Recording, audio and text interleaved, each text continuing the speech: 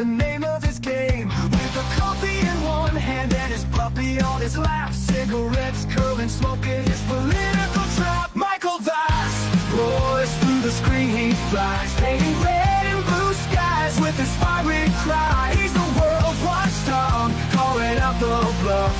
Right-wing swagger, but his heart's pretty tough.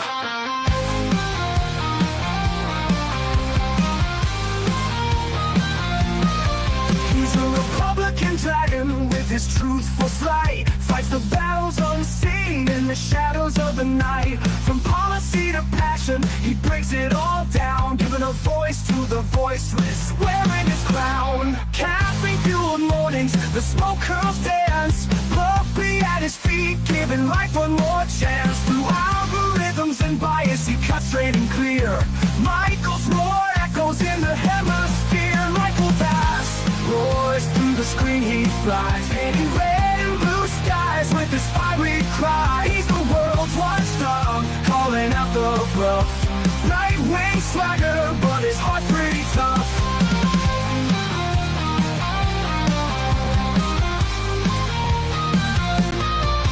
No soundbites allowed is his ultimate creed. A dragon's perspective where facts are the seed. Standing tall on his battlefield of thoughts, guarding the truth that others forgot.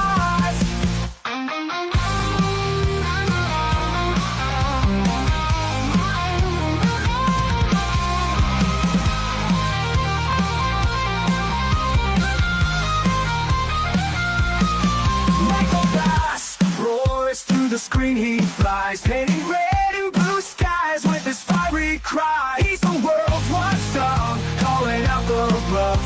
Right-wing swagger, but his heart's pretty tough.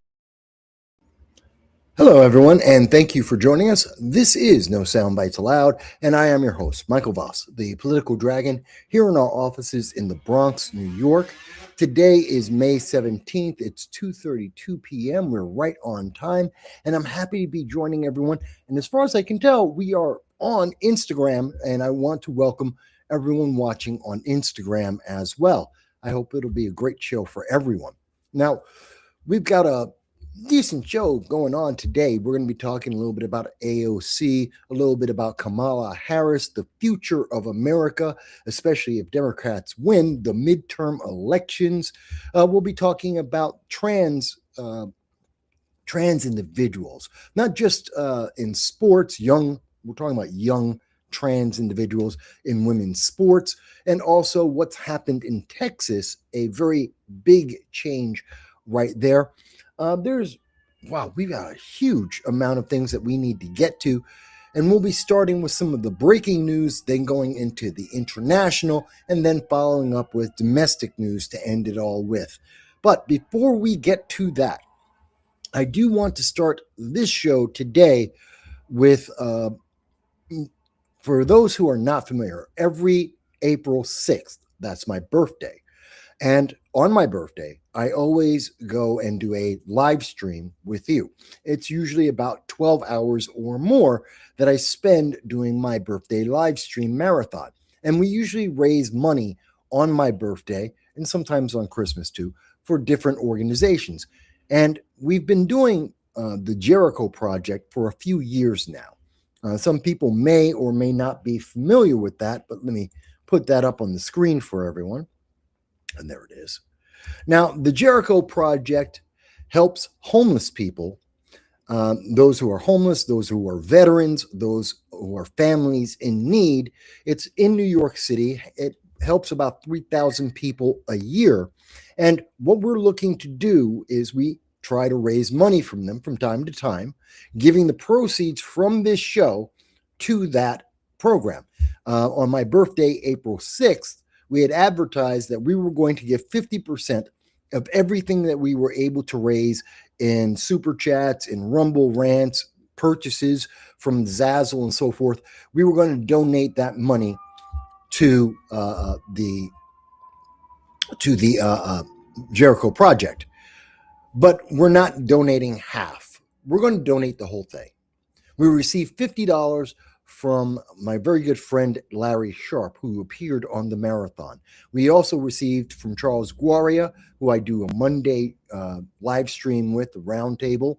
He had donated $25. We had another guest who was Gonzalo Duran, and he had donated $20. That's $95 right there. In addition to that, there were another net $42 that we had received after, of course, YouTube took its cut from Super Chats.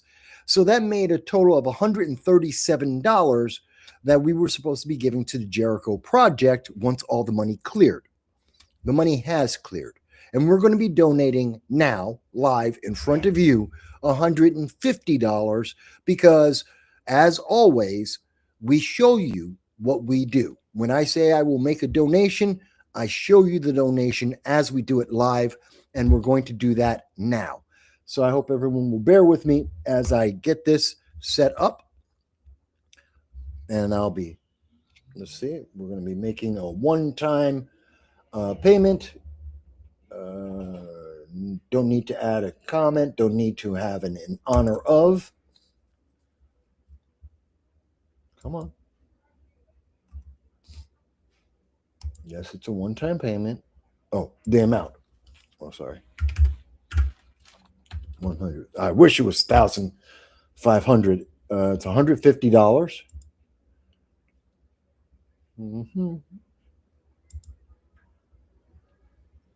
Okay, so you can see we're going to be donating $150. There is a one-time processing fee of $4.79. That means it's going to be $150, call it $155 rounding off. And this is for the Jericho Project. I don't need this contribution is just because of you guys. I'm not putting my company's name in there. And we have a payment method, which is we'll be paying on one of my credit cards. If you'll excuse me for a second, I'm going to take this part off of screen as I fill that out. And then, so bear with me because I'm doing it live. I just need to put in my information here, and then I'll show you the net result.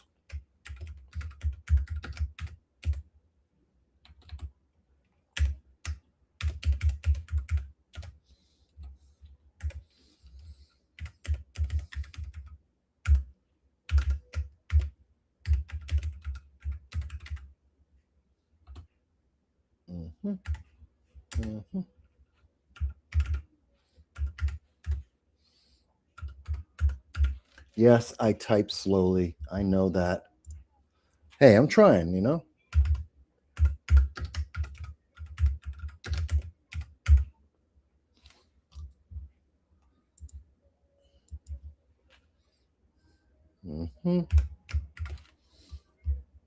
City is the Bronx in New York. Yep. Okay, and this is the financial stuff. So bear with me. I type slowly. Yeah, and you know, back in the day when I was in junior high school, they used to have a typing class, which I thoroughly hated. And they used to say, well, you'll need to learn how to type. I laughed at that. Like many of my associates back in the day, we laughed. It's like, we're never going to be typing. And for most of my life, I never did until, you know, modern days when you had all the stuff that you have to do online nowadays. And now I had to pick it up. So I still peck at everything. What is this to do?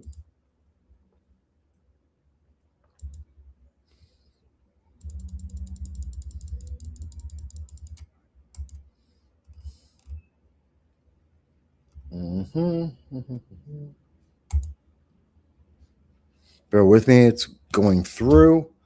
And as you can see now, and I'm going to put it up on the screen. So we have made our payment. This is thank you for supporting the Jericho Project to help the homeless, to help families in need, to help our veterans, because obviously, Mayor Zoran Mandami is not doing that. He actually allowed 19 New York residents to die this January, because of his policies, he has not been taking care of the homeless. 81,000. He's spending $81,000 per homeless person in New York. And guess what?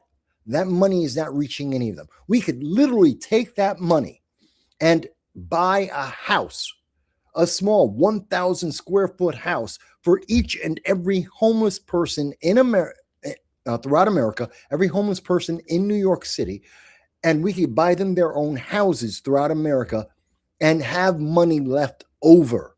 That's how much money New York City is spending on the homeless, and it never reaches them.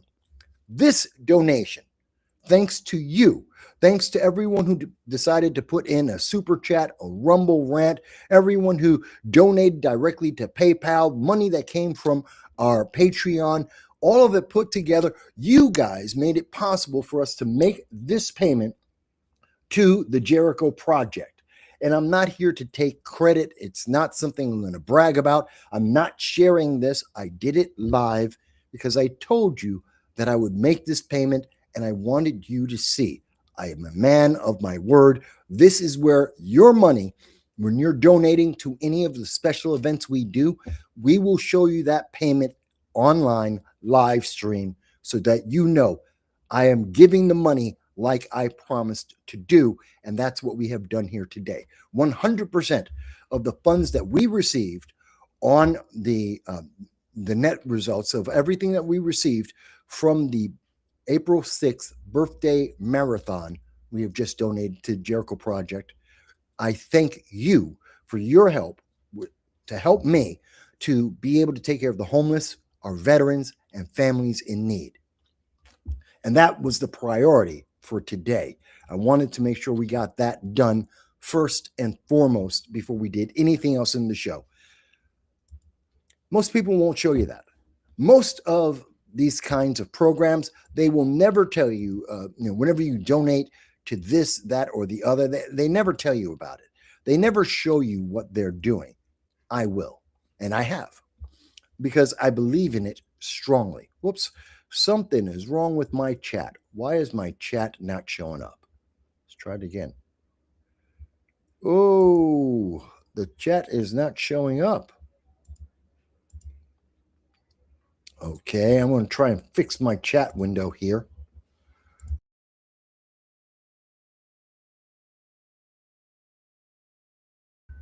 I hope I didn't lose. There we are. Okay.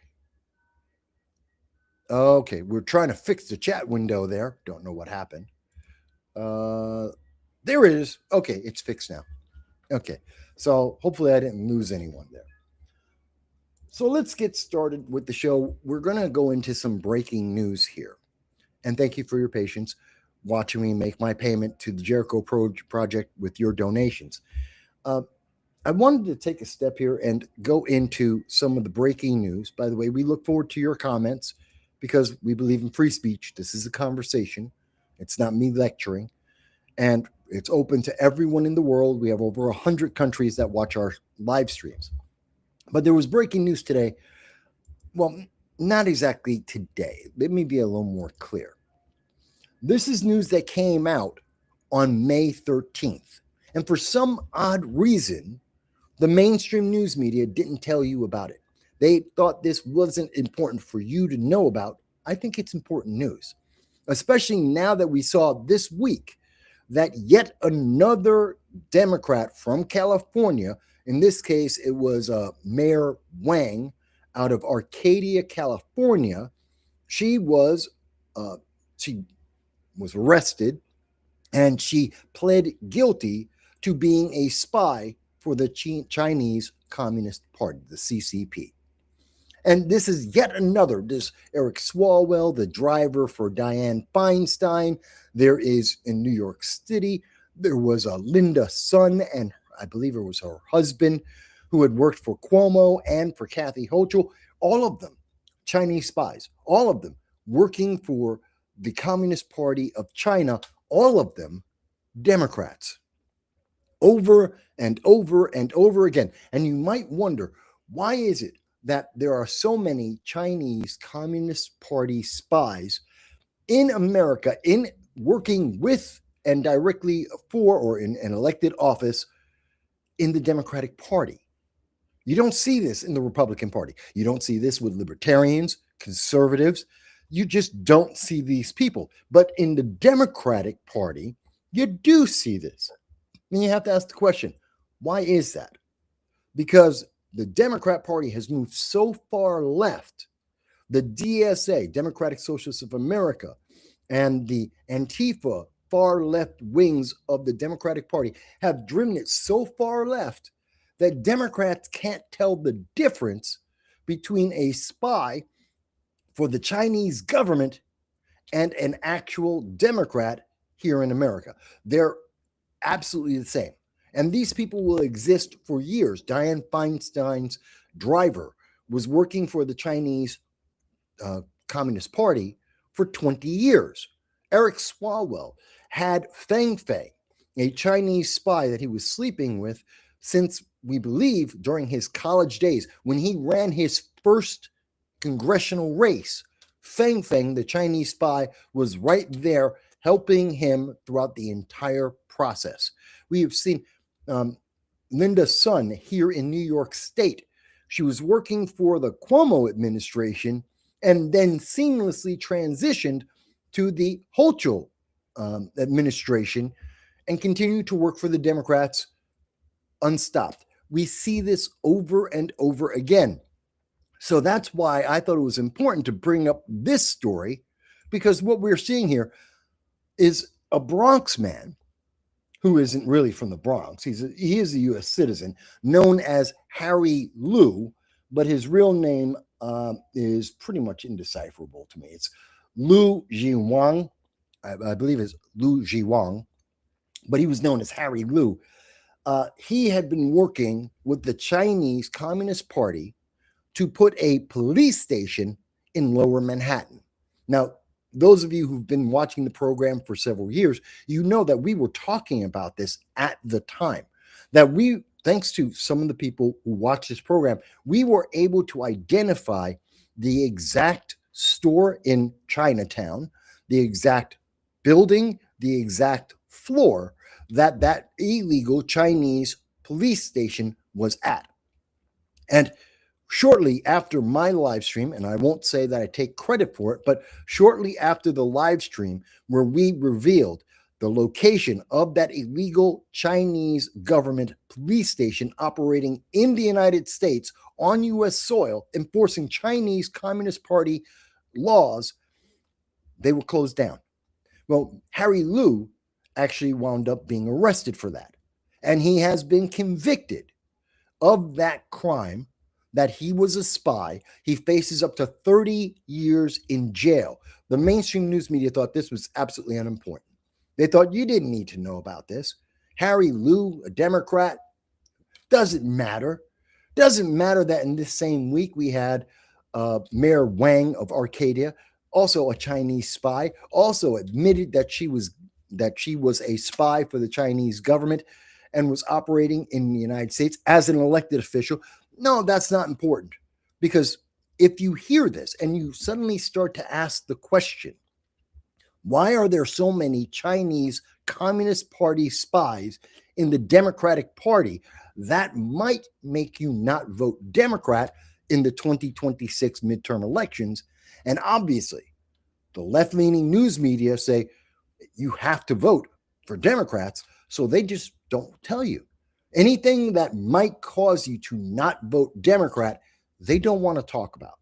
They try to gloss it over. They try to ignore the news. They try to minimize it whenever possible, because you must vote Democrat, because that's their partisan preference.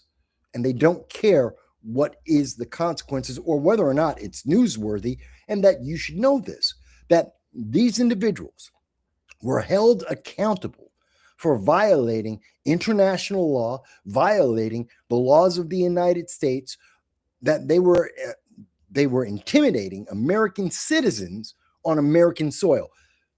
And this was only possible under the Biden-Harris administration.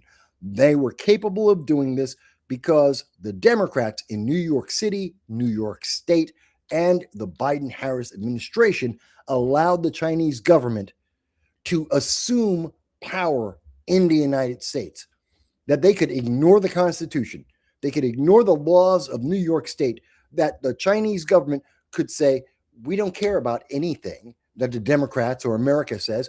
They're going to do what they want in our country, as if they have power over us. And they apparently seem to think they had power over Joe Biden. Well, that's gone. And we now see the result of that is that he has been convicted, facing a 30-year sentence. And I am very happy about this news. It's just sad that no one else will tell you about it. CNN, ABC, New York Times, Huffington Post, none of the left-leaning news media will touch this. Not one. Mainstream news media, left-wing news media will not touch this news. They forgot that story. They threw that into a box and said, oh, don't remember this ever. Don't even think about the fact that the Chinese government were laughing at the Biden-Harris administration as their spies were infiltrating the Democratic Party, as their spies were putting together their own police forces to enforce Chinese Communist Party laws in the United States. I think it's important. I think it's rather important that you know that this happened. By the way, we did get a comment here, and that's from Chuck. Hey, Chuck. And Chuck just said he's checking in and he's doing some chores as he watches the show. A lot of people do that.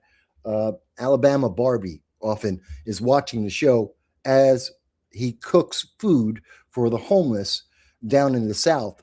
And it's always a great way to watch the show. I'm happy that you guys are getting things done as you listen in. So that's one thing that you probably didn't hear about. You probably won't hear about it. Again, that's news from 4 days ago. That was on the 13th, the same time that we found out about the mayor of Arcadia, California. News media said they don't want to talk about any of those. They don't want you to make that connection to socialism, the Democratic Party. They do not, because you might not vote Democrat. It's kind of sad when you think about it.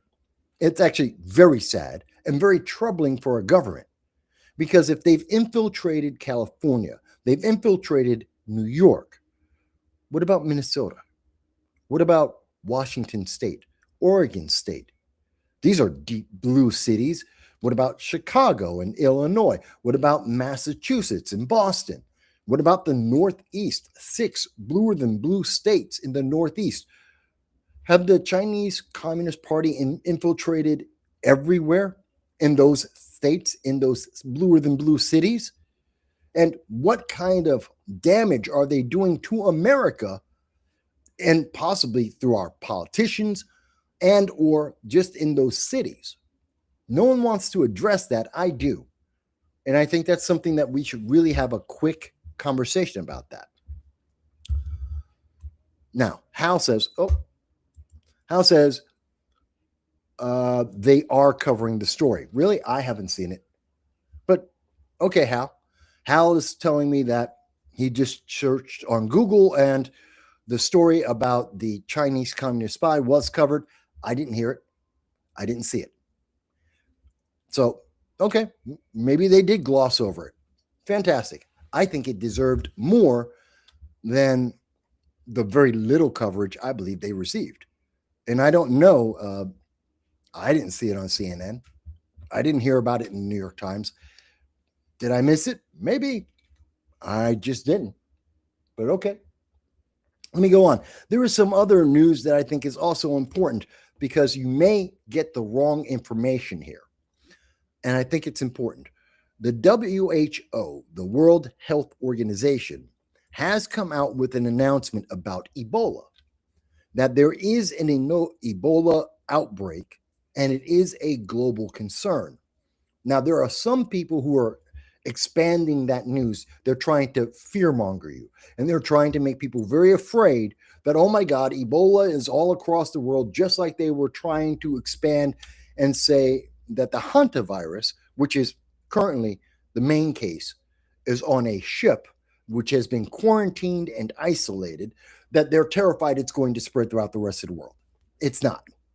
There is one case in New York State, which is an individual, one man, which is a different strain of the virus, has nothing to do with the ship. And in both cases, we're not seeing that spread. The hantavirus is not spreading across the nation. There is no epidemic or pandemic warning about the hantavirus at this time. At the same time, there is no pandemic or endemic warning about the Ebola outbreak in Africa. It's not in the United States. It's in Africa. It's in 2 countries in Africa. And they believe that they've caught this. There have been over 276 cases so far, mostly isolated in the Congo. It is unlikely that we would see that transfer into the United States, although, people travel around the world. It is possible, but it is unlikely. Now, it is also in Uganda, which is a border with the Congo in Africa, and in both of their capitals. It is possible that businessmen, illegal aliens, whomever, may be traveling from the Congo or traveling from Uganda into the United States, and it is possible that they could spread Ebola. It's possible. It's unlikely. And even the World Health Organization said so. So it is something to pay attention to, but it is not something to be terrified about. It is not something to be fear-mongered. You don't have to triple mask yourself. You don't have to run around terrified that everyone you bump into is going to give you a disease. And we have created a world where a lot of people are terrified of that. We've created a world where people are terrified of every time they hear about any virus anywhere in the world. They think, oh my God, the world is ending and everyone's going to die. Remember when it came to monkeypox and like, oh my God, it's going to sweep the nation. No, it didn't. Oh my God, measles and mumps. It's going to sweep the nation. No, it's not. It didn't, and it's not. We need to calm down when we hear about these things, and that's why I'm bringing it up, because being in a panic does not help you. In fact, it could cause you to harm yourself, either through a lack of knowledge or by reacting to something that you shouldn't be reacting to. Rather, taking the time to have the information and to know this is something that our government is aware of, but you as an individual, you can live your life. You don't have to be afraid. It's not something that's likely to have any impact on your life whatsoever. But a lot of people do fear. And they'll scream and shout and say, oh my God, the Trump administration isn't doing anything to protect Americans. And look, there's the hantavirus is in, the United States. It's all around. It's sweeping everywhere. No, that's just not real. That's just people using fear to try and motivate a political advantage. There's one case in the United States that's in upstate New York. It has nothing to do with the isolated ship in terms of the hantavirus. In terms of Ebola, the Ebola outbreak in Africa, again, that's in the Congo and Uganda. That's not in the United States. It's unlikely that it will come to the United States. And even if it were, it would not. It is unlikely that it would be widespread. We've had Ebola outbreaks in the United States before. It is unlikely that we would see that rise to the level of a pandemic. So don't panic. The best thing, if you are really afraid and if you're really unsure, talk to your medical provider. It's easy enough to get tested for these things. You can be tested for the hantavirus. You can be tested for Ebola. I am overwhelmingly confident that unless you're presenting every single symptom, they're going to find out that, nope, you're perfectly fine. It has nothing to do with you.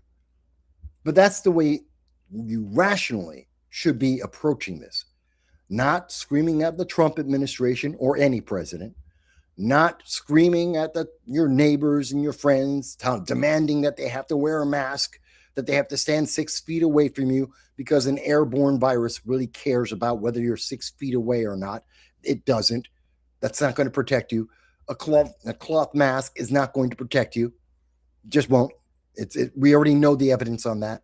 So realistically, if you're afraid, go to your medical provider. If you're not afraid, you shouldn't be. But just be aware of your surroundings. That's it. It's that simple. And if you've been in Africa recently and you're not feeling well, you may want to talk to your doctor just in case.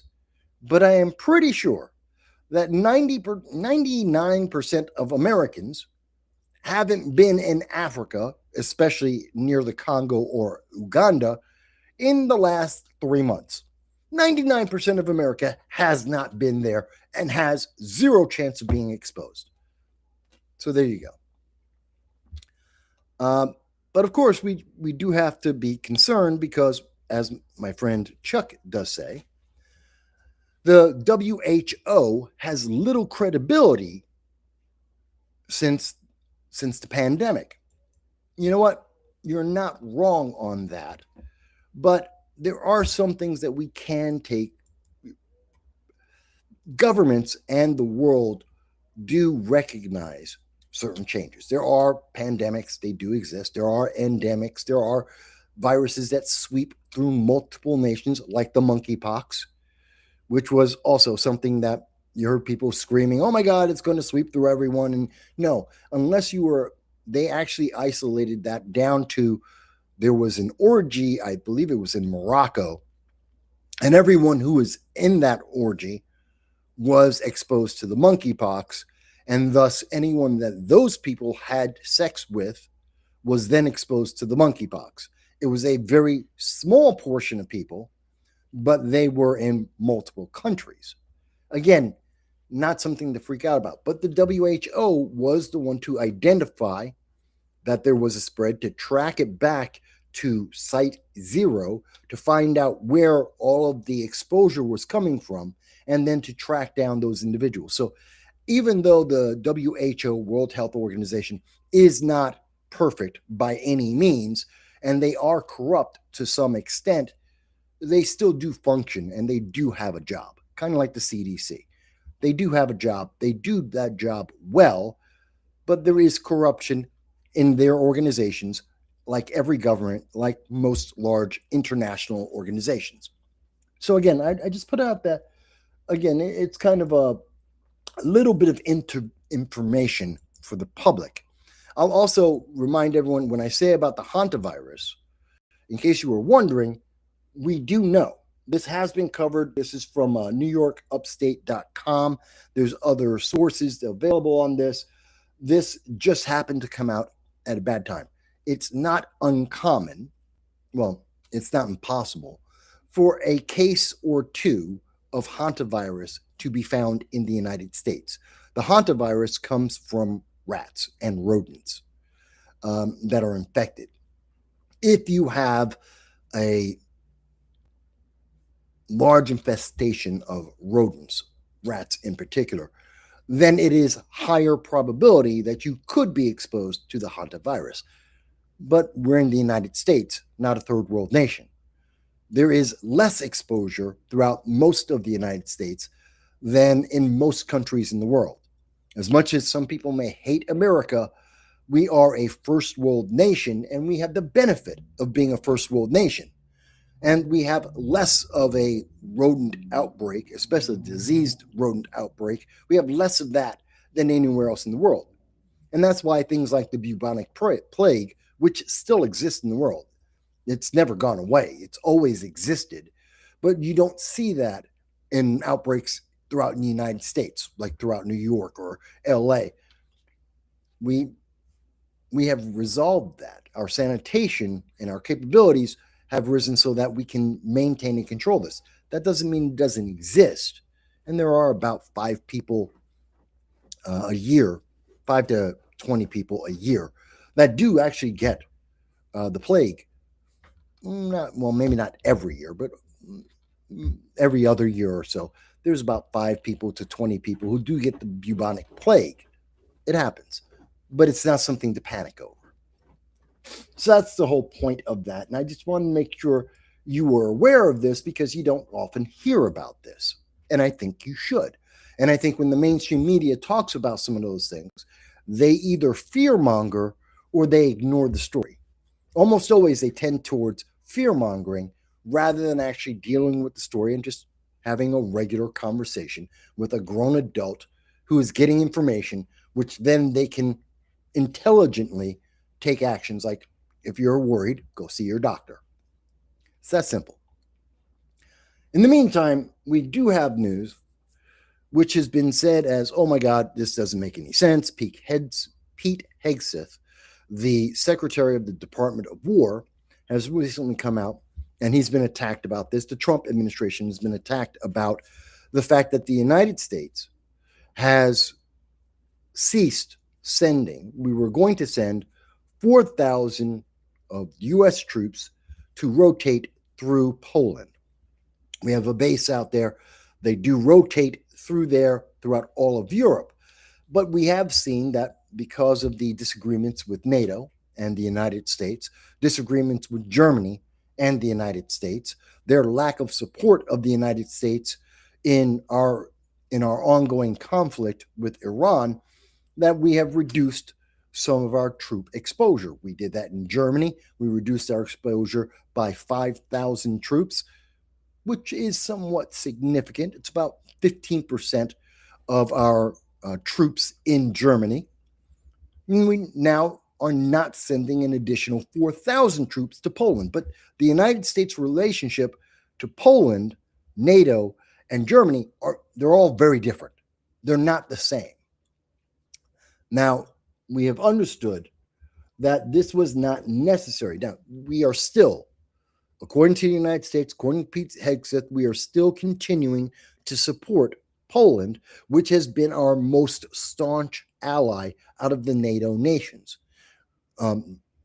Poland already spends more than 5% of its GDP on NATO and their own defense. So they are taking burden off of the United States, as opposed to France, which is completely placing the burden for their self-defense and NATO on the backs of the United States and our taxpayers.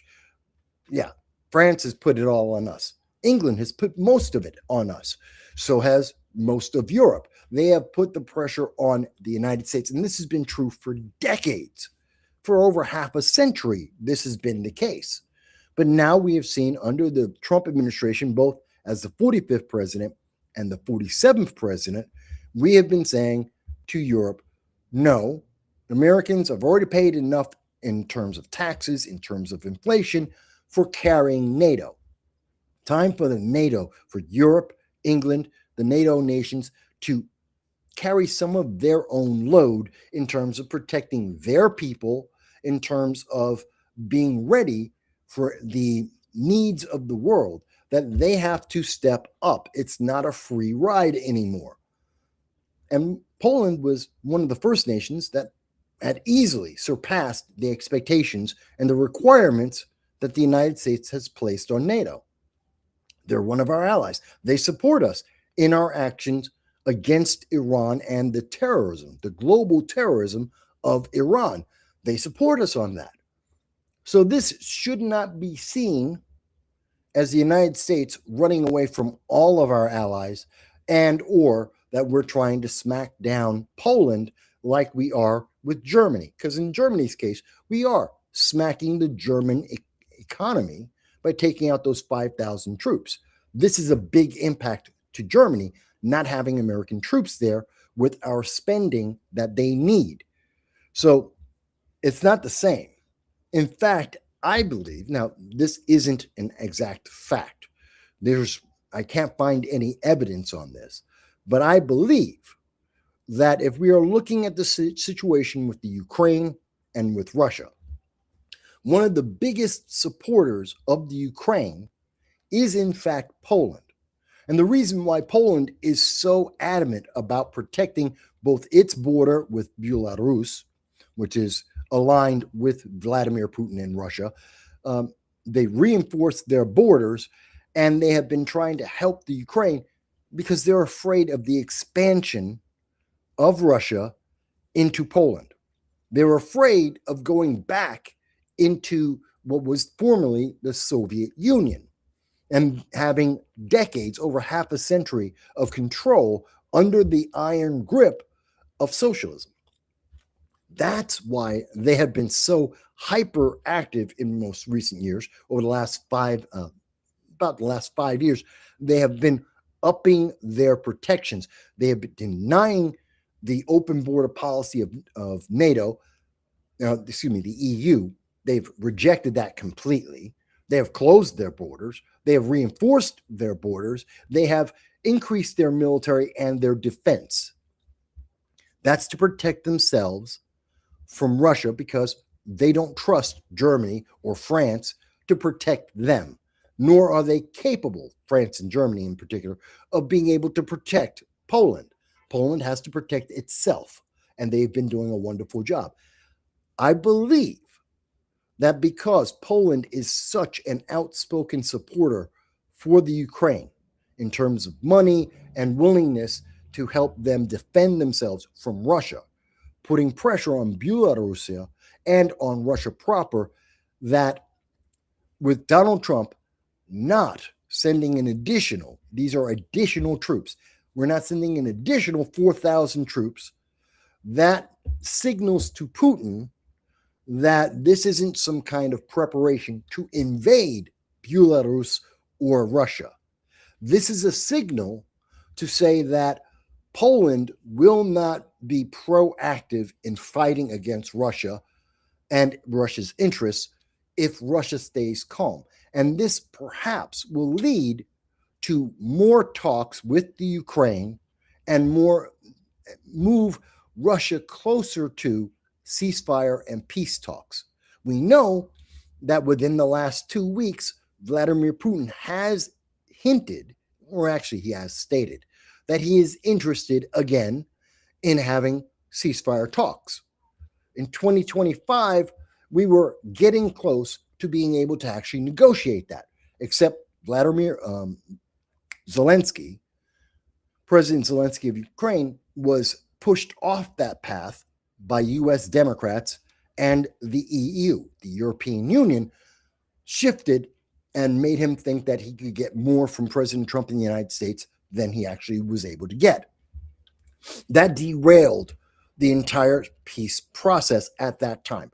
And as a result, thousands of Ukrainians have died. And the infrastructure in the Ukraine has been destroyed, even more than what it was a year ago. Saying he is willing to consider having a conversation. He's once again considering going back and having the ceasefire talks. I think this action with Poland, by restricting 4,000 troops that were going to go, gives more assurance to Russia, which gets them to the ceasefire table, or the talks at least, to start the process to get a ceasefire and to get a peace and to end this conflict, and importantly for the United States, to end our involvement, our money drain in protecting the Ukraine. I think that's what this is. And again, you're not hearing this. This isn't coming from the Army Times. They're not making that conclusion. You're not going to hear this from Politico. And Politico does denote much of what I've just said about the nature of this, but not the understanding. And I think most people haven't seen that, and they're not thinking about that because the mainstream media isn't talking like that. They're trying to say, well, Pete Hegseth has no plan. Donald Trump has no plan. They're confused. They don't know what they're doing. I disagree with that, because everything they have done has been part of a plan. It has been a long-term plan. It's not an overnight instant win. They're not trying to do home runs. They're trying to take step-by-step actions that lead to a net benefit. We've seen that with the Ukraine talks in 2025. We're seeing that again now. We've seen that in our actions with Iran. We've seen that we saw that with Donald Trump in the 45th presidency. There is a plan. Same thing with tariffs. There is a plan. There is an end goal in mind. And it may seem somewhat chaotic and even negative in the short term if you're just looking at how is this going to affect everything next week. Well, it won't be great. It's not going to be real fun or beneficial in the next week. The question is it going to be beneficial in the next 5 years? Will this be as a benefit in the next 10 to 20 years? That's a very different question with a very different answer. And we can say, in many of the aspects, in terms of tariffs, well, will tariffs be effective for the United States in the next 5, 10, 15 years? Well, Americans will become more self-sufficient. They will be able to build more of the businesses we need for these items, some of them luxury, some of them necessary, here in the United States instead of importing them from our enemies overseas, in particular China. We'll be able to do that here in the United States, which would reduce the cost, and it would also help the environment. You don't have to send things by cargo ships, which are incredibly pollutionary, if you're worried about that, and also less costly. And it would be good for the U.S. economy. Long term, it's great. Short term, there's turbulence. Some businesses will be disrupted. Some prices will increase. But it is a long-term benefit. Same thing when you're dealing with wars and you're dealing with peace talks. It takes time, especially when you have countries like Russia and Ukraine who have, for the last 300 to 600 years, been in conflict. That Russia has always wanted to own the farmland, the fertilizer, the metals and rare earth metals that are rich in the Ukraine. This is a 300-year ongoing conflict. Always Russia, whether it's under the Tsars or under the Soviet Union, or even now with Vladimir Putin, they always invade Ukraine for these same resources. This is not a new battle. This has been a continuous battle for hundreds of years. So we have to understand this process can take time because they hate each other. The Ukrainians hate the Russians. Russians hate the Ukrainians. That's been true for a long time. I found out firsthand about that hatred and that disagreement when I lived in Moscow back in 1990 and 91. They hate each other. It's not a surprise. So these little things add up. And there is a plan to why we would want to do this, to signal internationally, to let Putin know, if you're willing to play ball, you said 2 weeks ago you want to have a ceasefire, you want to have talks about a ceasefire, fantastic. We'll hold back the Polish. We'll hold Poland back. We'll make sure that they're going to be contained. They won't be aggressive. Are you willing to take another step towards peace? Are you willing to demonstrate that you are willing to end the war in the Ukraine? It is a signal, because we can always send those 4,000 troops. We can send them back into Poland tomorrow. It's not that hard. We can always increase the number of troops we have in Europe. We can do that overnight. So that's not the problem about, oh, well, NATO's not defended. Europe's not defended. Yes, they are. We haven't damaged our allies. We haven't left them with no troops and no support whatsoever. That hasn't happened. What we have done is given an opportunity, a signal, to see how serious is Putin. Do you really want to have a ceasefire talk? Do you really want to end this war? We're showing you that there's an opportunity, and that window can be closed just as quickly as we have opened it. But a lot of the news media look at this short-sightedly, and they don't understand what is actually happening here because they have an agenda. Orange Man bad. Pete Hegseth is just some kind of crazy warlord. They're all out of control. Vote Democrat. That's the news media coverage that we hear on a daily basis. They don't know what they're doing. They're just evil. They're warmongers. They're going to fight because they fight. They're out of their minds. There is no plan. That's what you hear from the left, whether it's on CNN or MS Now and all the rest. You hear that every day. But when you step back and you look at what they are doing, if you've been following international politics, as I do, and as we discuss here on this channel every week, you get a very different understanding when you start putting the pieces together and you look at the big picture and you look at it not for what's going to happen next week, not from the frame of mind of how is this going to influence the next election, but if you look at what is the net result in the next 5 years, you get a very different understanding.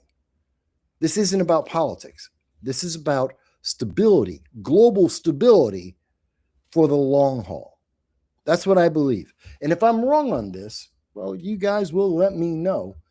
And I'm sure the news media will absolutely let me know.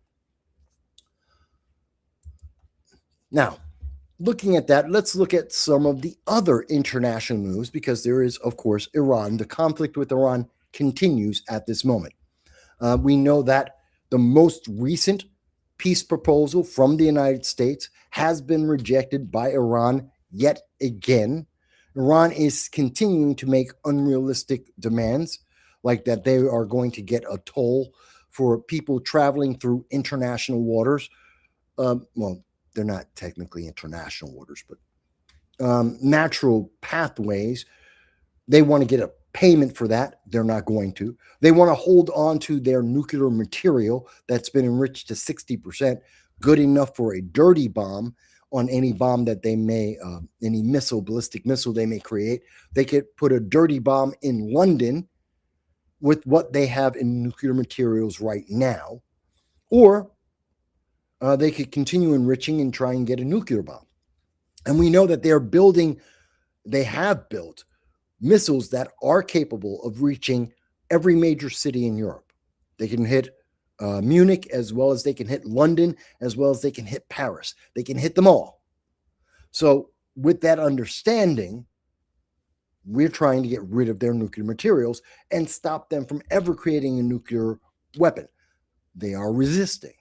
This is probably coming from the IRGC, their militant terrorist wing of their government, more than the Ayatollah, which is the new latest Ayatollah, who no one has seen. No one's actually seen him in person. But we believe he may be alive, but no one's seen him. He hasn't talked in person since he's been appointed. So we believe it's the IRGC, the terrorist wing of the Iranian government, that is demanding that they get to make nuclear weapons, get to hold on to the nuclear material that they have, that they don't need for nuclear energy. 60% enrichment is not necessary at all. It's 10 times more enrichment than they need for just running a nuclear factory. So it's not because of nuclear energy. That's a lie. So we know that's out, and so is trying to get a toll for everyone going through the Strait of Hormuz, which is being held hostage, which is damaging every country in the world. 20% of the oil in the world is not flowing. It is not reaching the people it needs to reach, which is having an impact on everyone in the world, both economically and also socially. There are many third world nations, many nations like Africa, Southeast Asia, that are being negatively impacted by this shortage directly. And this is only because of Iran using a terror tactic, holding hostage the Strait of Hormuz, that is enabling this. So the United States is not happy with them, and we have an impasse. And we have been trying to do something to get close to a deal. We're not getting any closer. I have said for a while, I expect that the United States and Israel will restart the fight, active bombing in Iran. I believe that. I'm surprised it hasn't happened yet. I do not believe it is far away. Before we get to June, there will either be a significant and realistic ceasefire with Iran agreeing to several of the terms that the United States demands, such as opening up the Strait of Hormuz, or the United States will be actively bombing and reigniting the fighting with Iran. One or the other is going to happen, and I tend to believe, and I am willing to predict, that the United States will be bombing Iran again. The problem is, in trying to appease Democrats, in addressing the political pressure that has been put on the Trump administration, and that's why they had to have a ceasefire, to calm that pressure on Donald Trump, to show that we are trying to make some overture of peace and ceasefire and diplomacy. Because that was enacted, we will lose more U.S. troops when we regain or restart the fighting. Iran, the IRGC, have had the opportunity to hunker down, to organize their troops, to regain some kind of command and control over many of their units, to prepare those units for further onslaught and bombing, to move a lot of their materials into more protected shelters so that they can withstand some of the impacts, so that they can continue to fight. This has not been the best thing we could have done. It is necessary because of the pressure from Democrats to try and paint Donald Trump and America, MAGA, Republicans, as warmongers. And therefore, we had to take the political action of offering ceasefire and to wait and to try and repeatedly give chance after chance after chance, which is not to the benefit of the United States. It is to the benefit of Iran, which is exactly what Iran wanted. Iran has been playing a delaying game. This is a game to them. The closer we get to the midterm elections, the more Iran thinks they are winning. Iran believes that if they can continue to hold the Strait of Hormuz and to put pressure to make Donald Trump look like the bad guy, that they will get support, moral support from Harvard and Columbia College and the left-wing academics in colleges across America, that they will try to influence the youth through Hollywood and other media and try and turn them against Republicans. That the 2026 midterm elections, that they could shift America towards Democrats, and those Democrats will do exactly what Joe Biden would have done. They will capitulate. They will run away. And that is what Iran is betting on, that if they can keep the pressure on Donald Trump to make him look as bad as they can, to try and kill as many as Americans as they can when the fighting restarts, that they will win, because Democrats would take over the midterms.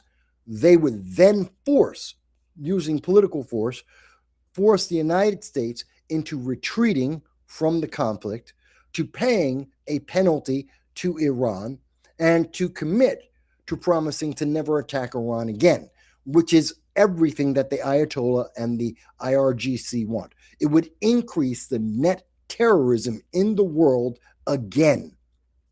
I say again because under the Obama-Biden administration in 2016, according to then Secretary of State John Kerry, on January 21st, 2016, in his live interview with CNBC, he stated that the Obama nuclear deal with Iran actually increased the amount of funding for global terrorism, that the United States, through that deal, increased the amount of terrorism in the world.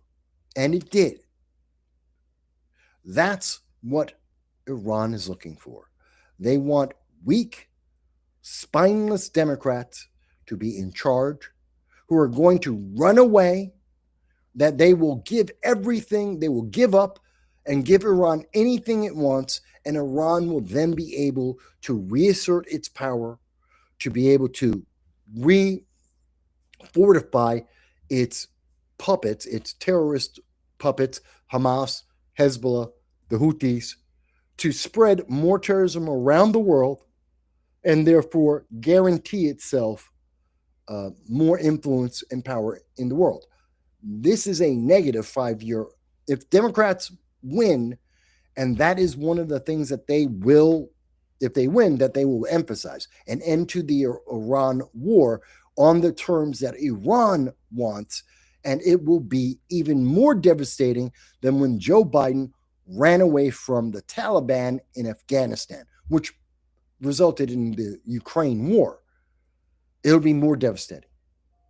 It would be more devastating. Now, if anyone disagrees with me on that, I'm happy to hear it. But we do know, and this is why I have this up, that Iran are using proxies, that their terrorist reach is even into the United States. Mohammed al-Sadi is in the United States, and he has been working to attack American citizens. He has been working with spies and terrorists to try and kill Americans around the world and in the United States. This includes an attack in New York. Now, this is coming from the New York Times. So I'm not making this up. I believe the article I'm looking for, where was it?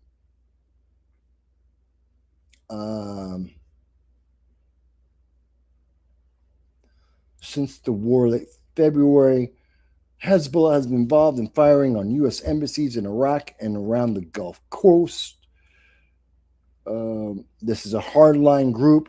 Its fighters have killed American soldiers, kidnapped American journalists, Israeli academics. They have been killing our people. This group, which has been created, which has been supported by Mohammed al-Sadi, this is part of Iran. This is part of the IRGC. They have been working behind the scenes through their terror network, trying to attack Americans in Europe and in the United States. If you thought that Iran were the good guys, that they were just defending themselves, they're trying to kill you, an American citizen, everywhere you are in the world, even as we speak, because they don't care how they get Democrats to back down. They don't care what it takes. They just want it done. They want more power.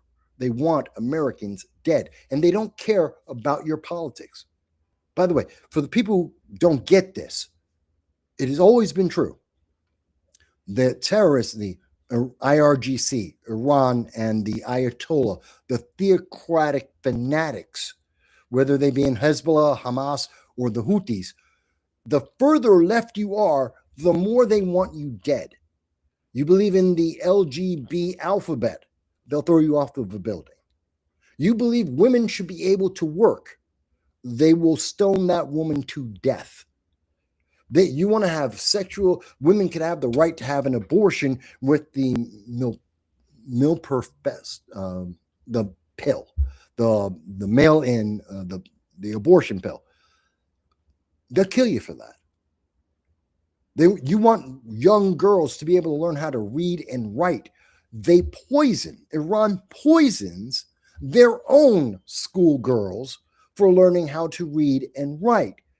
They did that 2022. They poisoned their own girls. Do you think they're going to treat the women and the young girls in America, their greatest enemy, better than they treat their own young women that they poison? And the left is somehow like, oh no, but we've got to defend Iran. Are you crazy? It just doesn't make sense to me. It really doesn't.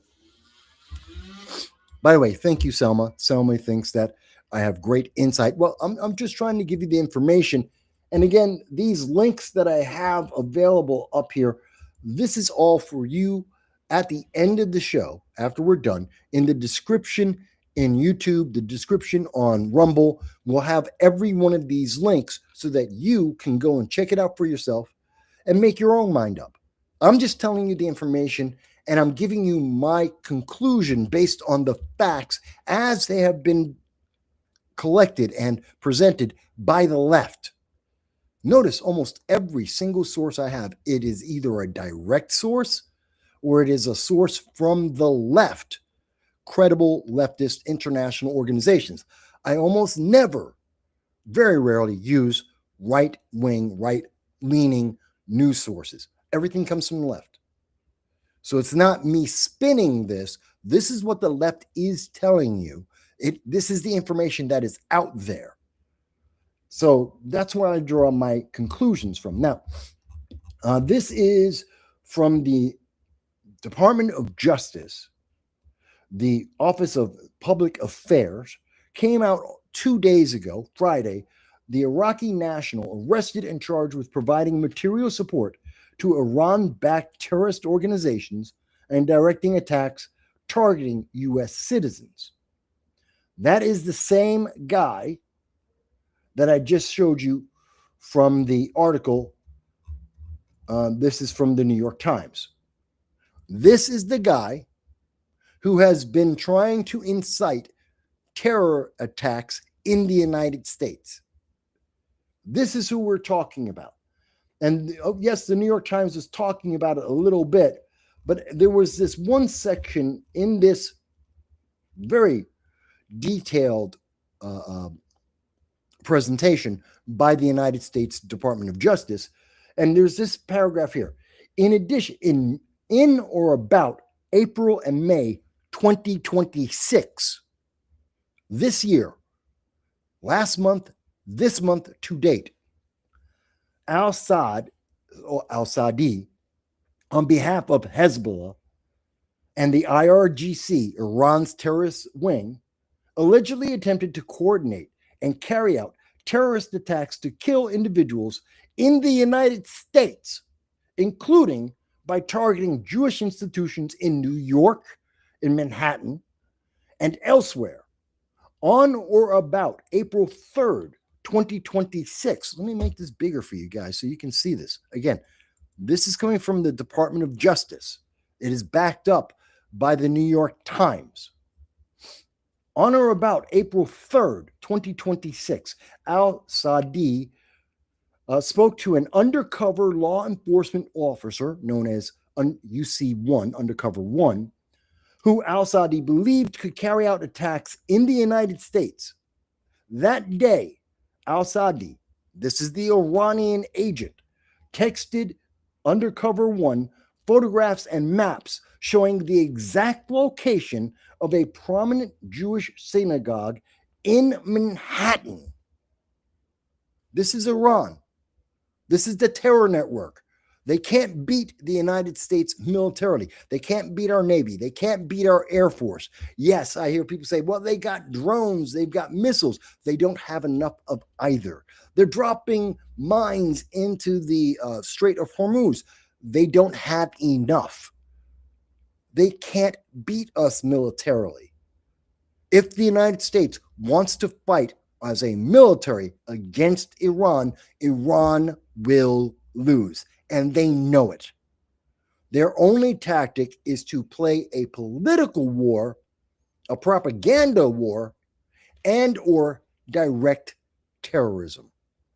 That's in April and May this year.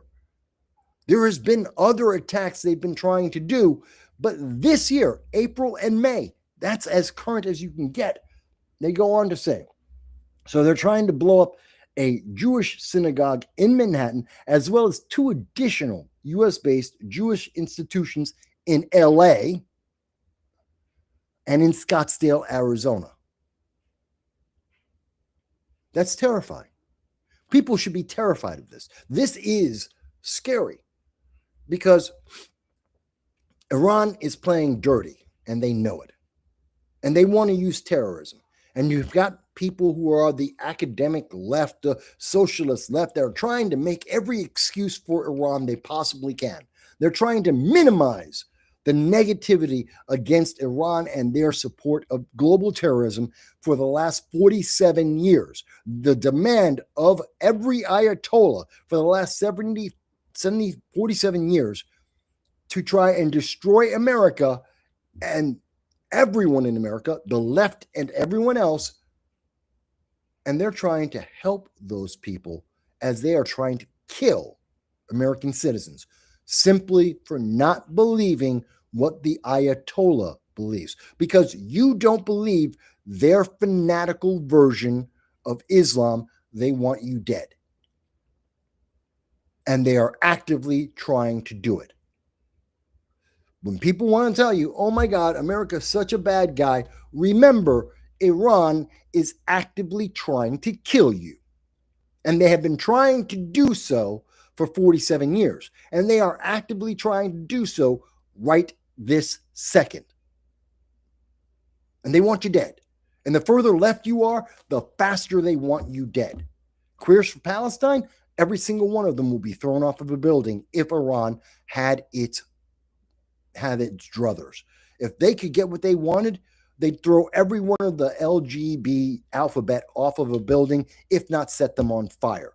All of the women on the left who want to scream about feminism, they would stone you to death in the public square, each and every one of them. Do not think that they will protect you because, well, we're supporting you. They don't care. You don't believe what the Ayatollah believes. Therefore, you should die. They've told you this for 47 years. They have tried to kill you with terrorists around the world and in the United States year after year after year. And by the way, Democrats made it a whole lot easier to get into the United States to try and blow up synagogues in LA, in Scottsdale, and in Manhattan when they opened the borders and said everyone can come in. That's the open borders risk. That's the danger, one of the many dangers of open borders that Democrats demand that we have to have. The terrorists from Iran, the IRGC, the Hamas, Hezbollah, the Houthis, they get to come in too. And they want you dead. And they want you dead. No one's willing to talk about that. I am. Is it the most pleasant news you've ever heard? Probably not. But it is truth. It is the truth. And I'm giving you the evidence from the government, from the New York Times. I'm giving you the sources.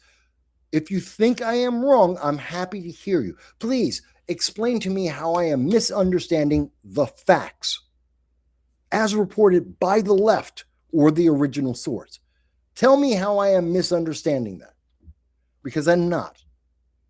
And now that you know the truth, Orange Man Bad isn't an answer. That's the answer you've been given. Well, the answer to this problem is Orange Man Bad, but that doesn't resolve anything. That doesn't fix anything. Iran will still hate you. They hated you before Donald Trump was in power, and they will hate you after he is gone. That doesn't change anything. The only thing that changed with Donald Trump being in power, the only thing that changed with Republicans and MAGA being in power is that we get to fight back. That's the only thing that changes. Because they still hate us just as much. They will still kill us just as fast. The only difference is we get to fight back. Maybe we get to remove their capability of being able to build a nuclear weapon. Maybe we get to stop them from building ballistic missiles that will be able to reach the United States. By the way, where did they get the money for that? How did they get to build ballistic missiles that can reach London or Munich or Paris or Milan in Italy? From the Obama administration. That was part of the Iran nuclear deal under the Obama administration, that Iran could keep building missile after missile. And we gave them the money under the Obama administration. We gave them hundreds of millions, billions of dollars to develop a missile, a ballistic, an international ICBM, intercontinental ballistic missile, an ICBM. We gave them the money to develop those missiles to be able to hit Europe and to hit the United States eventually. That came from Obama. The one who the left would like you to believe was a saint, that he did no wrong. He made no mistakes. He had no flaws, and there were no scandals under the Obama administration. All of that is a lie. It is a proven, factual, absolute, documented lie. And part of the lie is that, oh my God, he squashed everything with Iran. They weren't trying to commit, to build up to commit a war. They weren't trying to kill American citizens. They were building missiles to take out Europe so that they could then have a missile that could take out the United States. They got the money to build and to test that missile from the Obama administration in 2016. And that's what Secretary Secretary of State Kerry was talking about when he said the United States was funding global terror. We knew they were going to use the money to build missiles and drones to be able to better kill everyone that didn't agree with the Ayatollah. We knew it in 2016. It's still true today in 2026. But, you know, they don't want to tell you that. Media doesn't want you to know that. You should. You should know this. They should be honest with you. They're not. All right. So that's the international and some of the breaking news. That's the international and some of that breaking news out there. And I am happy to hear from people. Please remember, you can leave a comment on YouTube, on Facebook, on Rumble, on X, and Instagram. You guys can leave me comments. I'm happy to see them. I want to hear what you have to say. Whether you agree or disagree, perfectly fine. I don't mind. I just want to hear what you guys have to say. I'm always open to hearing your voice. If you want to tell me that I'm ugly or soulless or something stupid like that, I don't care. Please don't waste everyone's time. But if you have anything of substance that you want to say or question, say, Mike, I don't understand why or how, I'm happy to answer it for you. Please don't feel afraid. There are no bad questions unless you're saying, Mike, do you have a soul? That's a stupid question. But, you know, or Mike, you're so ugly. Yeah, that's stupid. If you have something of substance to say, ask away. I'm happy to hear it. But we've been talking about the international for about an hour and 15 minutes. Not that long. For those who are new, especially on Instagram, you've been talking about international news for an hour and 15 minutes. I usually talk about it for about 2.5 hours. It's the first part of my show. But we're doing it a little bit short today because it's 88 degrees in New York in May. It is hot. Surprisingly hot, but okay, that's fine. So I want to switch from that to some other news that came out yesterday, and a lot of people may not have heard about it. And this has an impact in several other news stories, and I think it's kind of important. Now, let me talk about this because it deals with the trans movement that we've been seeing. It has a lot to do with women and women's sports and women's rights. And we've been told from the left, well, you have to affirm. We have to affirm children's gender affirmation. You know, if a kid acts like if a girl acts like a tomboy, well, then she must want to be a boy, and therefore we must chop off their genitals and chemically castrate them. I think that's wrong, but that's what the left tells us we have to do.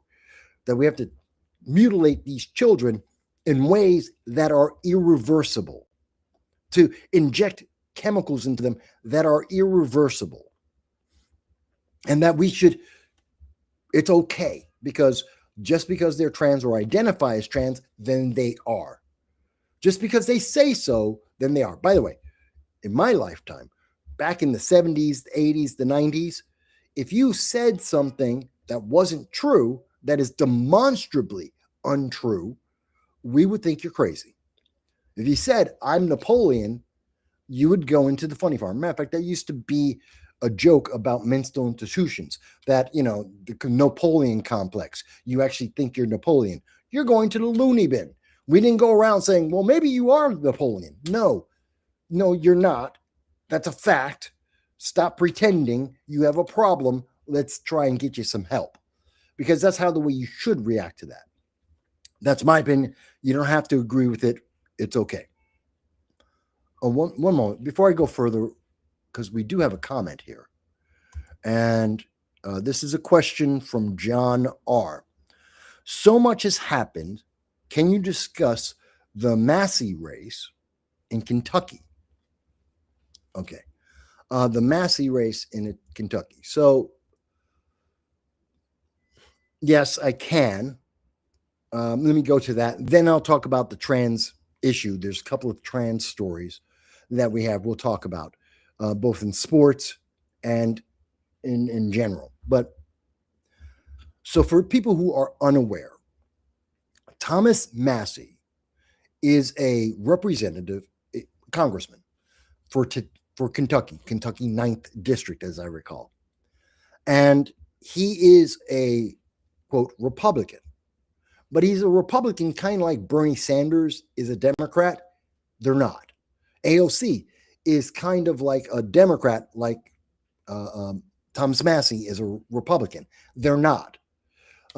Bernie Sanders is a socialist by his own admission. AOC is a Democratic socialist, which is a communist, and by their own admission. But they run for office. They raise money under the Democratic Party. So they run for office. They get petitions. They do everything under Democratic Party because it's easy, because it saves them a lot of money and it makes it possible. Because if they had to do it as a third party, like the Libertarian Party, they would never be able to do it. The actual Socialist Party of America cannot get onto a ballot in America, whether almost any statewide and absolutely not in the federal ballot, they can't get on. They have candidates and no one ever knows because no one cares, because they don't even get 0.5% in elections like the presidential. Same thing with the Green Party. But because the socialists, the Democratic socialists and people like Bernie Sanders are labeled as Democrats, well, then they get the advantage of the Democratic Party.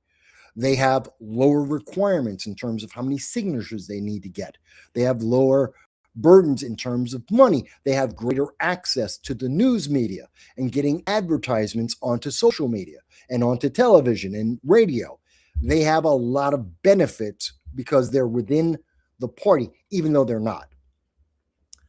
That being said, Thomas Massie is a libertarian, which is not a Republican at all. Libertarians are not Republicans. And I heard many people on the left, they go, well, libertarians are just, Republican light. You've never met Republicans. You've never met Republicans and you've never met libertarians. I've met many libertarians and I am a conservative Republican. No, we're not the same. We're not the same. There are some issues we agree on. There's a hell of a lot we don't. Fair enough. Thomas Massie is a libertarian who runs as a Republican because that gives him more access to more money, easier to advertise. He has a much lower burden in terms of getting petitions signed, on getting on the ballot, being able to access news media. Everything's a lot easier because he's part of one of the two major parties.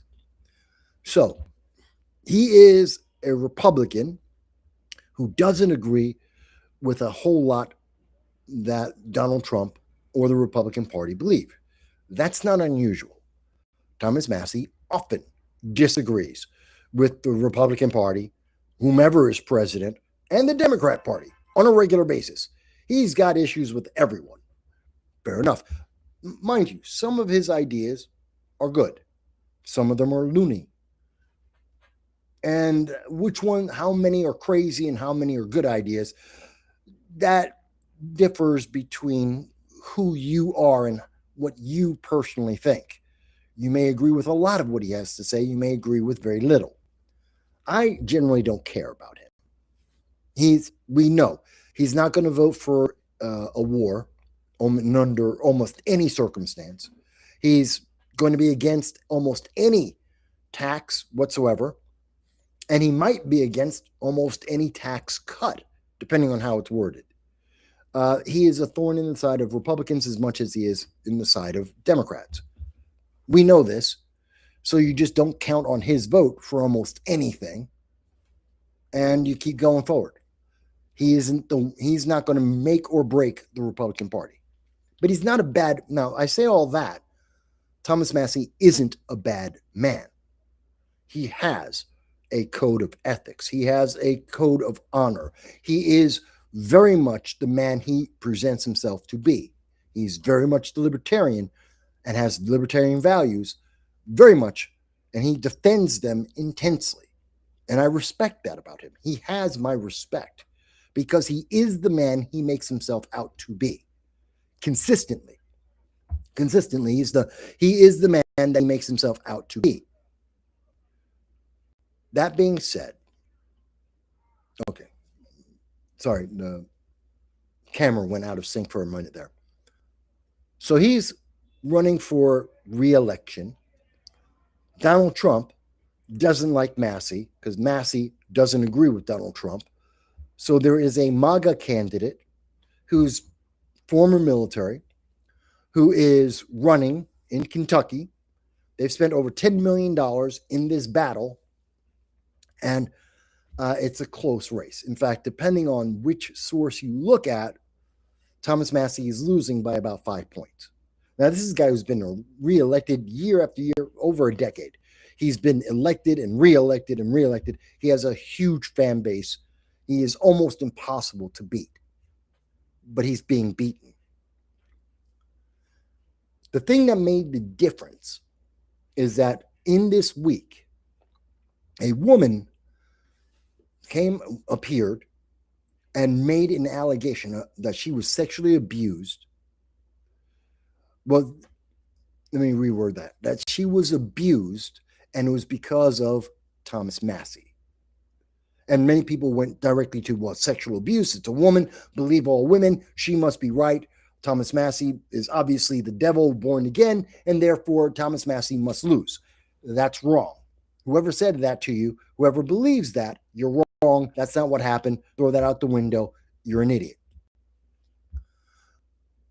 The woman is making an allegation mostly against Thomas Massey. Met this woman after his wife died. He got to become friends with her, took her to Africa, met her kids, asked her to move to D.C. She did. He got her a job. A friend of his, another member of Congress, had a spot open. She hired his girlfriend at the time. Fantastic. Then somewhere right after that, the girlfriend and Thomas Massey break up. Okay. And then the woman then gets fired from the job that she got because of the connection to Thomas Massey, which was claimed because she wasn't good at the job. Maybe true, maybe not, who knows. And now she's suing. And she's suing the congresswoman that she was working for, and she's bringing up Thomas Massey as being involved, but he's not actually being charged with the crime. It's not, no one's saying that Thomas Massey did anything wrong, but he's involved because she's made him involved. The more you look at the story, and I've seen her, and I was thinking about covering this on the show, but it's not worth it. She made a online deposition. It's not legal at all. She made a video telling her side of the story. And when you listen to it, it makes no sense. When you listen to the entire story, it makes no sense. And it has nothing to do with Thomas Massey. And it doesn't say that Thomas Massey did anything wrong. Nowhere in it does it say Thomas Massey was a bad guy. He did this, that, or the other. It just says that she got fired because she wasn't good at her job, apparently. And she wants money. She wants money because she used to date Thomas Massey. And he's in a tight election race. And so her making this statement at this, a week before, Kentucky's going to be casting their ballots, means that, you know what? He could lose. And she wants more than $65,000 to make her shut up and go away.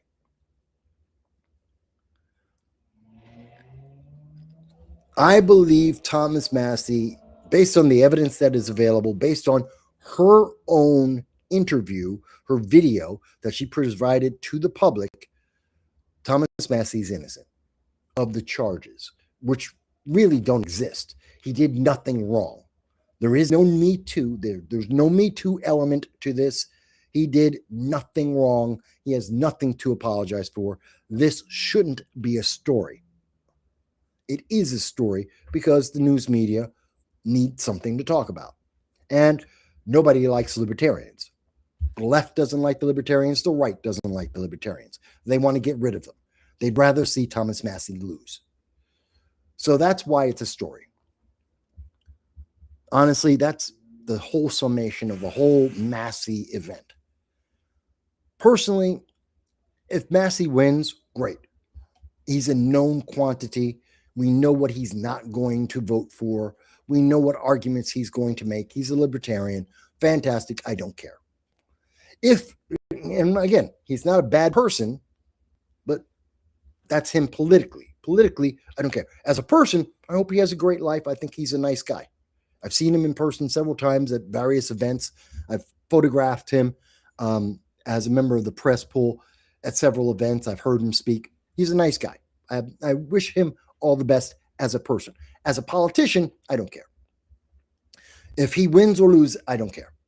Donald Trump will get bragging points if his guy wins, and he'll get an extra vote in Congress for the policies that the Trump administration is trying to get through. It's one vote, not 100 votes.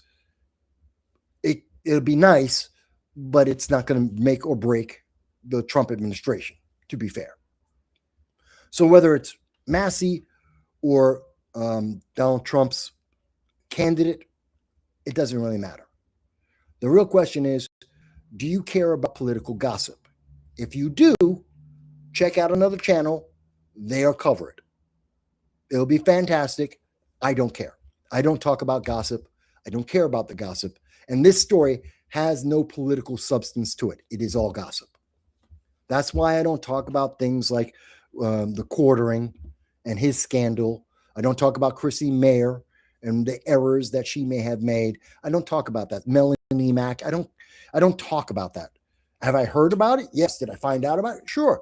Do I care about it? Absolutely not. It is gossip. And that's a waste of time. You can watch the Housewives of wherever the hell and see something like that. And you can see all the gossip you want. I don't care. Kardashians doing whatever the hell they do. I don't care. That's not what I do. But this case is essentially gossip. So that's pretty much it. Let's see. John asked the question, libertarians don't like libertarians. Well, that's true too. Libertarians don't like libertarians. People will think that's me being funny. No, it's not. If you've ever been at libertarian events, and I know a lot of libertarians. So there's some great libertarians I know, like my good friend Larry Sharpe, who I do support. He is a libertarian, and I do support him as governor of New York. Do I agree with every policy Larry has ever created? No. And I've said that to his face. I've said that publicly. I've had debates with Larry about his policies, the ones I don't agree with. But he also has policies that I do agree with. And some policies that I think need some tweaks, but could work. And pound for pound, he is the best candidate for New York State. No doubt. Now, am I voting for Larry because he's a libertarian? No, absolutely not. Said it to his face. It has nothing to do with that. Am I voting for Larry Sharpe because he's a third-party independent? No, absolutely not. Has nothing to do with that. I'm voting for him because he's the best candidate. He has the best policies. He has the best interests of New York in mind. That's why I vote for Larry Sharpe. And when it comes to the Republican, Bruce Blakeman, he isn't even trying. He has no plans. He has no idea what he's talking about. He doesn't know what he's doing. He's just there to raise money. Kathy Hochul, we know, is just there to try and get more power for Democrats. She just wants more power for her and her Democrats, and she's destroying the state. We see this actively. So, yeah, Larry Sharpe's the best. He's my good friend. And I can tell you that other libertarians, I've known many of them across the country, there's a lot of them that hate Larry Sharpe because Larry Sharpe's not the kind of libertarian they want. He's not libertarian enough. You hear that a lot. There's some people who are like, you're not enough of a socialist to be a Democrat. Some people say, you're not enough of a MAGA. You're not enough MAGA to be a Republican. You hear that in every group. There's factions like that. Libertarians have more of it than any other group, except maybe the Green Party, the Green Party, the Socialists of America. Yeah, they probably have a little bit more, but yeah, they have a lot. So it's kind of funny. Dow says, hey, Dow, by the way, thank you, John, for the comment. Also, I should have said, Selma, thank you for your comment as well. And now Dow's with us. And Dow says, libertarians suffer as a political party the same problem as all other parties. Deconstruction by purity spiral. Yeah. You're not pure enough to be part of this party or that party. It's true. And so they suffer from that. And I agree with you.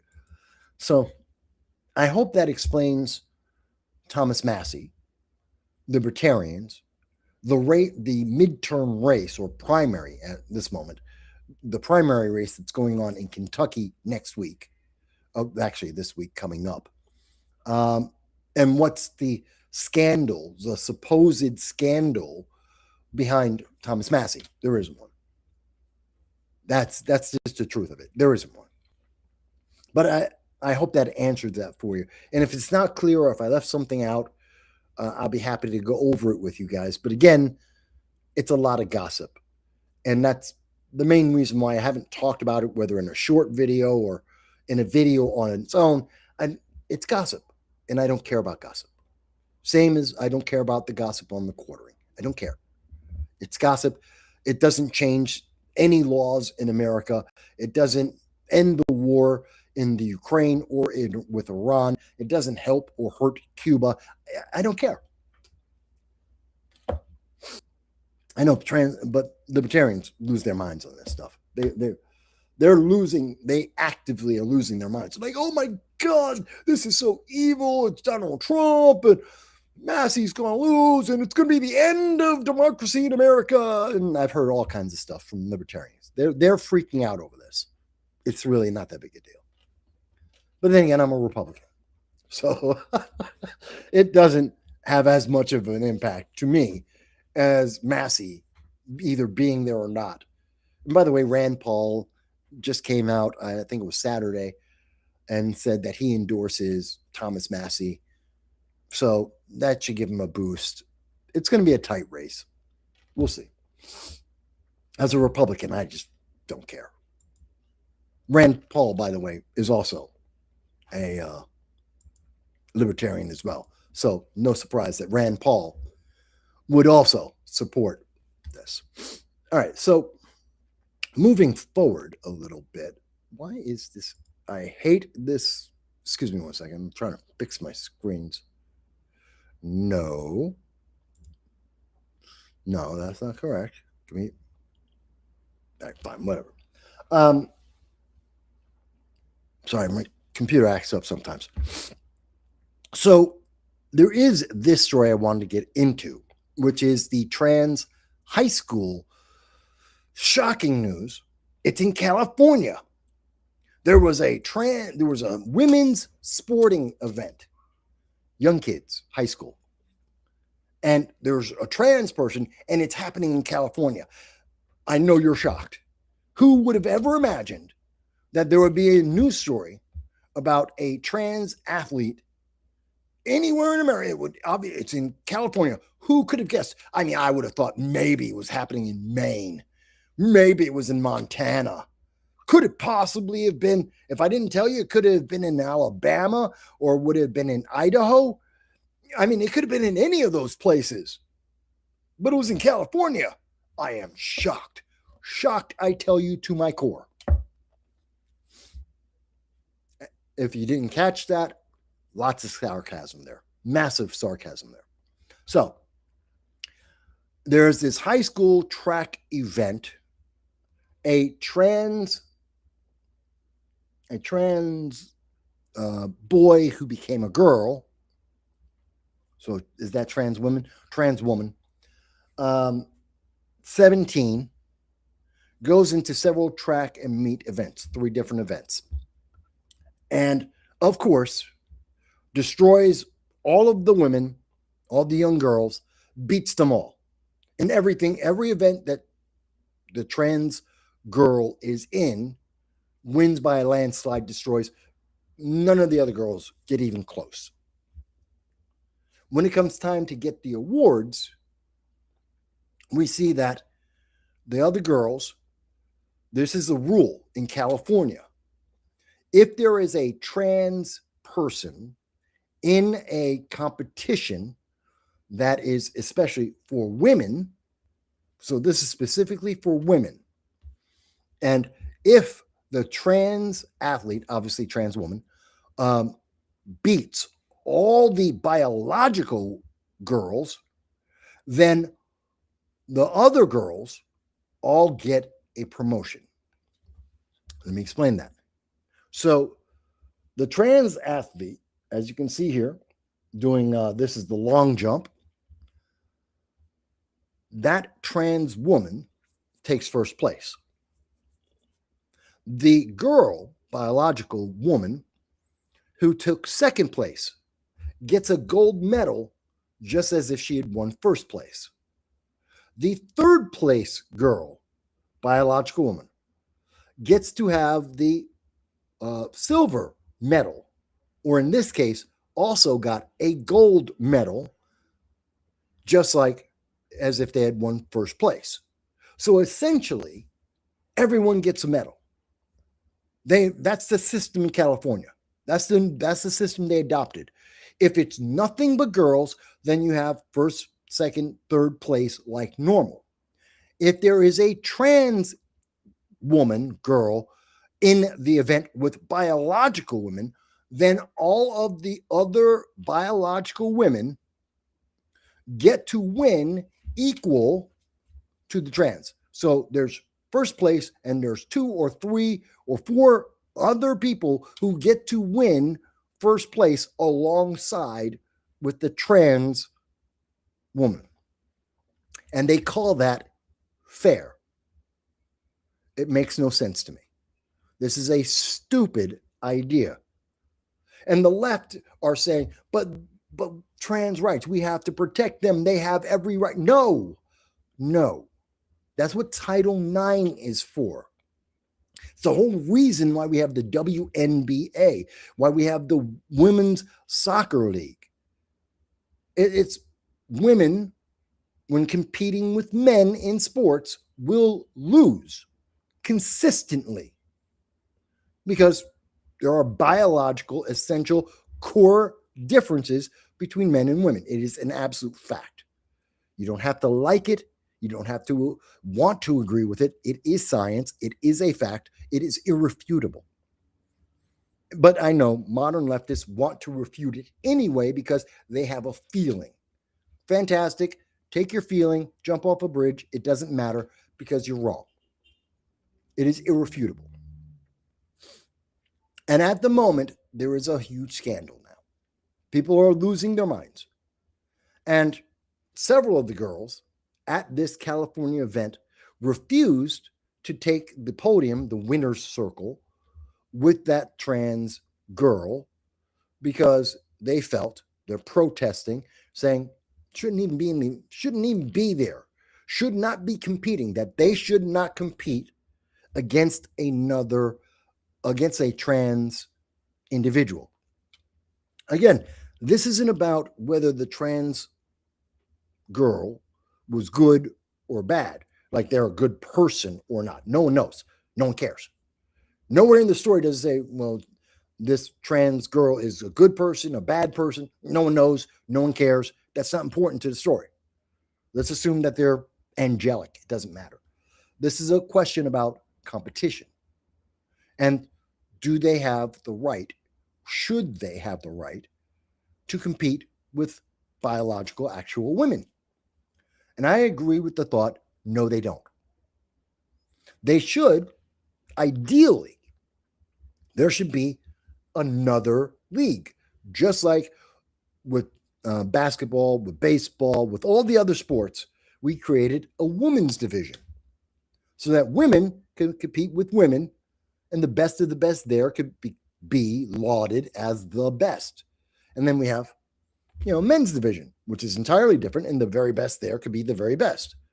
And whoever is the greatest woman basketball player can be the greatest woman basketball player, but she doesn't have to compete against Michael Jordan because Michael Jordan would beat the living hell out of her on a basketball court. They're not equal. Not at all. So in that same way, we should have a third division or another division, which would be the trans division. And so everyone, all these kids who have been poisoned through gender affirmation to believing taking drugs and chopping their bodies and making irreversible changes to their bodies for the rest of their life, they should be able to have a league all their own. And they can compete. Same thing for the Olympics. They'd be able to compete against their peers. And all the trans individuals, male or female, whatever they want to call themselves at any given moment, can compete all against themselves. And they can have the greatest trans whatever you want. And they would be able to be the best, just as Michael Jordan is the best in basketball. And there's a woman WNBA player who's the best female basketball player. I don't know. I don't pay attention to basketball, so I don't care. And then there would be a trans basketball player who's the best in the trans division. Fantastic. It's that simple. That's how it should be. It should be that simple. But I think, do you see how complicated and stupid this gets? It gets so complicated and stupid so incredibly quickly because we really shouldn't have, this shouldn't be happening. This should not be a factor, but yet it is because it's stupid at its core, to be honest. And there should be a difference here. And it's because of the gender affirmation. I have long said on this channel, if you want to be trans, fantastic. Knock yourself out. I have known dozens of trans individuals long before anyone was talking about trans anything. For years, for decades, before anyone ever said anything about trans, I've known trans people. Not just because I live in New York City, but around in my travels, I've met people everywhere in the world of every type, all around the world. People exist. Not a lot of trans people, but they exist. And you run into them sometimes. Not a big deal. Some are good people, some are bad people. My thing is, you're a grown adult. If you want to chop off your genitals, you want to take drugs and change your appearance, fantastic. Knock yourself out. It's your life, your body. I don't care. Does it affect anyone else? If it affects anyone else, then we have a different conversation. That's a different problem. But you're an adult. It's your choice. And by the way, it's your money. I'm not paying for it. You can't ask for my tax dollars. You can't go to any government agency for this. You have to pay for it yourself. This is your choice to benefit you. No one else's taxes get involved. No one else, no government organization should be involved in that. That is an individual choice. You have to do it. You have to figure it out for yourself. And if you can't afford this, it may not be the thing that you should be doing. If you can't figure out how you can make that work for you, then it may not be the thing you want to do. But that's your choice. You get to make that choice. But don't ask me for money. Don't involve other people in your private choices for your private life. Which should be simple enough, you would think. But then there's another aspect of it, because now we have our children. And look at what we are doing to our children. I just showed you the story from California. And this is happening around America. On a regular basis, we're seeing this battle of, well, girls want to just be girls, and they can't. You've got biological males walking into girls' dressing rooms, that are going into women's spas, that are going into women's sports, invading their privacy, in some cases disturbing their safety, because I did not forget about Loudoun County. Did you forget about Loudoun County? I covered it on this channel. Look it up. Loudoun County, Loudon County.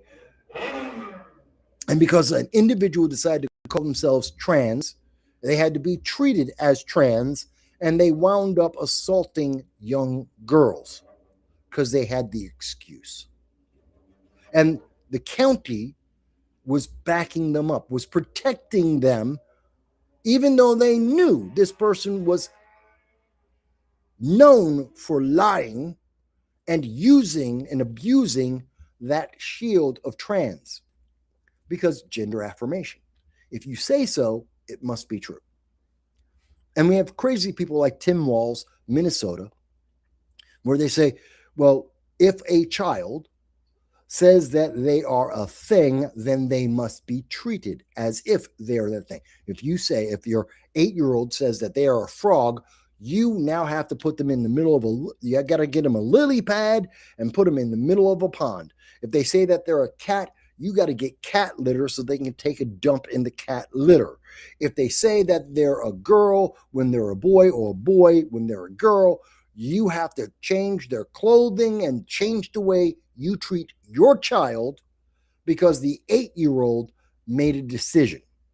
And this is about the only time in the universe that a parent is expected to obey their child. A child. We're not talking about 20-year-old people. We're talking about an 8-year-old, a 12-year-old, a 15-year-old. They know nothing, especially when we're talking about preteens. They know nothing, but yet the left will tell you, you have to agree. You have to affirm their choices, which is stupid. You know what? When a young child, 8-year-old, 5-year-old, they're reaching over to a stove, and if you say that stove is hot, they would expect you to, well, my suggestion would be let the kid touch the hot stove. They'll learn what hot means. But I'm going to observe that, so that when the kid touches it and they realize it's hot and they pull the hand back, I'm going to make sure they're not on fire, and I'm going to make sure they don't get a 3rd-degree burn. I'm going to make sure they touch it long enough to know what hot is, so that next time I say that's hot, don't grab that, they won't. So that as they grow up, they have an understanding of fire, flame, hurt, bad. Don't stick your hand in it. That's the way you should be raised. The left would tell you, well, yeah, let the kid let them cook a steak. They're 8. They've never been around a stove before. Give them the steak, give them the pan, let them mess with the stove. Let's see what happens. Just let them go for it. Why? Because you got to affirm them. Gender affirming care. The kid wants to cook a steak. Let them burn down the house. It's okay, because we have to affirm that kid thinks they're a chef, because they're going to put a pound of salt on an open flame to cook a steak. That's what the left would have you do. It's stupid. It makes no sense. It is counterproductive, but that's their logic. And we see this in this case. It is only detrimental to kids. Now, I bring all of that up for a reason, because there is a news story that I think is very important about this. And some people will say, I disagree, or Mike, you're just mean. I'm not saying this because I'm mean. Again, if you're an adult, live your life. Don't ask me for money unless I'm your personal friend, then maybe. But you don't know me from Adam. Don't demand that I have to take money out of my pocket to give to you to do something for your individual life, to selfishly live your life. That's not my responsibility to fund your life choices. Don't ask me for the money. You can live your life. Don't demand of me to live that life for you. No. And I'm bringing this up for a specific reason. We have so convinced an entire generation, almost a generation and a half, almost 2 generations, we have been convincing them through gender affirming care by law and by statute that whatever the kid says, it must be true. And we cannot disagree. Are you stupid? And one of the things I've said consistently is, what if you're wrong? I think this is a big question. And there's almost no one on the left that ever addresses this. In fact, I've never heard them address this. I keep asking the same question. What if you're wrong? Even 1% of the time, we have an entire generation. The normal number in any society on the face of the earth for the number of individuals who believe they are trans is less than 0.5%. That has been a fact for decades, for about half a century. We have data going back to about the 70s, and the answer is that about 0.5% of the population of any place on the face of the earth, about 0.5%, actually believe they're trans. Fair enough, fine. Now, about 16% of young individuals believe that they are trans. 16%. We went from 0.5% to 16%. That is tens, if not hundreds of thousands of kids that, because of gender affirming care, are now being treated as whatever. There's infinite genders, there's infinite sexes, according to the left, infinite numbers. So who knows what they're being treated as? Maybe they think they're a toaster and they're being treated like a toaster. I don't understand it. I can't figure it out, but it's possible. That's what the left says is perfectly normal. I think it's abnormal. You're out of your mind. You need help, but hey, they think they're a toaster. Fantastic. Except they're a kid. And we have to support that, supposedly. With your tax dollars, my tax dollars, your tax dollars have to support treating kids like a cat, giving them kitty litter to take a dump, and treating them like a toaster. However you do that, I don't know. That's the problem with gender affirming care. It's stupid. It's wrong. It should not exist, especially at the governmental level. As a government, as education, no. This should not be happening. If you in your private house and you got your wife or your significant other and you have a kid and you want to treat that kid like a toaster, that's on you. I think it's child abuse, but we'll deal with that. But you at least get to make the argument, even if it's weak and wrong, that it's your kid, you can raise him any way you want. Okay, but don't ask me for money. Don't ask taxpayers for money. And don't say that this is a law that everyone on the face of the earth must treat your kid like a toaster, because when I come on up and little Jimmy is now saying that he's the Tin Man, I'm still going to treat him like little Timmy, especially if I don't know the difference, because he's a kid. He's a boy or a girl, whatever the case is. Anyway, so I'm bringing that up, and I say, what if you are wrong? Let's assume that only 100,000 kids in America were convinced, because of gender affirmation, leftist idolization of trans individuals in movies, TV shows, books, the teachers shoving this down their throats from kindergarten as they go up through the school system. They have been convinced over and over again, with gender affirmation on top of it, saying, you've got to be this other thing. And when you become that, your life will be perfect and everything will be great. And then they suddenly realize that's not true. That is not true. And they have two choices at that point. They can either try and live with the changes they've made, which are lifelong, irreversible changes, or they become the Tennessee trans shooter. Those are the two choices. Those are the only two things we see happen. They become a mass shooter and they try and harm others as they try to get themselves taken out, or they try and find a way to live with it, which is not very effective. And this is why trans people have historically had the highest self-deletion rate at over 45%. That's post-transition. Post-transition, within 5 years, 45% delete themselves. It's a huge number. So I keep asking the question, since we're applying these kind of problems to children that don't even understand the consequences, what if you're wrong? Even 1% of the time.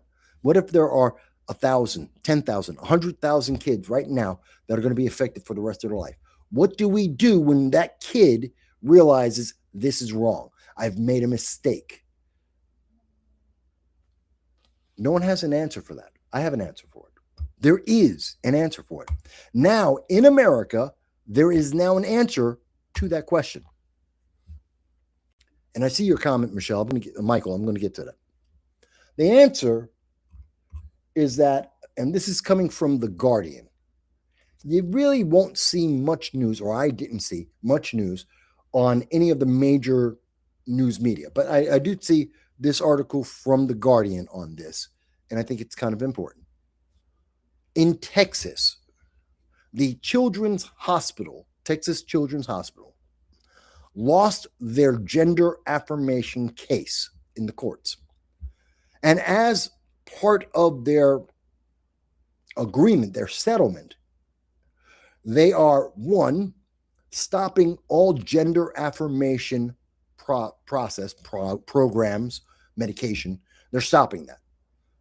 So they're no longer going to be doing gender affirmation. And because Timmy says that he's a girl, he instantly has to be put on medication to remove his testicles. That's no longer happening. Two, and I think this is the big thing, they are creating a tax-free, no cost, first 5 years, no cost to detransition the youth. When we find out that there has been a mistake, we now have somewhere, and to my knowledge, this is the first and only clinic in the United States that addresses the question I've been asking for years. What if you're wrong? What if you are wrong even 1% of the time? What do we do for those people? Because the only choices they have are try to live with it, and that doesn't work out very well, which is why the suicide rate is so high, or they become a trans shooter. Those are the choices that are in front of them at this moment. We had no one out there saying, here's a process. Here's someone to help you through both medically and mentally to try and capture as much of your original life as you possibly can, to try and correct the errors that you were convinced would change your life, would make your life perfect, and they didn't. This, I think, is huge. And I think it's important. And I did highlight this section here, and let me increase that for you. And again, this is coming from The Guardian. This isn't right-wing. This is wing media. It's not MAGA. This is The Guardian, left-leaning, internationally credible organization. Along with creating what the Texas Attorney General Ken Paxton has called the nation's first ever detransitioning clinic, Paxton's office announced that the hospital would also pay the state $10 million and has been encouraged to terminate multiple physicians that were part of the gender affirmation program. They're going to get fired. Texas Children's will fund all services at the detransitioning clinic for the first 5 years, and it will be free for their patients. It will be free for the kids they got it wrong. For every one of those lives they destroyed, that they have irreparably lifelong harmed, there is someone there to say, let's try and help you. And don't worry about the cost. We're going to do this. We're going to try and fix this as much as it can be fixed. And trust me, it can't, depending on how far you've gone, it can't be fixed. It's really easy if all you did is change the kid's clothes, call them a different name, let his hair grow long. Okay, that's easy enough to fix. Hair is short, you can let it grow out. If it's long, you get to cut it. If you've got them wearing boys' clothes or girls' clothes to get the opposite, you can do that. Now, will the kid suddenly not have to deal with the ridicule from every other kid in the school that knew them when they were dressing the wrong way, when they had a different name? No. That is going to follow that kid for a long time. And that will be a mental scar that they're going to have to deal with that no one wants to talk about. Oops, you got it wrong. Yeah, well, the kid's scarred for the next 10 years of their life because no one's forgetting that. And depending on how small the town is, depending on where you live, That may be a lifelong memory that people will have that person will never escape. That's a mental scar. Wow, that's a huge mental scar. It could affect everything in their life, depending on where they live and how they live. But assuming that it wasn't something as simple as just giving them a lifelong, not just a lifelong, but maybe even just something as simple as another 5-year, 10-year long scar on their life. No, that's simple. You can live with that, probably, mostly. No. What about you gave them a bunch of injections? You gave them a surgery or several surgeries, or as is often the case for someone who has transitioned, dozens of surgeries over multiple years. And in some cases, these surgeries will be lifelong surgeries with lifelong medications. Yeah, what do you do about someone like that? How do you help them? Now, you may say, well, Mike, they're an adult. They made the choice. You're right. I'm not worried about the adult. If the adult did that, that's on the adult to figure out how to detransition. It's their problem. Don't ask me for money. You can ask me for sympathy. You can ask me for empathy, but you can't demand money. You can't go to the government and say, well, the government gave me money to make this change. No, we shouldn't give you the money to make the change nor to reverse it. That's not on the government. That's not the government's choice or purpose. That's not what government funding is for. That is an elective surgery. You made that choice. You pay for it. And if you want to correct it, you pay for it. That's on you. But for the children should never have been put in this position. So I think it's the right thing to do to make sure that this one location, the Texas Children's Hospital, that was previously forcing onto these kids the gender affirmation policy and those treatments and harming those kids. And in the case that even if it's 1%, it's higher, but even if it were just 1%, they're going to fix that as best as it can. And again, some changes are irrefutable. Almost all of those kids, if they've gone through the process, even in the early steps, they start getting hormone therapy. Those kids are going to be sterile. Almost every single one of them. The overwhelming number will be sterile for life. Doesn't matter. They could change their minds, said, nope, made the wrong mistake, but they got the injections and they will never have a child again. Could want that for the rest of their lives. Could be the one thing that bring happiness to them, and they will never be able to attain it. I don't know. Maybe it's me. Maybe it's just me. And if you guys think I'm a bad guy, a mean guy, I'm just so awful, then go ahead and tell me, Mike, you're just being mean and awful. I don't think I am. I think this is the greatest news, and we should spread this news around to everyone that we can, that there is a detransitioning clinic. It is available. It exists in America. There should be more of them. Every single state, especially any state that believes in gender affirmation policies, must, like Minnesota, absolutely must have at least one detransitioning clinic, and that clinic must be free, because what if you're wrong? What if you've been wrong even 1% of the time? What are you going to do? We haven't had an answer. Now we do. And we need more of that answer in more and more states across the country. We are obligated to do this because we're talking about children. Again, adults, I don't care. Deal with it. Do whatever you want. You're an adult. There are processes and ways for adults to deal with all kinds of things. I don't care about the adults. Adults do what adults do. I'm talking about the children.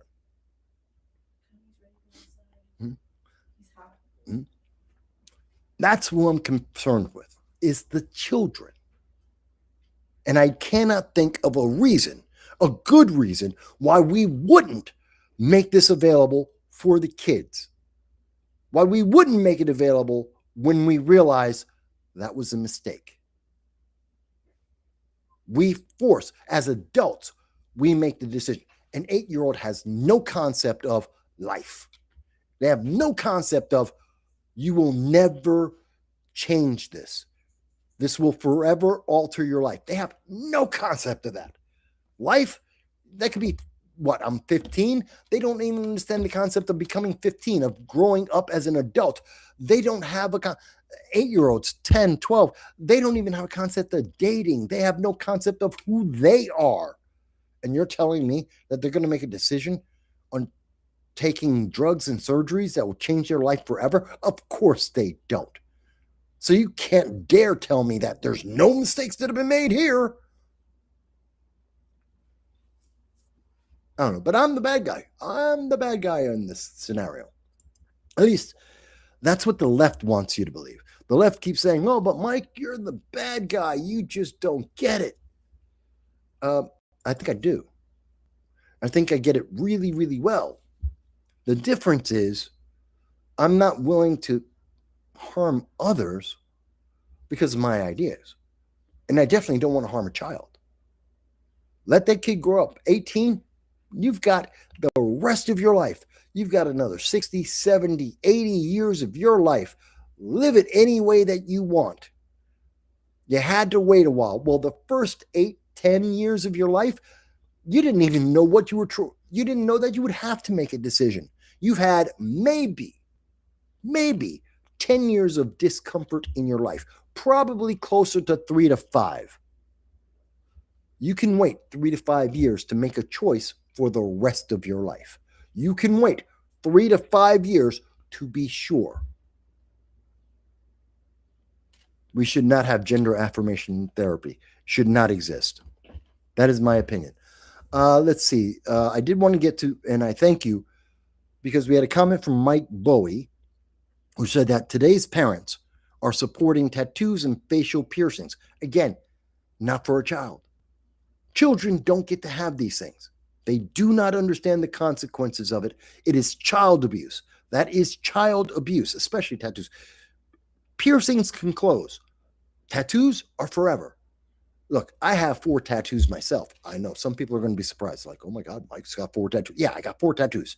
Got pretty big tattoos as well. And I have them for very specific reasons and times in my life. I have no problem with having tattoos as an adult. Child, no. They don't understand the consequence. Any parent who puts a tattoo on their kid should go to jail. Really, they should go to jail. Unless there's some super crazy specific reason that's beneficial to the child, you're putting a tattoo on the kid, especially facial tattoos, sporting tattoos, you're a criminal. You're harming that child. You need to go to jail. That's the way I feel about that. Thank you for bringing that up, Mike. We also have a quick comment. There's Selma. Thank you, Selma Haywood, for being here with us and your comments, and says, nope, you're absolutely right. Thank you. I think more people agree, but I think people are afraid to agree. People are worried, like, I'm going to be judged. I don't care if you judge me on this. I don't care if people want to judge me on this. I think I'm right. I think the argument I've made is right and that it makes sense. And that's why we're seeing it in Texas. And I'm just saying that we should have this in every single state, especially any state that believes in gender affirmation, because when they're wrong, what else do we have? All right, we got more of the show coming up, folks. For those who don't know, normally about the 2 hours, somewhere around 2 hours, 2.5, I usually go and walk my dog. It currently is about 90 degrees in May. It's almost a record, which is not global warming. It just happens to be a warm day. But I'm going to go walk my dog, and then we're going to come back. We're going to finish up the rest of the show. This is the normal process. It'll be about 45 minutes that will be gone. And that'll give you a chance to stretch your legs, get something to eat, have a cigarette, walk your dog, kiss your significant other, whatever you need to do. It'll give you a little bit of a chance to do that, and then we'll be going back. Bronner, I see your comment here real quick, and Bronner's wife works at an elementary school. There was a kid there who got a sex change in first or second grade. That is child abuse. Oh, yes, Bronner, that's child abuse. That's insane. That's insane. That is evil. First or second grade, that's just evil. Thank you for bringing that up, Bronner. All right. So we're going to take a quick break, and then I'll come back. And again, I'll be happy to hear from anyone, whether you agree or you disagree about the gender assignment, about Title IX, about trans youth, not adults. Adults can do whatever the hell they want. Youth, we're talking about the kids. We'll have a conversation about that. There is more to talk about because we haven't even got to AOC yet. We haven't got to that news, which is going to be interesting. We haven't got to the Kamala Harris story, which I think will be quite interesting. But that'll be when we come back. I thought this was an interesting talking point. Until then, where do I have it? There it is. So as normal on the show, when I take my break to walk my dog, I normally, will play you an older show or video that I've done so that you'll be able to see that. And I'll leave up the comments as well. Boom, boom.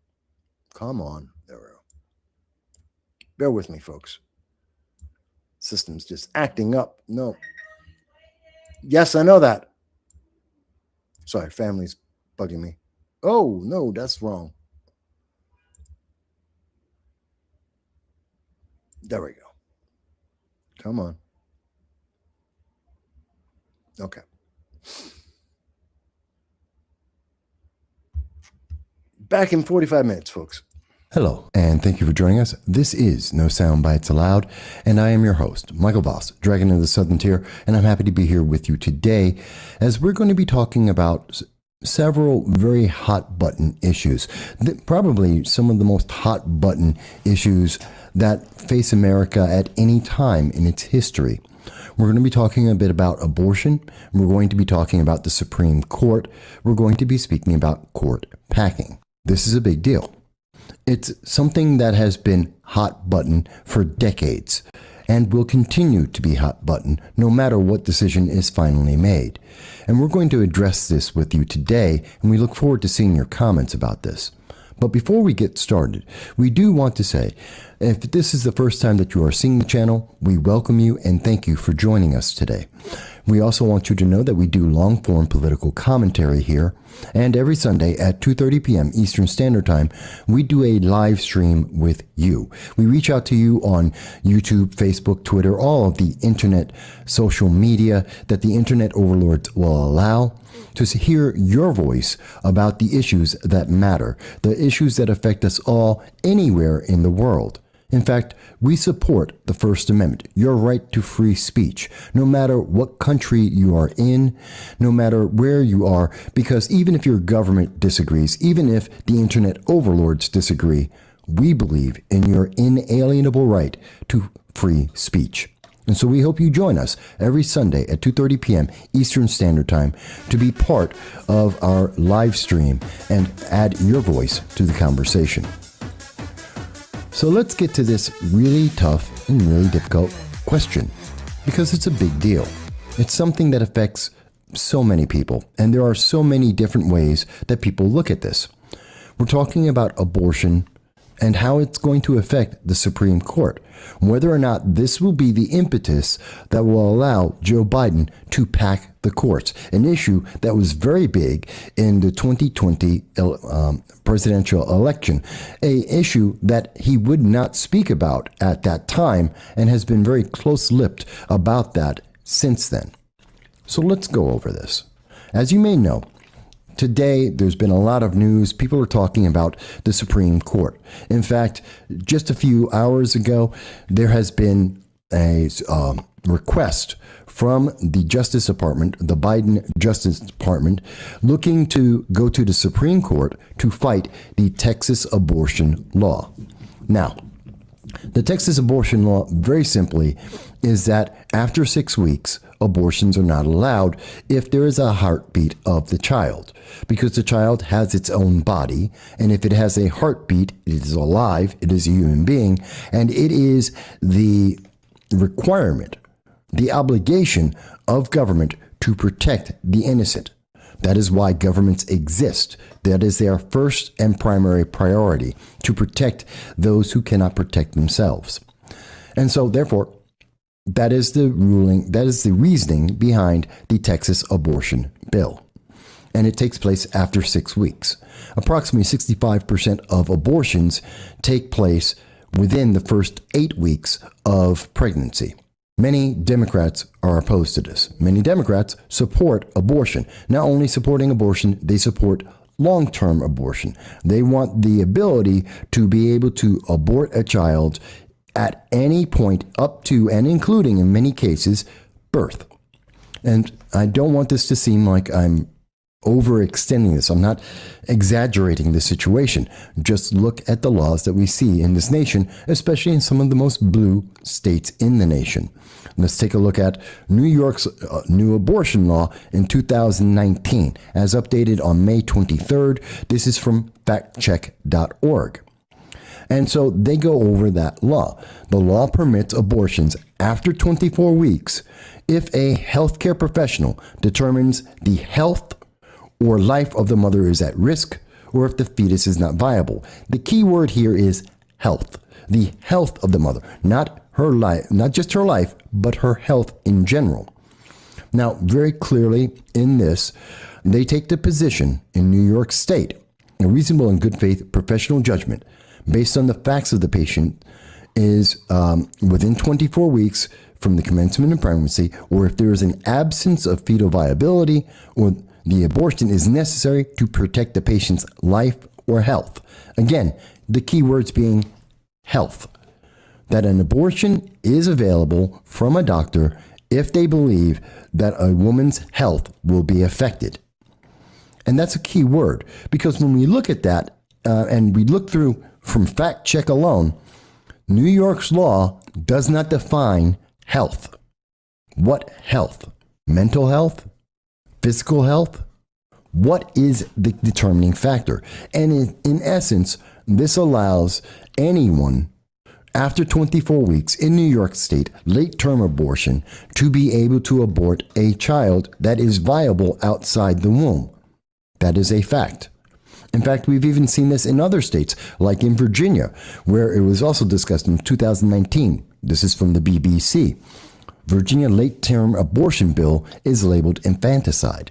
Now, this bill did not move forward at the time, but what they were speaking about in Virginia was the ability to end a child's life at the moment of birth.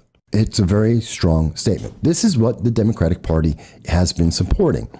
And again, looking at, this is the BBC reporting, what did the bill propose? Under current Virginia law, third trimester abortions are only permitted if the risk to the mother's life is substantial and irremediable. Language that the Democrats want to remove. That it is not just about life-saving procedure, it can be done under any terms. The Democratic bill sought to allow for late-term abortions if the mother's physical or mental safety were at risk. The procedure would also have been required to sign off by only one doctor rather than 3. So essentially, this bill would allow one doctor to make a determination to say that because of someone's mental or physical condition, they could abort a child at the time of birth. That's what the bill allows. Now, I know many people will say, well, that's not how the bill would function. That's not necessarily true. Many times we have seen many laws where the consequences of the law are entirely separate of what is written, because how it reacts in the real world is not necessarily the way that some may intend it. They may not have the intention to kill viable children at the time of birth, but that is how the law can and will be used by some individuals. There are doctors and there are individuals, women, that will seek to end a birth of a viable child when it is not necessary, in late term. It will happen. Think about what happened in Loudoun County in Virginia. What did we see? That the good intention of protecting transgender rights has been abused by individuals, in this case, one individual who used that law, wearing a dress, to go in to sexually assault minor women, minor childs, little girls. And he did it twice, and it was covered up. Because the consequence of a badly formed law, the consequence of the intention is separate from the intentions of that law. The intent was to protect transgenders, but the abuse of the law is a consequence that they had not accounted for because they didn't think about it, and is a reality. The same thing exists with abortion. Whether you agree with it or not is not the question that we're speaking about today. But it is a position that Democrats have strongly held and have been fighting for many years. The ability to not only maintain abortions, but to have late-term abortions. As you can see, this is trending news at this moment. Something that is less important, something that is less trending, not the qualified immunity, but the fact that conservatives have been resigning from Joe Biden's Supreme Court commission. And this commission, some left-leaning sources believe, was designed to fail. What is that talking about? How does that apply to abortion? Well, we're going to get into that because we want you to remember the 10th Amendment allows for a state to have rights that supersede the federal government. In fact, the 10th Amendment says that all rights not delineated or given to the federal government lie with the states and the people. So states, before there was Roe versus Wade, had different laws on abortion. After Roe versus Wade, they have different laws about abortion. The late-term abortion that is allowed in New York State is not this late-term abortion that is available in, or wants to be available by Democrats in Virginia or in Texas. States' rights apply. But the Biden administration is going to the Supreme Court to hear this out and to try to protect the ability to kill viable children in the womb. That brings us to Joe Biden.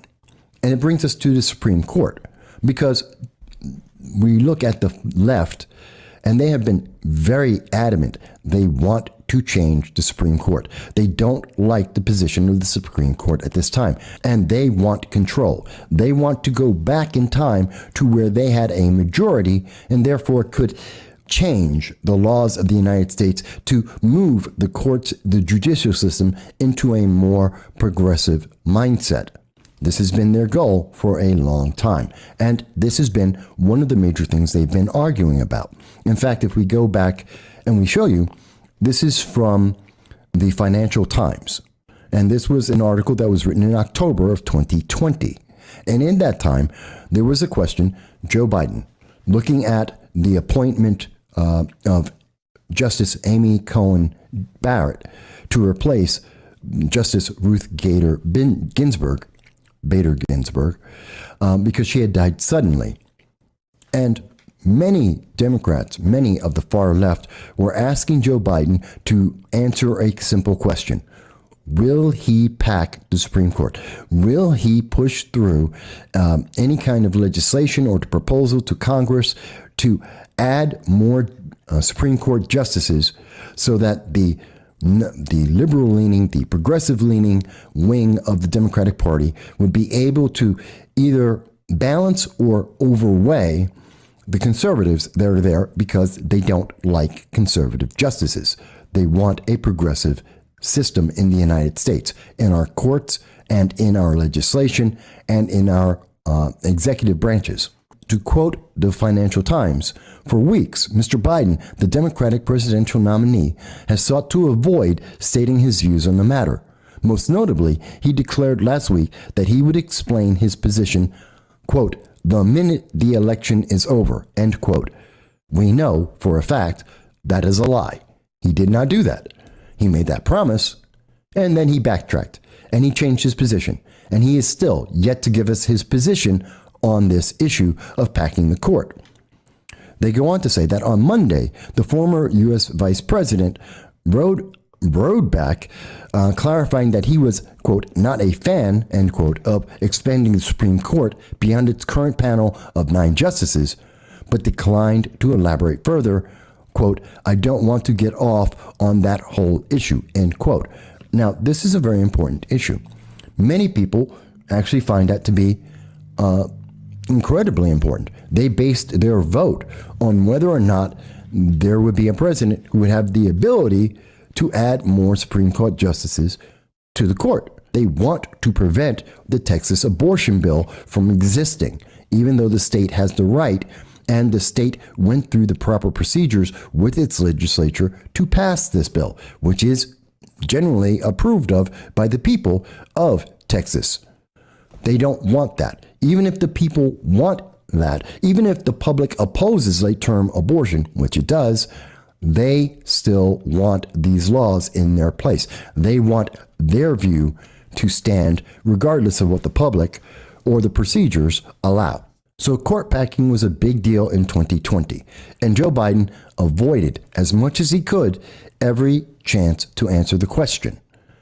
He made it as ambiguous as possible, allowing Democrats and progressives to hold a dream that if he were to be elected, they would be able to pack the courts and to change the Supreme Court into a liberal Supreme Court, or at the very least, to even it out, to give themselves a chance to be able to control things like the Second Amendment and abortion. In January, he finally made an answer that he would have a commission, and he would put that commission forward so that he could get an answer. Now, mind you, the public has a voice in this. And as we covered in October 27th of 2020, while this issue was in the minds of the public, it was found in YouGov polls and every poll that the public opposes packing the court.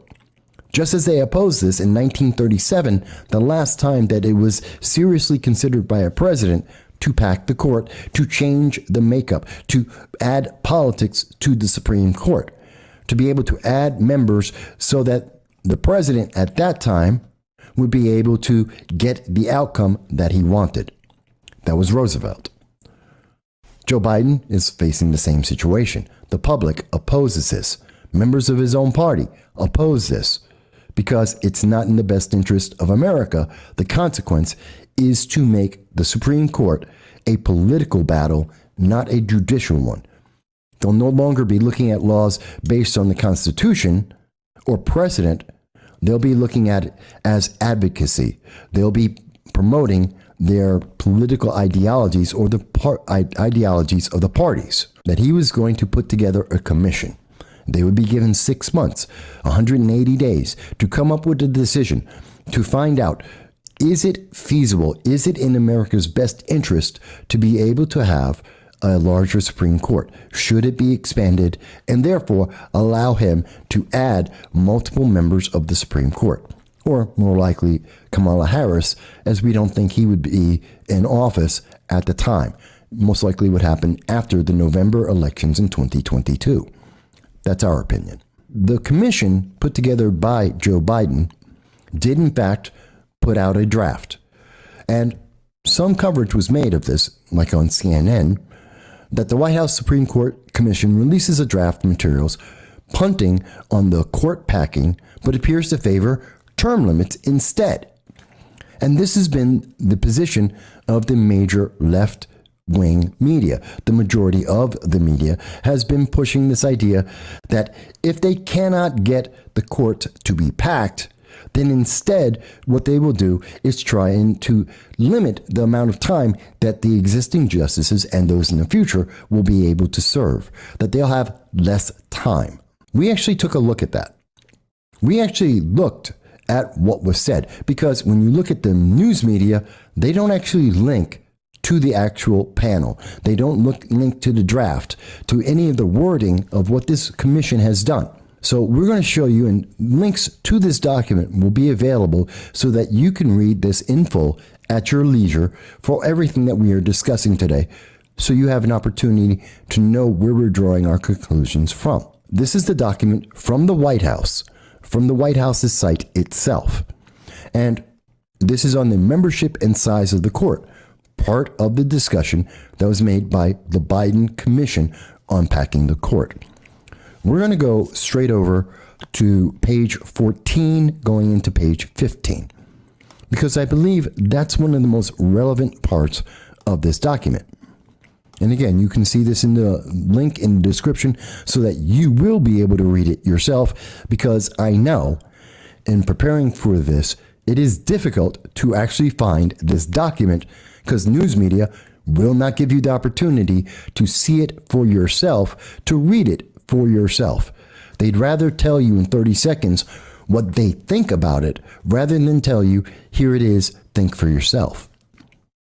And on page 14, we see that the commission states there are other reasons to believe expansion efforts might have negative effects on the Supreme Court's long-term legitimacy or otherwise undermine its role in our legal system.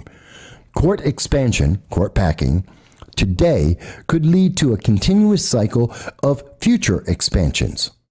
To be sure, any Supreme Court reform would likely require a unified government, a president and Congress controlled by the same political party. So that's an important statement that they're making here, that we're going to make this more political. So political that you would need to have a president and a Congress that is controlled by the same party, a majority of Congress, kind of like what we have right now, kind of like the supermajority that President Obama was able to walk into in 2009. And that if you have a Congress other than that, which is usually the case, where at least one of the houses of Congress are not aligned with the president, then you would never be able to get through a Supreme Court justice, which would hurt the United States. They go on to say that the public might come to see the court as a, quote, political football, end quote, a pawn in the continuing partisan game. And we'd have to say, that's correct. In politicizing the Supreme Court, in politicizing the appointment of Supreme Court justices, just to add more people, this is purely political. This is gamesmanship. This has nothing to do with, is the Supreme Court functioning as it was designed? Because that answer is yes. Is the Supreme Court doing its job? Yes. Now, you may be left-leaning or a member of the Progressives, a member of the Democratic Socialists of America, especially the Ithaca chapter, which is incredibly violent. And maybe you say, well, no, we need to pack the courts. But that's not saying, is the Supreme Court doing its job? Are they doing what they're supposed to do? Yes. Are they coming up with the decision that you as a member of the far left want? Maybe not. Maybe they don't. But that doesn't mean they aren't doing their job, nor does it mean that they're not doing what the Constitution has designed for them. It just means you don't like the outcome and you want to change the outcome. Therefore, it is completely political. You know, it's not like we're looking at the southern border where we're looking at inefficiency. It is Secretary Mayorkas is inefficient in protecting the southern border. That's why it's an open door. That's why 12,000 out of 17,000 Haitians living under a bridge were allowed into the United States. We see that Kamala Harris, who was assigned the job of being on top of the immigration crisis at our southern border, where 1.5 million illegal aliens at least have been caught and have entered our nation illegally, she's busy at a bakery. She's busy politicking in a church, which is a violation of law, by the way. She's busy doing everything except her job, making videos with NASA, for NASA, with child actors, and not telling you that she's made a completely fictional video. That's inefficiency in government. That's when you could say, well, we need the government to be more efficient, to do their job better. But what we're talking about here is not the Supreme Court isn't doing its job well. It's that the outcome doesn't match the political ideology of some people in the Democratic Party. And they want to change that, even though the majority of the American people do not agree. The majority of the American people consistently, every time this issue is brought up, do not want to see this happen. We will break our system of government. We will break the Supreme Court. And that is what this document says overall. And looking through, in all of the reasonings and the history and the explanation, we see that members of this commission from Joe Biden are consistently pointing out that there are problems, that this will have consequences, and those consequences are going to be negative, that this will not be to the benefit of the public. And you can read this over and over for yourself. As you can see, Biden's Supreme Court Commission was designed to fail. They're not doing what the left wants. They're not going to pack the court if the commission is abided by. Mind you, this commission has no ability to change laws. They have no final power. The power still lies with Joe Biden and the Democrat-controlled Congress, both in the House and in the Senate. Joe Biden can make whatever decision he wants, but he's using the commission as his excuse. Well, the excuse isn't working well for the left because the commission's saying it doesn't make sense, that there are problems with this and it's not in the best interest of the public, and the public doesn't want it in the first place. This is completely partisan. It's so partisan, in fact, that members of the commission have resigned from the commission. Two of the conservatives, a Caleb Nelson, who is a law professor and a former clerk to Justice Clarence Thomas, and also Jack Goldsmith, a former top Department of Justice lawyer under President G.W. Bush, left the commission. They don't like where this is going. They see the political partisanship that's at play here. That's why he's presenting the abortion bill to a Supreme Court that likely will not support this. They will stand by. They are very conservative. They look at the Constitution as it is written, and they support that. They are what's more absolutist in their view overall.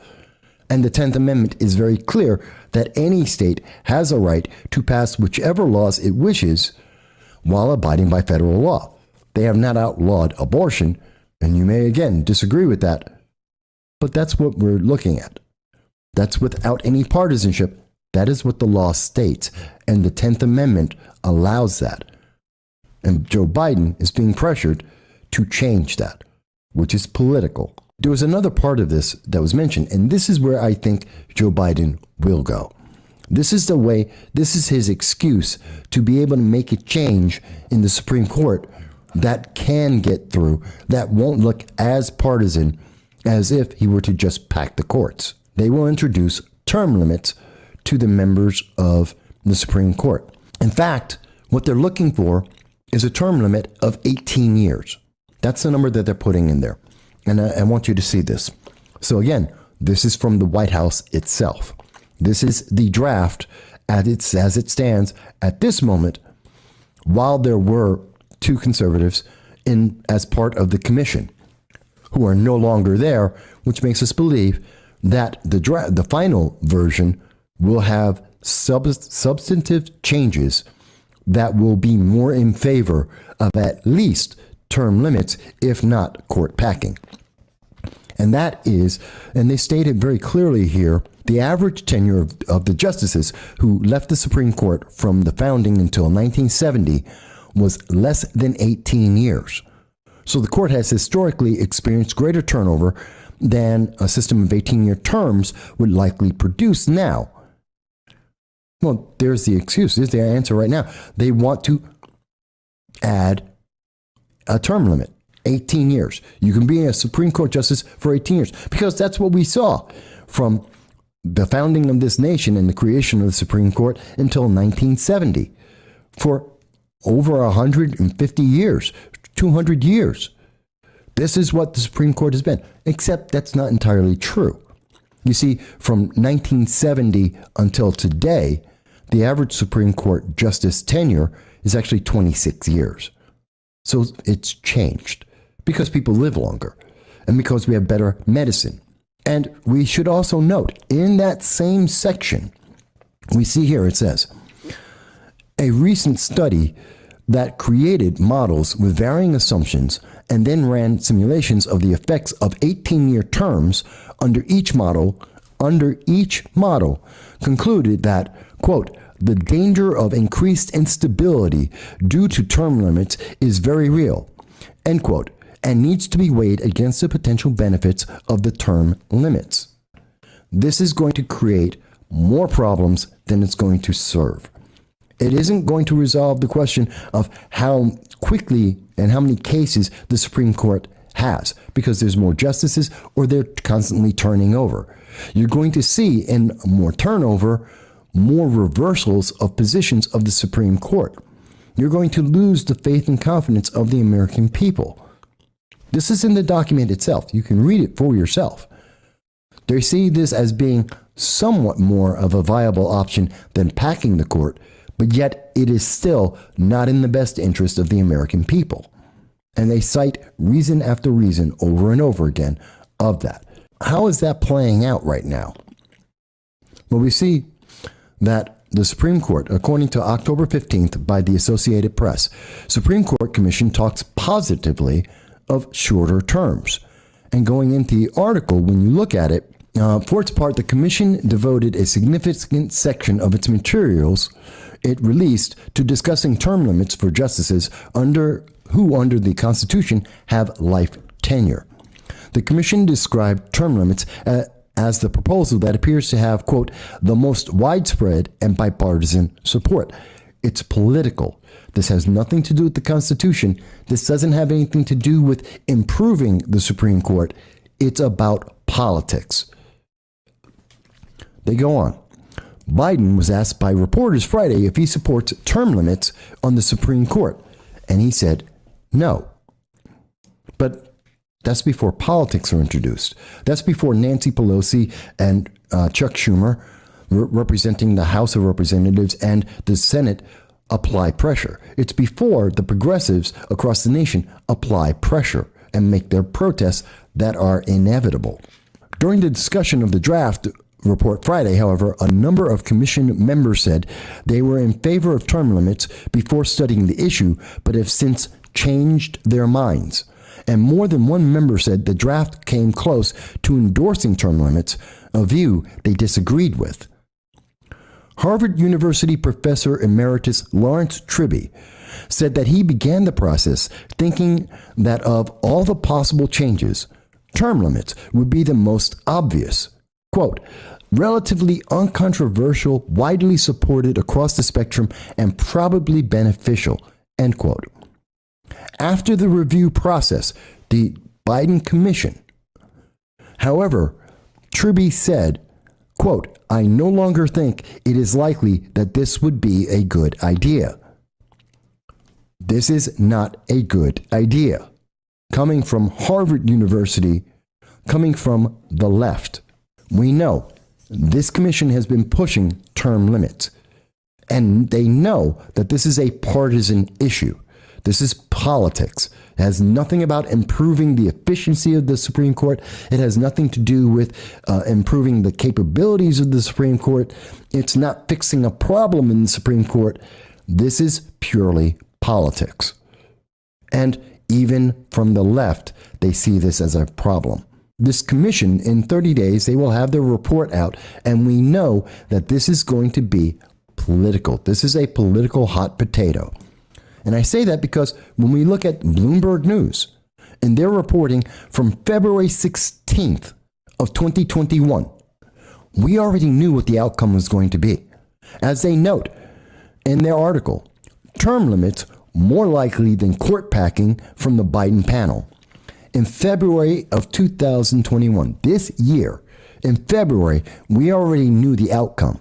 We already knew that this effort was going to recommend term limits and not court packing. It was that obvious. This is how much politics is involved as opposed to anything else. And in that article, as they go on, progressives want bold steps like expanding the court packing, not realistic with a bipartisan group, according to legal experts, because court packing is not recommendable. It doesn't help. And they say in there, quote, to legal experts, the presence of Goldsmith is a sign that the commission won't embrace court packing or other sweeping changes sought by liberals.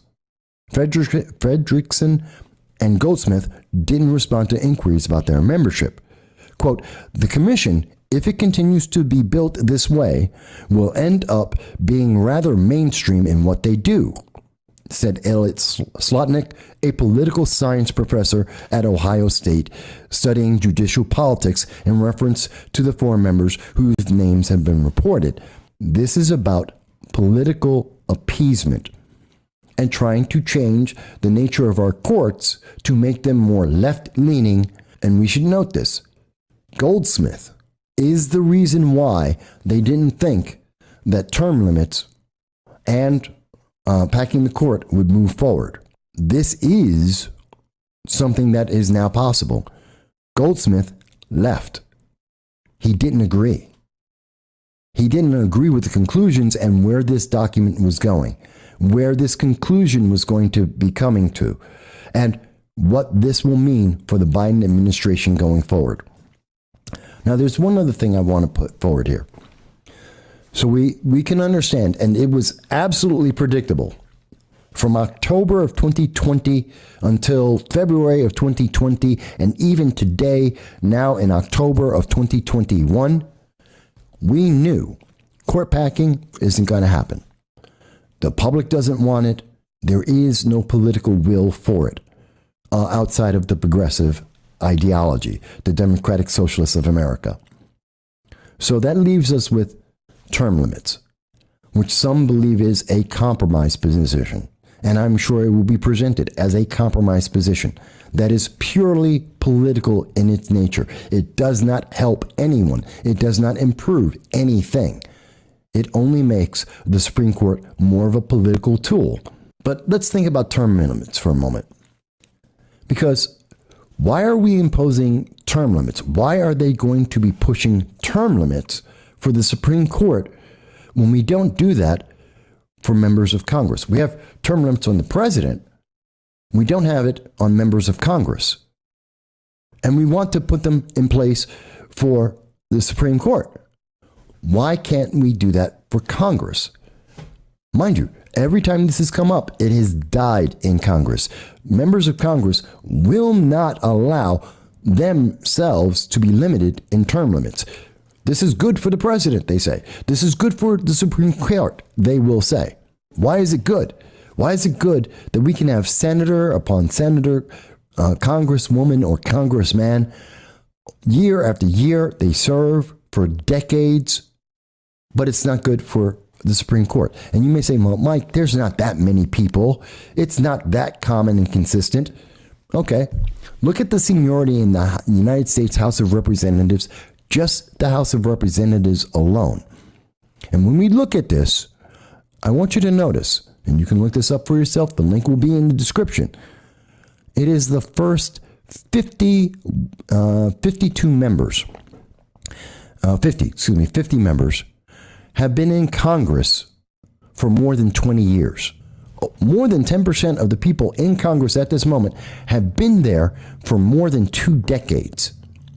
There are at least 58 members of Congress in there right now that have been there for at least 2 decades to the day. That is huge. And we have dozens and dozens and dozens of members who have been there for approaching very close to 20 years.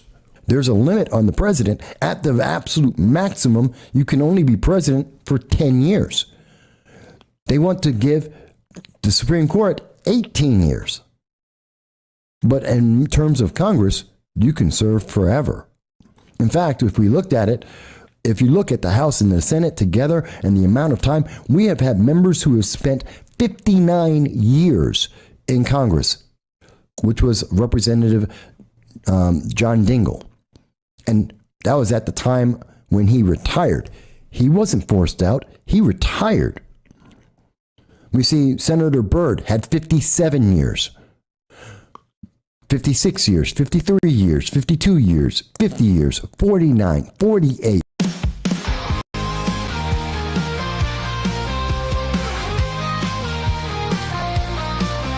There's a dragon on the wire, breathing digital flames. No sound bites allowed is the name of his game. With a coffee in one hand and his puppy on his lap, cigarettes curling, smoking his political trap. Michael Vass roars through the screen, he flies, painting red and blue skies with his fiery cry. He's the world's watchdog, calling out the bluff.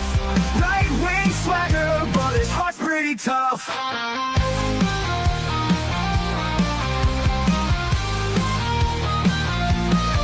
He's a Republican dragon with his truthful slight, fights the battles unseen in the shadows of the night. From policy to passion, he breaks it all down, giving a voice to the voiceless, wearing his crown. Caffeine-fueled mornings, the smoke curls dance, Puffy at his feet, giving life one more chance. Through algorithms and bias, he cuts straight and clear.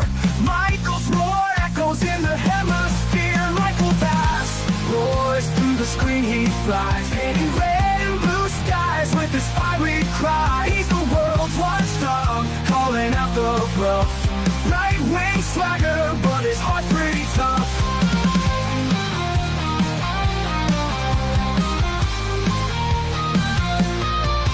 No sound bites allowed is his ultimate creed. A dragon's perspective where facts are the seed. Standing tall on his battlefield of thoughts, guarding the truth that others forgot.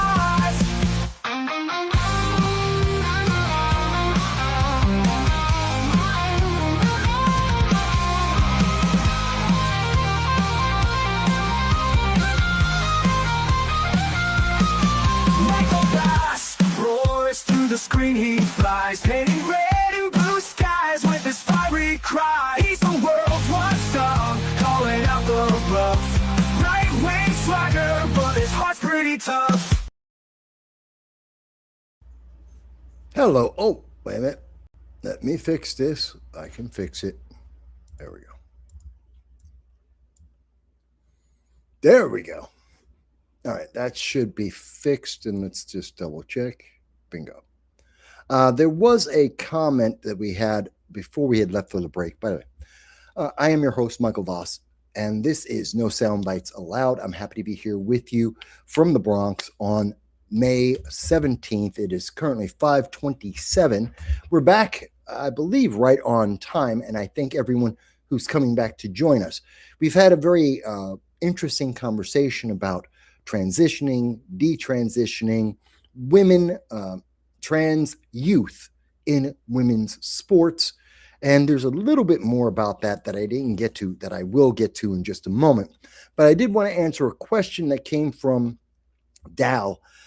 Dal is with us, and he said, I hear about Larry Sharpe, who is running for governor of New York, the Libertarian. I had mentioned him at the first half of the show, needing signatures, petition signatures for the independent ballot.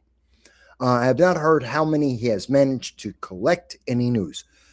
He doesn't have enough to be safe. I can tell you that.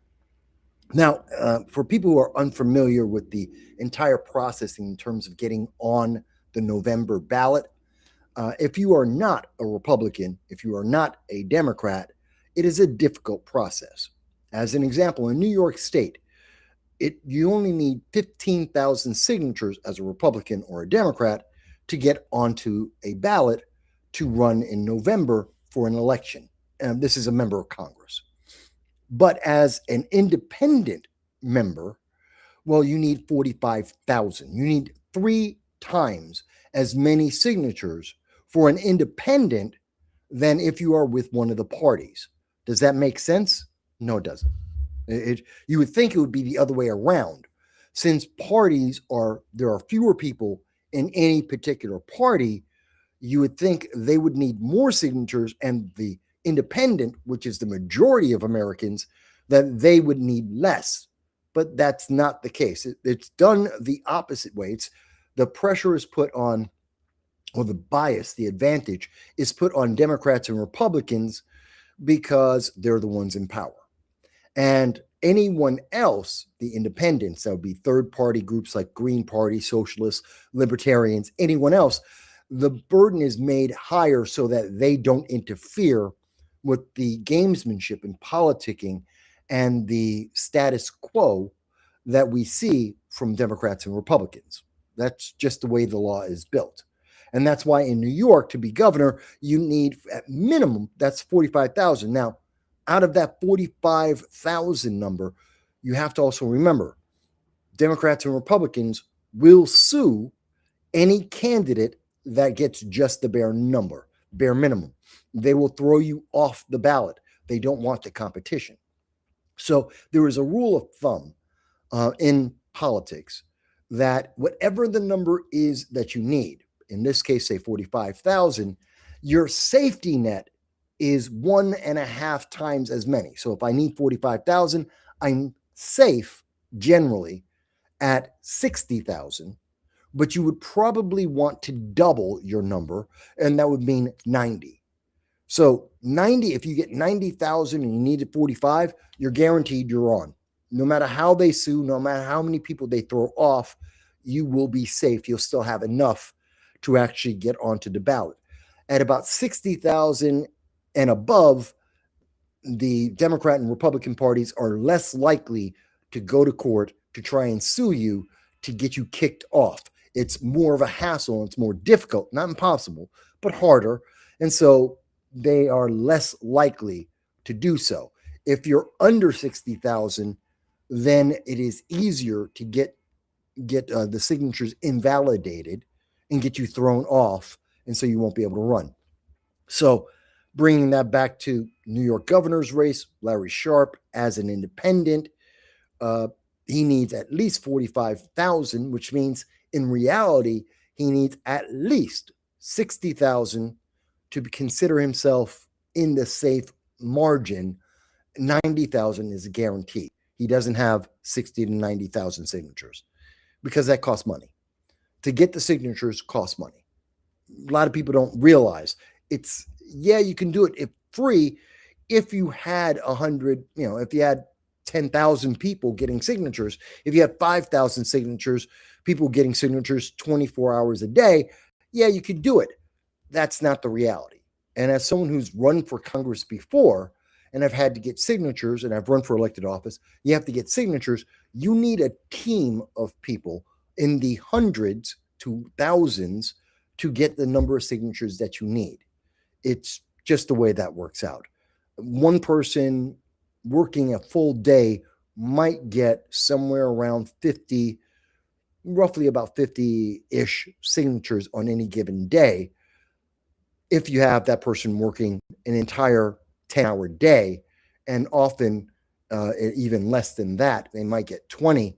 A professional would get maybe 100, of which at least 10% will get thrown out. So you're getting about 90.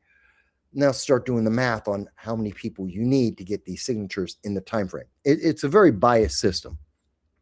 I understand. I'm a Republican, so I'm on the better end of that stick when I have run for elected office, but it is a huge hurdle.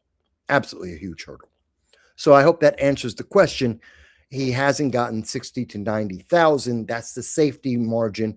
Anything less than that, he wants to get more. So if people want to get more signatures, please go to LarrySharpe.com.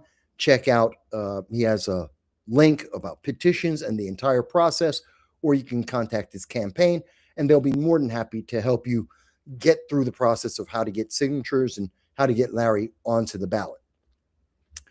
So I just wanted to make sure that was clear. Okay. So with that said, I wanted to also go on and talk a little bit about, we were talking about trans. So trans youth in California that were trans women who were competing with young women in California and destroying them, just blowing them all out the water, which was unfair and unjust. And that led us to talk about, well, what about the ones that suddenly realized later in their life or along the process that transitioning was the wrong decision, that they had been sold on the idea, but it wasn't going to pay off. They weren't going to get the wonderful life that they were told would result by transitioning to the other sex. Well, we know now that in Texas, this is the first clinic in America to address that question. And there could be easily 50% of the youth today that have transitioned. It could be easily as many as 50% will at some point say, I might have made a mistake. How can I go back, if at all? Is there any way back to what they were born as opposed to what they wanted to create and make themselves into?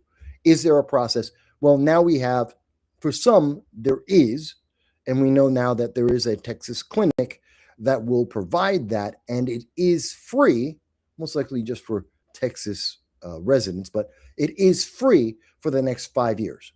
So there is at least one answer for that. And again, I will say that should be something for every single state. Every state in America should have a detransition clinic, at least one, if not many, because we have hundreds of thousands of kids that have been convinced to mutilate their bodies, and they may regret this. And we as a society absolutely will regret that we have done this to an entire generation, almost 2 generations of kids so far. We will regret this. So I wanted to cover that. We got a comment from Bronner. Bronner says, Larry Sharpe has some good people that have surrounded him. And you are 1,000% correct. I've met a lot of libertarians, and Larry Sharpe has more than just libertarians that support him. There are Democrats who support him, Republicans like myself that support him, independents that support him. And I've noticed that many of the people who are around Larry Sharpe, who have been around with him for many years, are good people. And that's because Larry himself is a good person. And again, full disclosure, yes, I support Larry Sharpe. I also know Larry Sharpe for 10 years. I've done interviews with him, many interviews with him over the years. We've had battles in public and in private on various issues where we disagree, a lot of issues where we agree. He is a personal friend. We go hang out sometimes. I know his daughters. We've had dinner and hang out. So he is a personal friend, but that isn't the reason why I support him as a candidate. And I think I've made clear why I support him as a candidate. Okay. So I did want to cover that.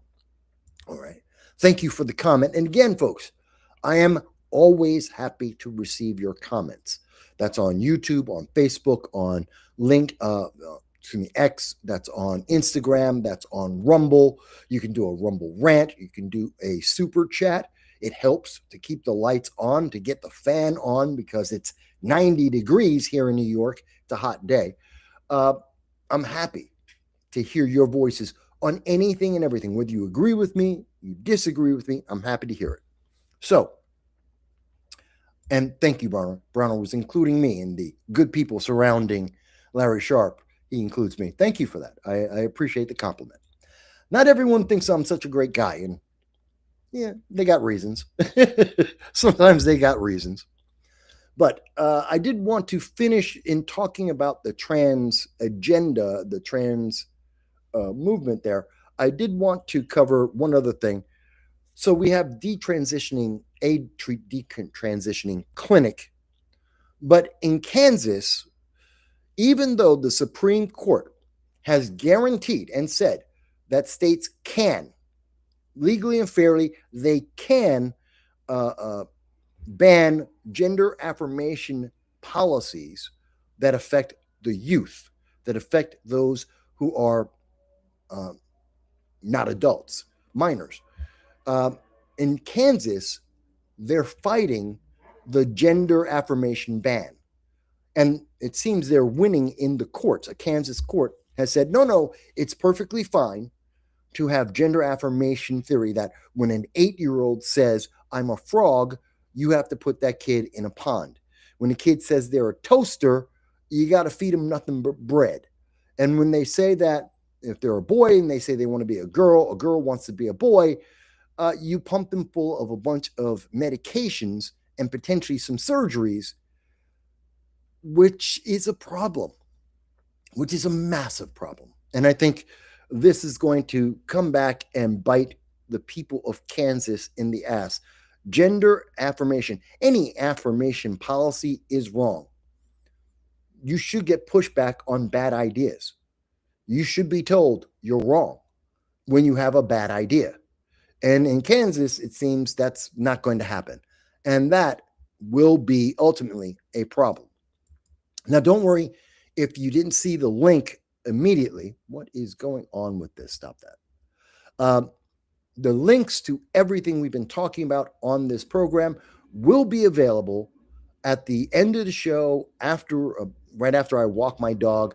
Then I'll come back. I will put a link, all of the links to all of the articles and subjects that we're talking about today in the show. So you'll be able to see it for yourself because you're an adult. And if you have interest, you'll be able to look it up, find out more information, and make your mind up whether you agree or disagree, however you choose. Because I treat you like an adult, whereas the mainstream news media treats you like an idiot and tells you how to think and how to feel. I disagree with that. I disagree with that completely. So that was the end of the trans segment of the show. We were going to talk about that. I want to move forward because we have a lot of problems in America right now, including my computer that doesn't seem to want to work. I love it. I think it's too hot for my computer. It's overheating, and so it's getting a little choppy on my end. What? It's not. Why is it not showing that? Okay, I'll wait for that. Hang on one second, folks.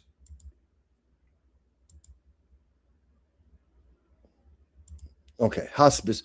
There's a piece on the hospice care. We know there's a lot of fraud going on in America right now. In fact, in California, there have been 800 hospice care companies that have been cut off. Over $1.3 billion in healthcare, Medicare aid has been cut. And that's to stop the fraud and the bleeding that we see at the Somali daycares in Minnesota, that we're seeing at hospice care in California, especially in LA. In LA alone, 800 hospice cares have been cut off from federal funding, from your tax dollars. And not one of those 800 hospice care facilities, not one, has lodged a complaint, which seems really, really odd, because you would think if they're providing actual services to people who are basically on their deathbed, those individuals, and more importantly, their families, who are trying to make sure that this person will have dignity in the last days of their life, that they will have comfort in the last days of their life, you would think they would be screaming bloody murder to get the money turned back on so that their loved one will be able to die with dignity and comfort. And yet, those 800 companies in LA, in California, none of them are complaining. None of their clients are saying, you got to help us. That's why we hired you. That's what your job is. Not one. That just gives you an idea of how much fraud is going on in California. But of course, the mainstream news media has been playing that story down as much as possible because they have to protect Gavin Newsom. And that article is just not coming up for me. It's from Reuters. It's just not coming up now, so I'll deal with that later. But they're protecting Gavin Newsom because he is one of the front runners of the 2028 Democratic nomination for the presidency. In fact, he's the number 2 candidate. He's the top of the tier at this moment. And so they have to protect him going forward because news media want Democrats to win. They don't like MAGA. They don't like Republicans. They definitely don't like Donald Trump. So they have to try and engineer a way to help him by hiding all of the negatives. Just like, so the hospice care for Gavin Newsom is being hidden from the majority of the public, just like for Tim Walz, when he was the vice president of Kamala Harris, we saw that the Somali daycare scandal, which had been going on for years, was completely obscured and hidden from the public. Also, the false valor of Tim Walz when he lied about his rank and whether or not he had served in combat, that was completely hidden from the public until after the election. Then they brought it up. Then they let the public know that these things were real and true after you had already made your vote, because they want your vote. They don't care about you. They just care about getting that vote, getting the power. And that's sad. That is truly sad. But let me move forward, because you may not have heard about what's going on with the Bar Association. So just like we had a problem in America with detransitioning and that entire process, well, we have a similar problem right now with DEI, diversity, equity, and inclusion.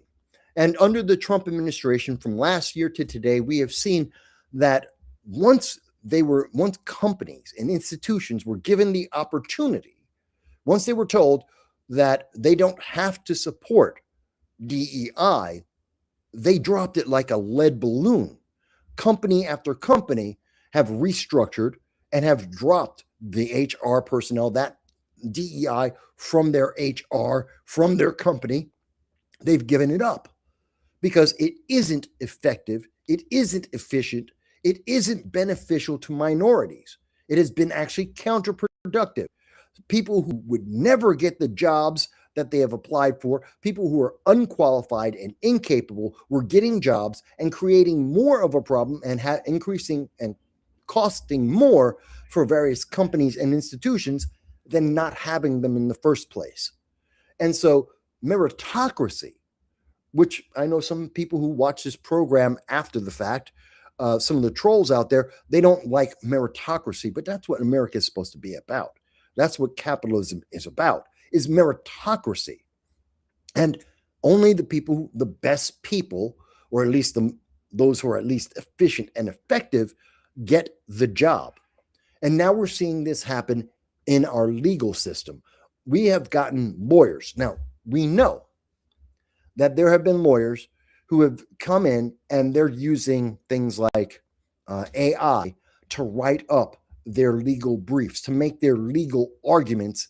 And of course, since they're having AI do it, they have completely failed, which isn't as bad for the lawyer as it is. Think about this. That lawyer was representing someone. They were so bad at their job of being a lawyer that they were using AI to do it for them, and they didn't know when AI screwed it up. We have individuals who are being sued right now by IGs, the governments, where we've had individuals in our government that literally submitted to the court for state government, representing state government, sent in AI false, fake trials and cases. They just made it up. AI just made it up. And that person was so inefficient, so ineffective, so unqualified for their job. They didn't know the AI lied. The judges knew. The judges looked and said, well, let me look at that case. It doesn't exist. It has never existed. And AI made it up. But the person in our government submitting it, and this is in a couple of, I think this is in Georgia, where this has happened, that they didn't even know. And that's because they were unqualified. And many of these people were put into law school not because they were qualified, but because they had the right skin tone, they had the right gender, they had the right sexual preference. DEI, diversity, equity, inclusion. It is anything but effective, or even it's insulting that we were seeing this. And so law schools were required by the American Bar Association to maintain their accreditation to be able to charge people the money that they charge for law school. They had to have the ABA accreditation, American Bar Association. They had to follow those rules or they would lose the accreditation. Their school effectively would become useless, ineffective, and no one would go there. No one would pay it. Think of it like Harvard Law. If they lost their ABA accreditation, their name would be useless. No one would hire any lawyer from Harvard because they wouldn't have a law degree. They wouldn't be able to get one.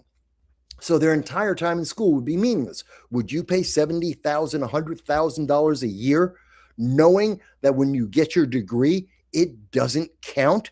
It would not allow you to take the bar exam and become a lawyer. It's just wasted time and money. No. So everyone followed. So when the American Bar Association said, guess what? DEI, you have to do it.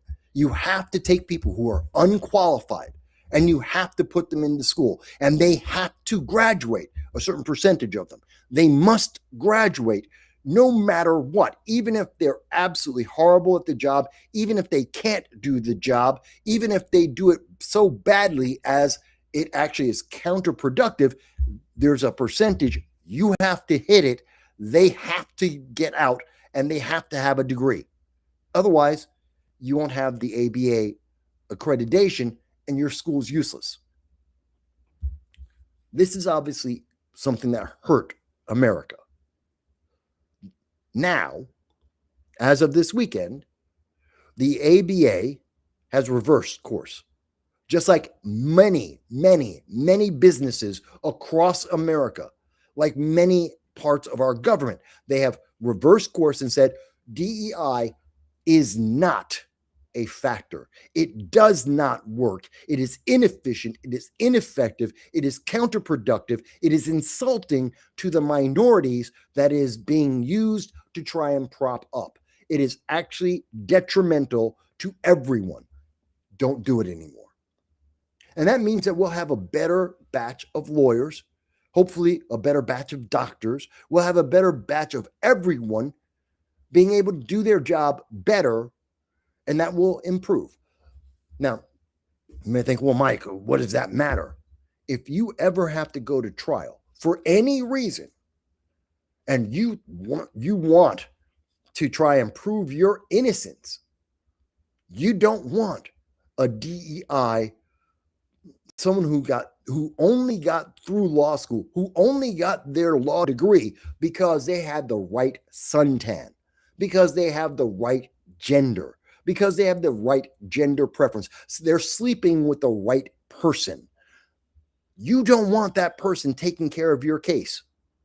You don't want someone, whether it's a divorce, child custody, whether it's, you're fighting the IRS, you're fighting charges on your life imprisonment.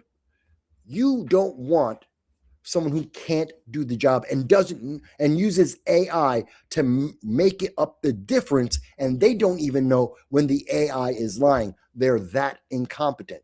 This is good news for all of America. And there are a bunch of people who are saying, oh my God, that's so terrible. No, we need DEI. Please explain to me why. Why do we need a lower standard than the minimum standard for people who have suntans, because some people have a specific gender, because someone sleeps with someone else? Why must we lower the standard and harm the public? People who can't do the minimum, why do we want them? They are dangers. They are counterproductive. Why do we need them? But Mike, they got a suntan. They're black or bronze or Middle Eastern or whatever. They have color on their skin, but they can't do the job. But Mike, you can't say that because they're a woman or they're gay or they're trans, but they can't do the job. Yeah, but they're sleeping with the right type of people but they can't do the job. I never understood the argument for DEI. I never understood how they think, well, no, we're lifting you up. Not if I can't do the job. And every other black person is now compared, and I'm going to use black people specifically, but every black person is compared to that DEI hire. Oh, did you get the job just because you're DEI? Because you're unqualified? Are you as unqualified as that last person who completely screwed up, cost the company money, made everyone look embarrassed, hurt the public? Are you another one of those people? Do you think that's uplifting for anyone? That anyone wants to say, well, yeah, I got the job because DEI. I know Joy Reid, she was very happy. And Joy Reid has admitted she got her jobs, she got her opportunities in life because of DEI, not because she's qualified, not because she earned it, simply because she had a suntan and she's a woman. Well, that is a miserable set of qualifications. It may get you elected as a Democrat, but it's a miserable set of qualifications. Same thing for Ketanji Brown Jackson. She is a horrible Supreme Court justice because she's an activist, not a judge.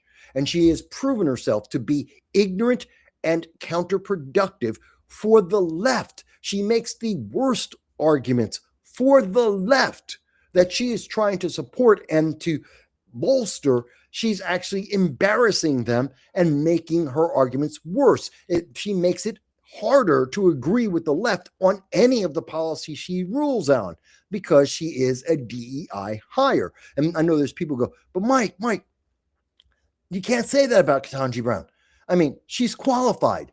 Is she? She's qualified to be a judge. Yes. Is she qualified to be a Supreme Court justice? No. She had the least experience. She had the most number of judgments that were overturned. That's right. The Supreme Court reversed the most. I think it was 9 cases, reversed them in the year and a half that she had a job as a federal judge. She was the least qualified of the 11 women that fit the criteria, the limitations created by the Biden-Harris administration, which is you had to be black, you had to be a Democrat, you had to be a woman, and you had to be young. And if you didn't fit all of those qualifications, you were excluded. So the best people weren't involved. They weren't part of the calculation. This is why DEI doesn't work, because you have filters that stop the best from being counted, from being involved, from being in the competition. You can never tell me Ketanji Brown Jackson is the best choice because there were filters. White people, men, Asians, Hispanics, black men could not be considered. Non-Democrats could not be considered because those were all filtered out. So you can't tell me she's the best. She absolutely isn't the best because she never competed against the best for the job. They were never considered. She is a DEI hire. She's an embarrassment, and that hurts America just like it hurts a guy who's trying to avoid getting a parking ticket, a mom who's trying to keep custody of her kid, a dad or a husband who's trying to get a divorce from a cheating wife. Everyone gets hurt. And these are the easiest examples I can provide to you. But like I said, the good news is we are seeing that this is changing. That this is going to change because, God help me, why is it doing this? Hang on 1 second, folks.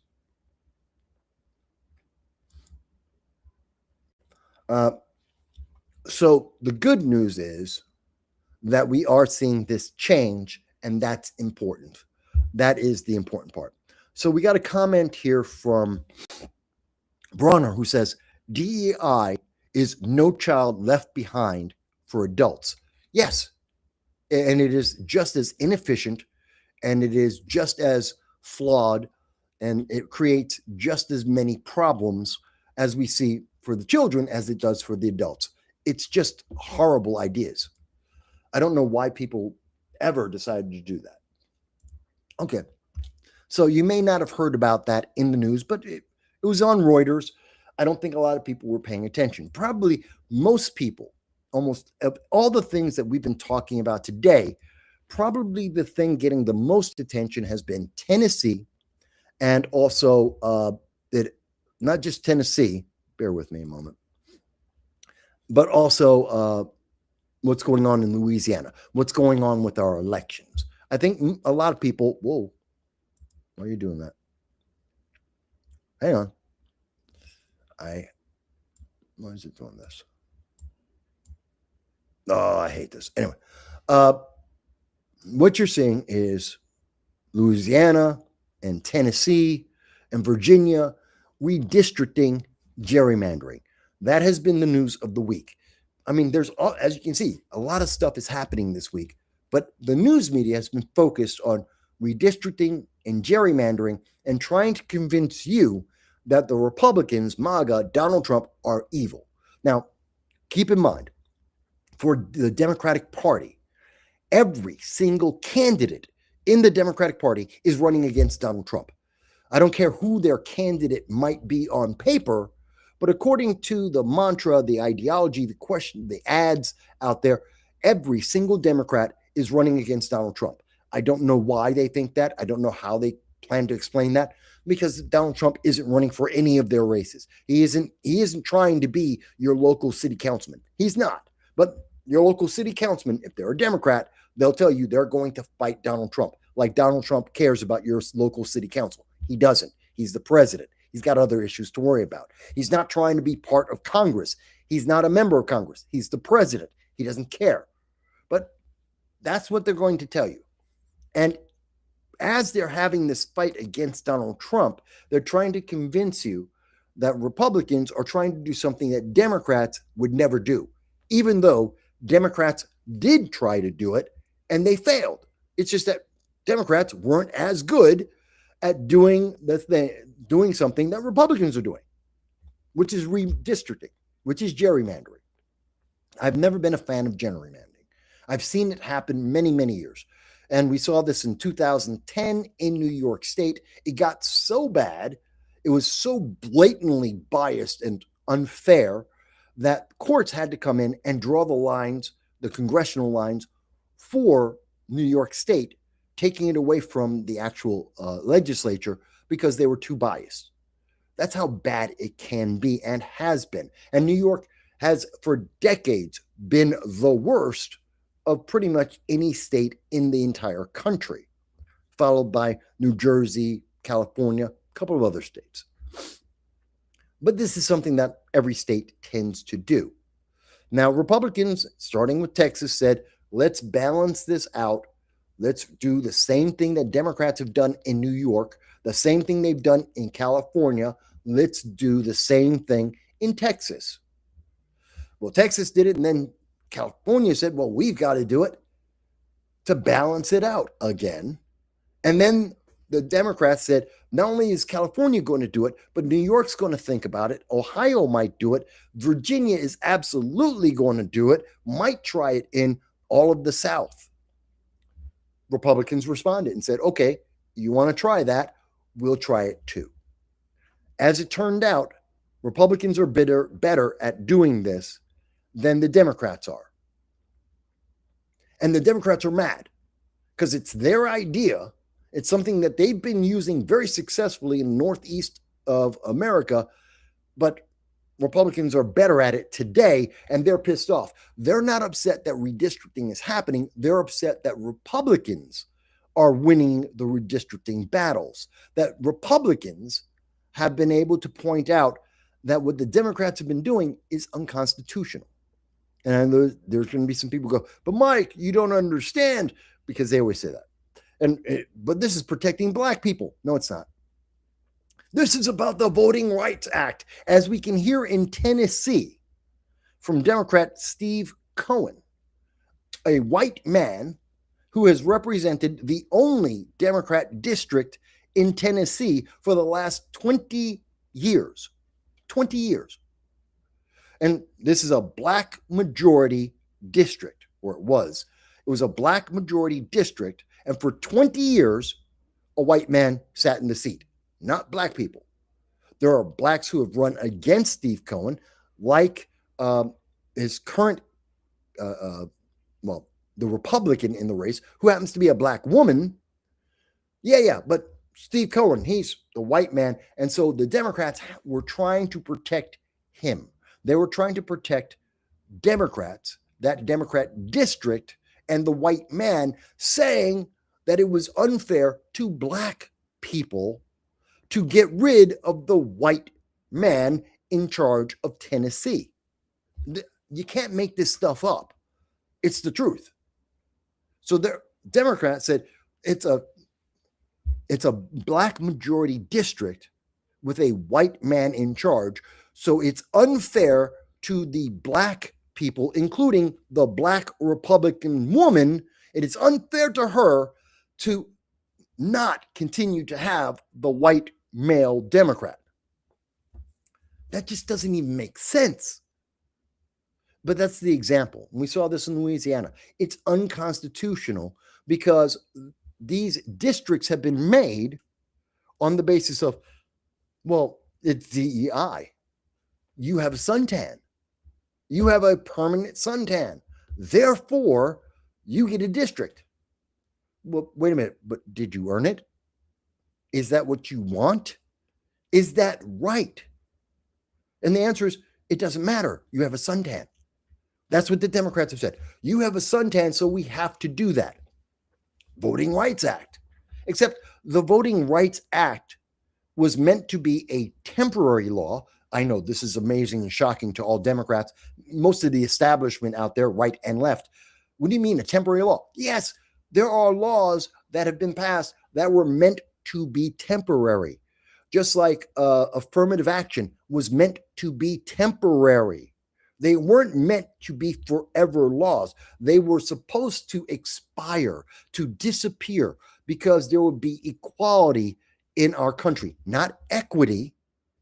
They were never built on that idea. They were built on the idea that there would be equality, and that black people, in particular, in terms of voting, there were Jim Crow laws created by Democrats, the same Democrats that created the KKK created Jim Crow laws. Those are Southern Democrats.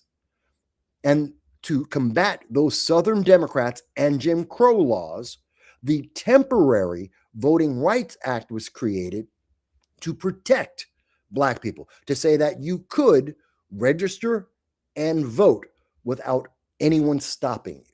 That's their job. The Voting Rights Act says you have the right to vote and to register to vote, not that you must be a Democrat. It has nothing to do with your party. Parties are not involved in this. You can be a black Republican, you can be a black independent, you can be a black libertarian, or if you choose, you can be a black Democrat. That is your choice. No one cares. The question isn't whether or not you're a Democrat. It's a question of, can you register to vote, and then can you vote? As long as you can do those two things, the Voting Rights Act has done its job. But because Democrats picked skin color as the reason, that's unconstitutional, because that is called racism. That is bias. It is prejudiced. And I know the left hates to hear those words because they try to create new definitions for these words that we've had centuries old definitions. Black people can be racist. There can be black bias, just like white bias, or white privilege and black privilege. It doesn't matter. The color of skin of the individual, the gender of the individual, the sexual preference does not change whether or not there is a bias. Therefore, because it is bias, if your only criteria is these black people who can vote and who have registered to vote and do in fact vote, they need a district because they got a suntan. Sorry, no, that's not what it's there for. That's not why the law was created. That is prejudice. That is unconstitutional. That's what the Supreme Court said. Steve Cohen, hearing and knowing that it was unconstitutional for him to say, I'm safe because I'm a white man in a black district and you can't get rid of that black district, that's unconstitutional. So he gave up. He ran away. He literally abandoned his constituents. I want them to sink in. That's the story. Tennessee Democrat Steve Cohen announces his retirement. This is a man who says, I'm going to fight. I'm fighting for the people. I deserve this seat. I've been elected 9 times, reelected 9 times. He's fighting for the people. He wants to represent the black people in Tennessee, he said. And then he quit, ran away, walked away from these people. These people he's dedicated the last 20 years to. He was so involved, and this is so much about the people and not power for the party that he walked away. He could have, he already qualified. He's already on the ballot. He could have fought to get to win a congressional seat. He has 2 decades of his work as a member of Congress to point to say, I'm qualified, I'm experienced, I'm good at what I do, I deserve to be reelected. He could do that. It's not like Democrats don't win races all across the country. He's got 2 decades of experience. And he thinks so little of the entire process. He thinks that he is so inefficient, so ineffective that he can't win just because he's going to say, but I'm a Democrat and they're Republicans. Are you good? Are you better than the Republican? Not because of your skin color, not because of your gender. Did you do a good job? If you are good, you get to keep your job. It's that simple, or it should be. But Steve Cohen's going, well, the Republicans are being all nasty. They're doing a horrible job. Then why'd you run away? Fight, run, get to November, lose, and say, you know what? I was still the better qualified. It was because of those Republicans. They screwed me. That's one argument. You can make that argument. Go through the race, go and have the debates, outshine every Republican candidate, make them look bad, show how skilled you are, point out, bring up your record as a member of Congress, and show people how good you are. He could have done that. But he is afraid of his record. He doesn't have achievements. He isn't more skilled or more capable than any of his opponents. Therefore, Steve Cohen said, I actually have to work for it. I actually have to earn those votes. I can't just say I'm a Democrat and get them. And rather than actually fight for it, because he has no core beliefs, this is about party power, not about actually performance. So he ran away. And he'll say, Republicans, bad. Orange man, bad. MAGA, bad. It's a lie. It's a bald-faced lie.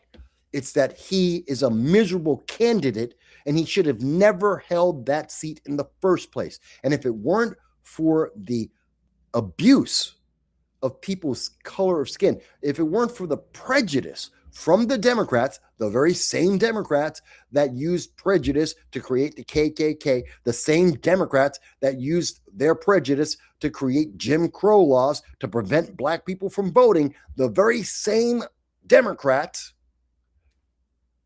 were not willing to stand and fight. They ran away because they can't show you that they earned it. That's my opinion. If other people disagree with me on that, I'm happy to hear this. I'm happy to hear the arguments and say, but Mike, you don't understand. Because I always hear, but you don't understand, Mike. Because then they turn around, and I'll get to the comments in a moment. I see there's 3 of them. I'll get to those comments in a moment. But, I always hear from the people, and they go, well, Mike, a third of the Congressional Black Caucus might not keep their seats. You know, there are black people who have been elected to Congress, the House of Representatives, and the Senate. Black people that represent majority white districts. You do realize that, right? Like a third of 30%, 30 out of this, actually it's closer to 50%. About 50%, there's 62 black people in Congress. That's the House and the Senate combined, about 62. And of that number, about 25 are Democrats, 5 are Republicans. And of that group, roughly about 30%, that's Republicans and Democrats combined, 30% of those black members of Congress actually are in white majority districts. Oh, you didn't know that? I'll give you an example of who I'm talking about. Cory Booker. Cory Booker is a senator for New Jersey. The majority of people in New Jersey are white.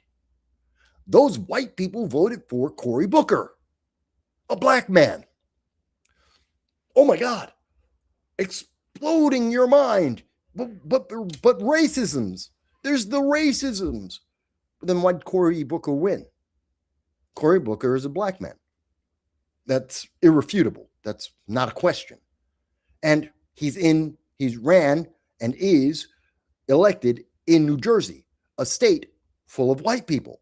It's a white majority. There's no question about that. And as senator, he's not looking at a district. He's not representing Newark, which may or may not have, I don't know the numbers for Newark, but maybe let's assume Newark has a high black population. He's not the congressman representing Newark because that's where all the black people are. He's representing the state, and the state is white. Well, absolutely majority white population. And he got elected anyway because the people thought Cory Booker was the best. Mind you, Cory Booker had to beat other white Democrats to get the job. He had to challenge people. He had to have primaries. He went through the debates. He went out and campaigned. Now, I'm not telling you that Cory Booker is a good senator. In fact, I'll tell you the exact opposite. He's a miserable member of Congress. He is a useless individual, and he's not going to win the 2028 presidential nomination for Democrats any more likely than when he lost the nomination in 2020 because he's just unqualified and he's not good. Same thing in 2016. He's lost it 3 times. He's not going to win in the future. But you can't tell me the racisms and I can look at Cory Booker and go, there you go. And by the way, on the Republican side, there's Tim Scott. Yeah, he's also a senator, also represents white people, and that's Republicans. So you can't even say, well, it's the Democrats, and so Democrats will elect a black man because they're Democrats. Well, the Republicans did the same thing. It's called Senator Tim Scott, and there are others. By the way, there's also Representative Donalds in Florida. His district, majority white. Oh, but those are Republicans. Oh, so Republicans will vote for black people who are qualified to serve and represent them in Congress and in the Senate. Oh, so it's not the racisms. So that's not a real argument. This coming from ABC News. A third of the Congressional Black Caucus could lose seats amid redistricting fight.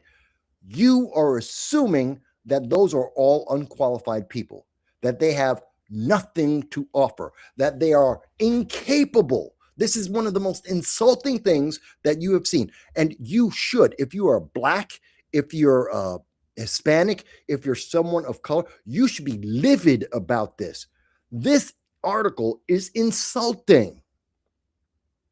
Oh, you can't win because you're black, not because you're not smart enough, not because you're not capable enough, not because you might have a record that shows success that you're actually doing the job and doing it well. No, you're black. That's the only qualification that matters, and you're going to lose just because of the color of your skin, not because you're actually good or bad at the job. That is insulting. They are assuming that a third of the members, let's take ABC News at its word, then a third of the members of Congress are DEI hires. They are unqualified. They were never the best choice. They were just shoved there because of the color of their skin. They shouldn't be in Congress in the first place. That's what ABC is saying. And I know there's a lot of people right now who are maybe on the left or left leaning, and it's the first time they've ever stopped and thought about this. They've never actually heard someone present the argument in this way, to look at the headline and go, oh, no, not just, yes, it's racism's, but actually go, no, that's insulting. That's insulting. Because I am sure there are people who are Democrats and black, and they earned it. They went on the debate stage. They made the arguments. They had plans. They went around, raised the money. They got elected. Some of them are getting reelected because they have a record. They have their votes and said, here's what I believe, and this is the way I voted. I believed in open borders. I voted for it. I believe in abortion, and I voted for it. You know, there are people who can actually stand up and say, oh, no, I stood by my convictions. I stood by my beliefs, my ideology, and I'm the best one at that belief, that ideology. There's no other member of the Progressive Caucus that is as socialist as AOC or Ilhan Omar or Rashida Tlaib. And that's why you have to reelect them, because they are the best socialist in the progressive movement. That's not an argument that would work for me. I think that's stupid, and that would absolutely make me not vote for them. But according to ABC News, that's irrelevant. AOC could lose her seat because she's Hispanic. But wait a minute, but who's going to replace her? Well, someone who's white. What? Just because they're white. Not because they have a better policy. Not because they have a better ideology. Not because they're better at speaking to people. It could be a white guy in the Democratic Party. According to ABC News, a white guy is going to be able to beat AOC just because he's a white guy, not because he's a progressive, not because he's a DSA member, not because he's a Democrat. God forbid that he's a Republican. No, it's just because he's white. Really? You seriously believe that, ABC? You are a bunch of racists. The people who wrote the article and the editor, the news editor, and the editor-in-chief, you're all a bunch of crazy racists. That you allowed this article to go through, you are implying that these members of Congress, and some of them I agree with you on an individual basis, but you're just lumping all of them together and saying, well, they're just black. That's the only qualification they have, is black. I'm sorry, that's insulting. And I'm defending the Democrats here. I have to do what ABC would like to do, is I'm defending Democrats here, because I'll tell you that as much as I may disagree with them, as much as I think their ideologies are stupid, there are Democrats who are actually qualified. And it has nothing to do with their gender or their sexual preference or their skin tan. It has nothing to do with any of that. They're actually good at what they do. Now, I may think what they do is a waste of time, but they're good at it. They earned those. This is so upsetting to me. It is so insanely racist. And they're doing this just because orange man bad. But orange man bad. Black people are going to lose their races. A third of all of the members of Congress are going to lose their offices because orange man bad. You're telling me that because Donald Trump said black people, that they're not going to get votes? that no one's going to donate to them anymore, that Democrats will think this through, folks. ABC News is saying that Democrats are going to give up on their own Democrat candidates because they're black, because Donald Trump said black people. And so the Democrats will no longer give those black members, many of them elected members of Congress, will not give them any more money or support because they just woke up and said, oh my God, I did not know you're black.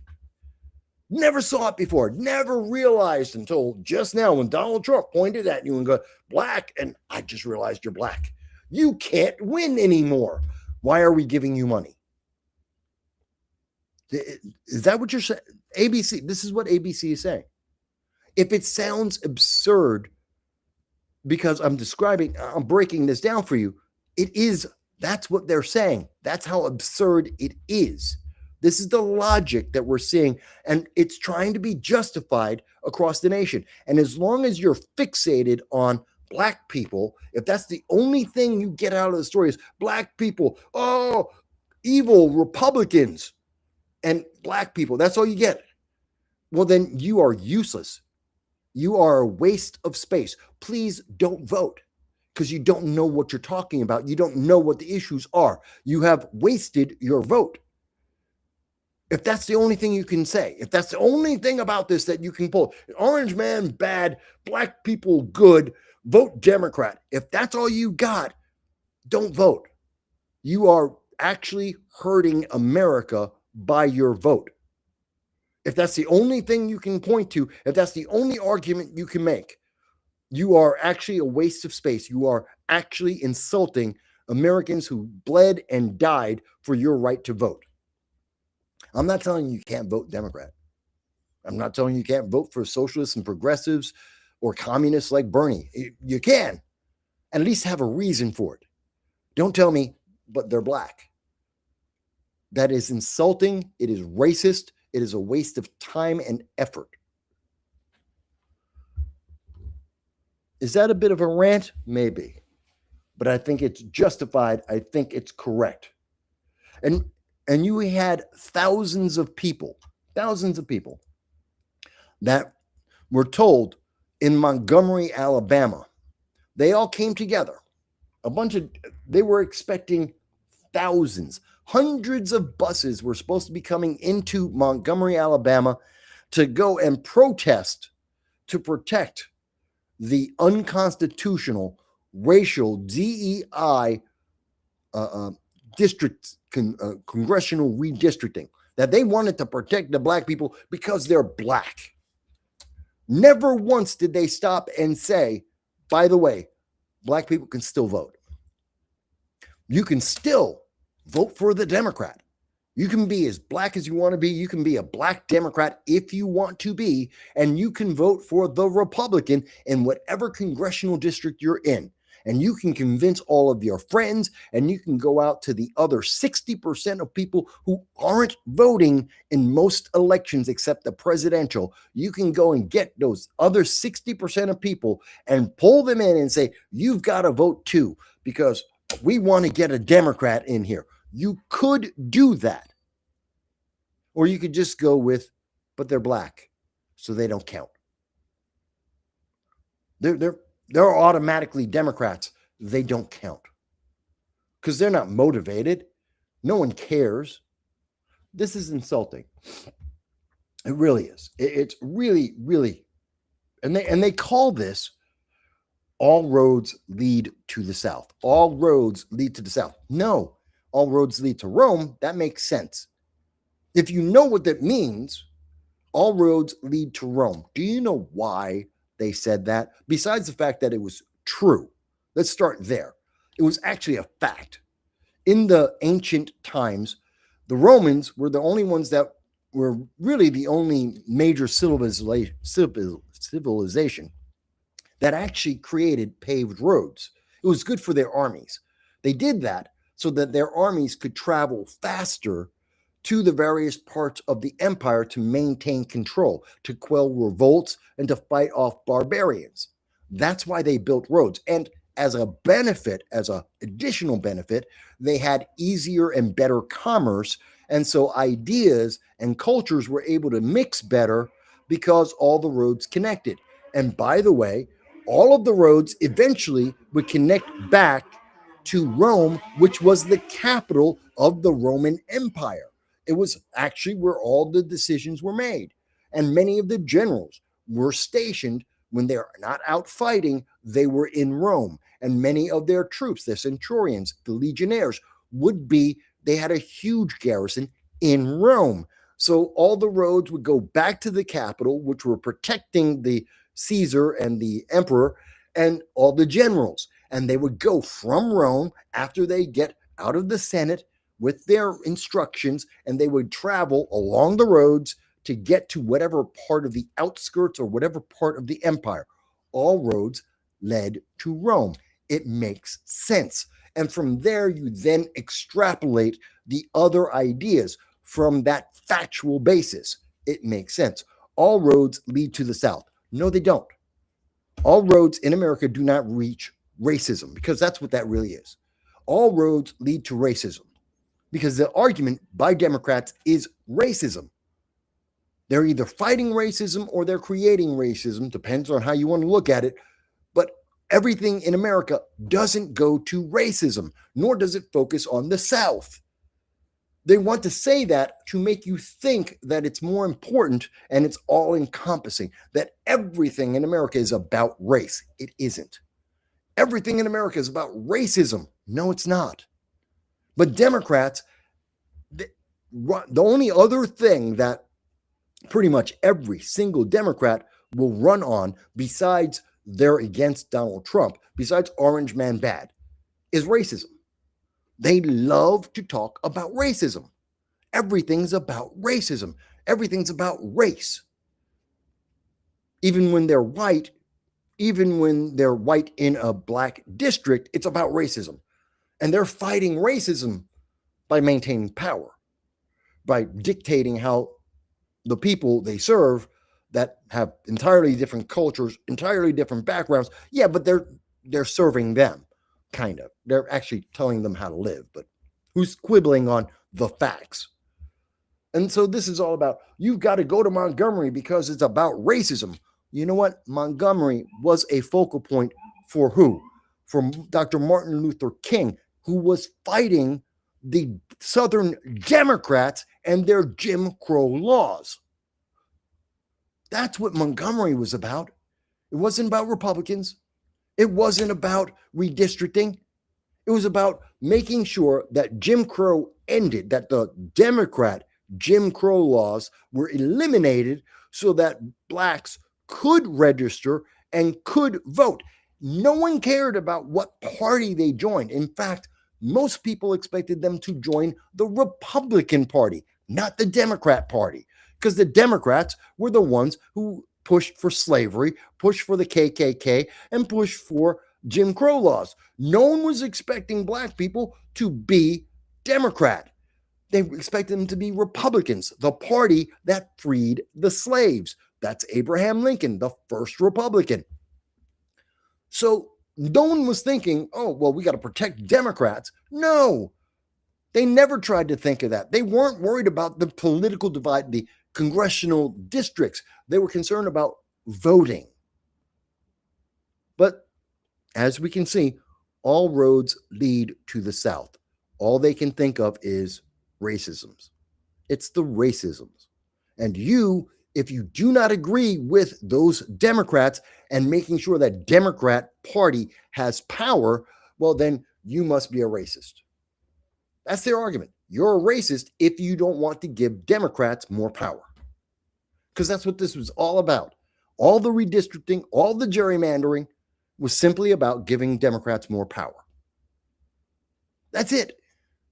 Has nothing to do with the people. It's not about representation. Doesn't matter if they're black, white, if they're gay, straight, whether they're men, women, trans, doesn't matter. It was all about give the Democratic Party more power because Democrats are losing and they need to win. They want to win. They need to win. How can they get more power? Redistrict. That's what this is all about. By the way, if someone disagrees with me on this, if someone says, Mike, you just don't understand that these are not correct, tell me how I am wrong. Okay, please explain this to me. Here it is. This is an article from The Guardian. They may draw racist maps. The map is now racist. Congressional districts are about parties. They're not about race.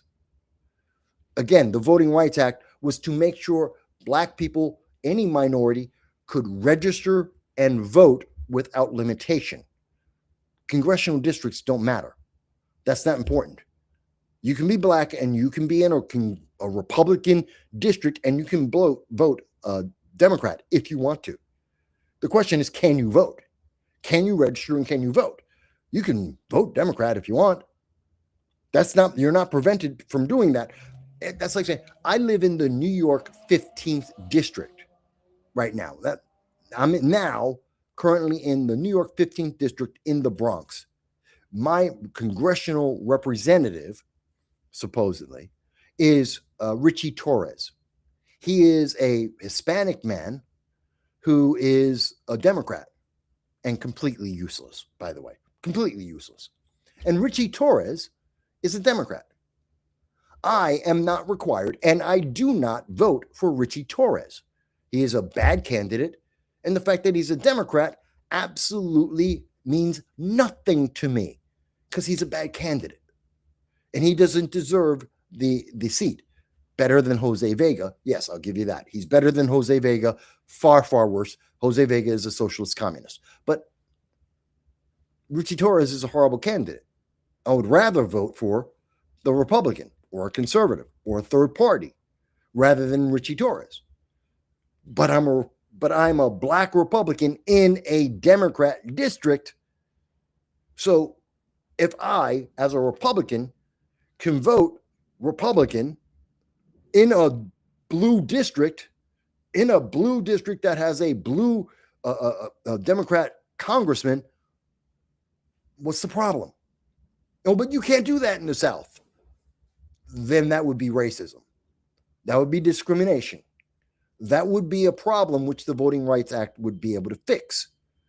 But if you can register and you can vote, you don't have a problem. So let me go on. This is about party power. So this is from The Guardian, and I highlight here the voting activists from these states, the southern states, affected by Republicans' redistricting attempts. That would be Texas, Tennessee, Virginia. Well, actually, Virginia is the Democrats doing it, and they failed, but that's another thing. Along with local and national elected officials. More importantly, national officials. Democrats from other parts of the country were coming down to Montgomery, Alabama. Why? That's not their constituents. This has nothing to do with them. Why are they wasting their time? They're not even wasting their time. It's wasting your time and money. If Richie Torres went to Alabama, I'd have to ask him, why? You represent the Bronx, a part of the Bronx. Why are you going to Alabama? Well, Black people. There's Black people in New York City. There's Black people in the Bronx that you already represent. Why are you? Alabama will take care of Alabama. You're supposed to be in New York taking care of New York, in particular, the Bronx. So let's see who they're here. Okay, so national elected officials. That includes Cory Booker. Cory Booker represents New Jersey. Why is he in Alabama? Oh, but he's got to fight the racism. You mean the racism where Cory Booker is representing a white state.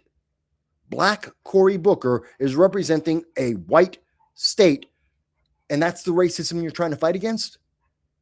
Oh, it's not. That's all bullshit, and you're just making it up. Okay, Raphael Warnock, who is from, well, at least he's from Georgia. He's over in the South, so that kind of makes some sense. And there's also Terry Sewell, Shamari Figures. No one knows who those two people are. Nobody knows. I'm assuming they're Black women. I don't know. No one knows. and AOC, Alexandria Ocasio-Cortez.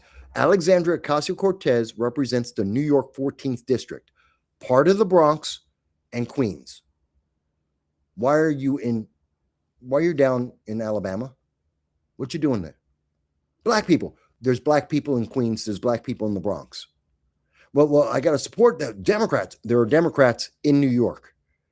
You're supposed to represent 760,000 people in New York, which includes black and Hispanic men and women and trans. You're representing a bunch of people here already. Why are you going down to Alabama? Alabama has their own issue to deal with, which is a court issue. It doesn't matter if you show up or not. If Cory Booker didn't show up, if AOC didn't show up, if Tim Scott doesn't show up, it doesn't change the case. The case isn't about, oh, well, we have to represent. That doesn't matter.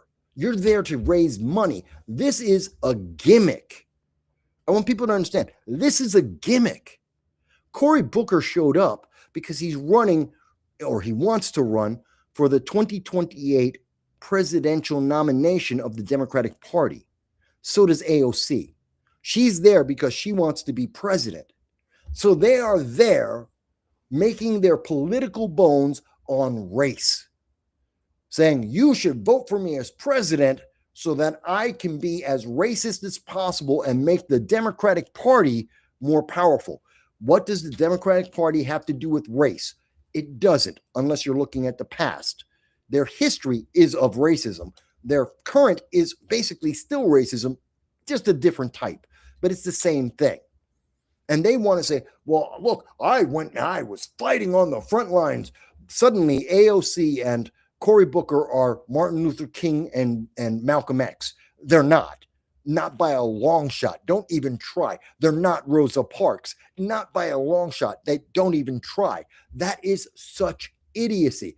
This is manipulation purely on the surface level. Literally, we're talking about skin tone. And they want to become president because of skin tone. They are trying to convince people to vote for them, to donate to them because of skin tone, not the qualifications, not because of ideology, purely because of suntan. That should be insulting for people. But they're not. They actually think it's, this is a good thing. I don't understand it. I don't understand it. If anyone in the audience understands it, I'll be happy to hear your voices to explain this to me. Now, before I get to the next part, which is going to be interesting because it's going to focus on AOC. Why is it doing that to me? I hate this. I'm going to be going over a really popular this week. AOC's been like everywhere. She went down to Alabama because racism and she wants to be president. Skin tone. Ooh. But she also said something. She had an interview. Her and, it was Kamala. Kamala just really outdid herself. She, of course, Kamala, who's looking to become the next president of the United States, which is funny. That's just a joke. That in and of itself is a joke and funny as hell. But she had a very interesting interview, and I'm going to play the relevant part for you in just 1 second.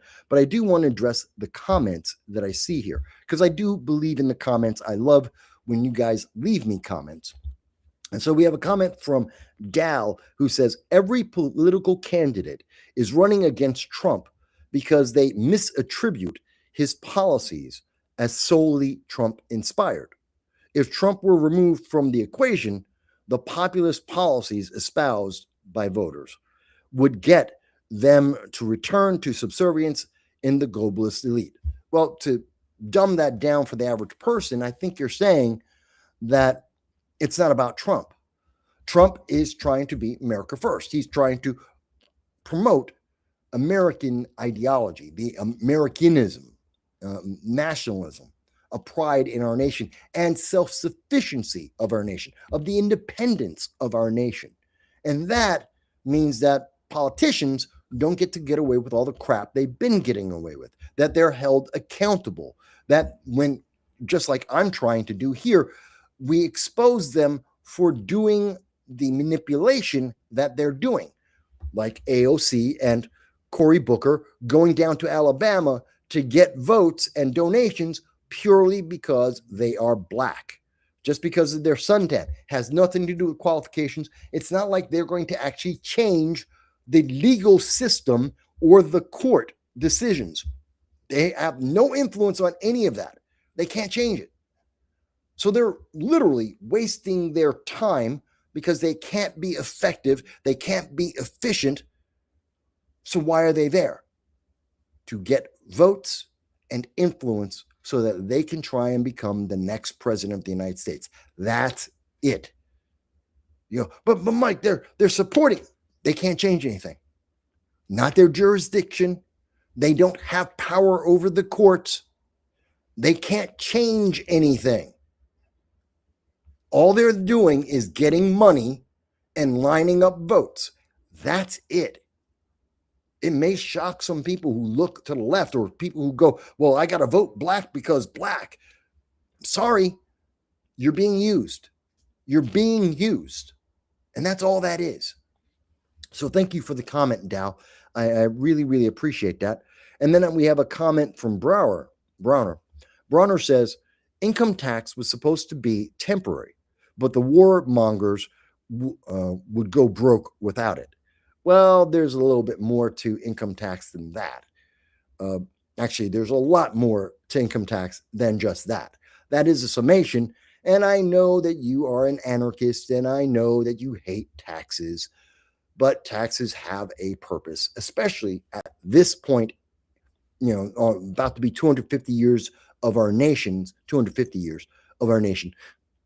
Taxes are necessary at this point. You can't just snap a finger and stop it.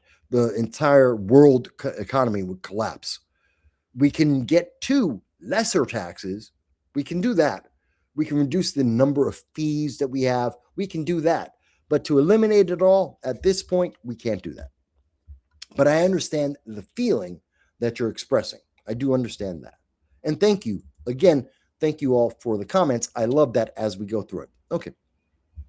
So I'm going to take us. This is going to be interesting because this is Kamala Harris. All right. Kamala Harris had an interview. Let me see if I can fix this. No. There we go. And I thought it was interesting. I thought it was very interesting, this conversation. Why is this? Ugh.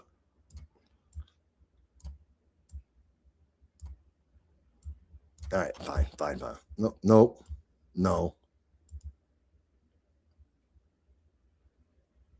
Oh, I hate this computer. I hate it. It's acting up on me, folks. It really is. Okay.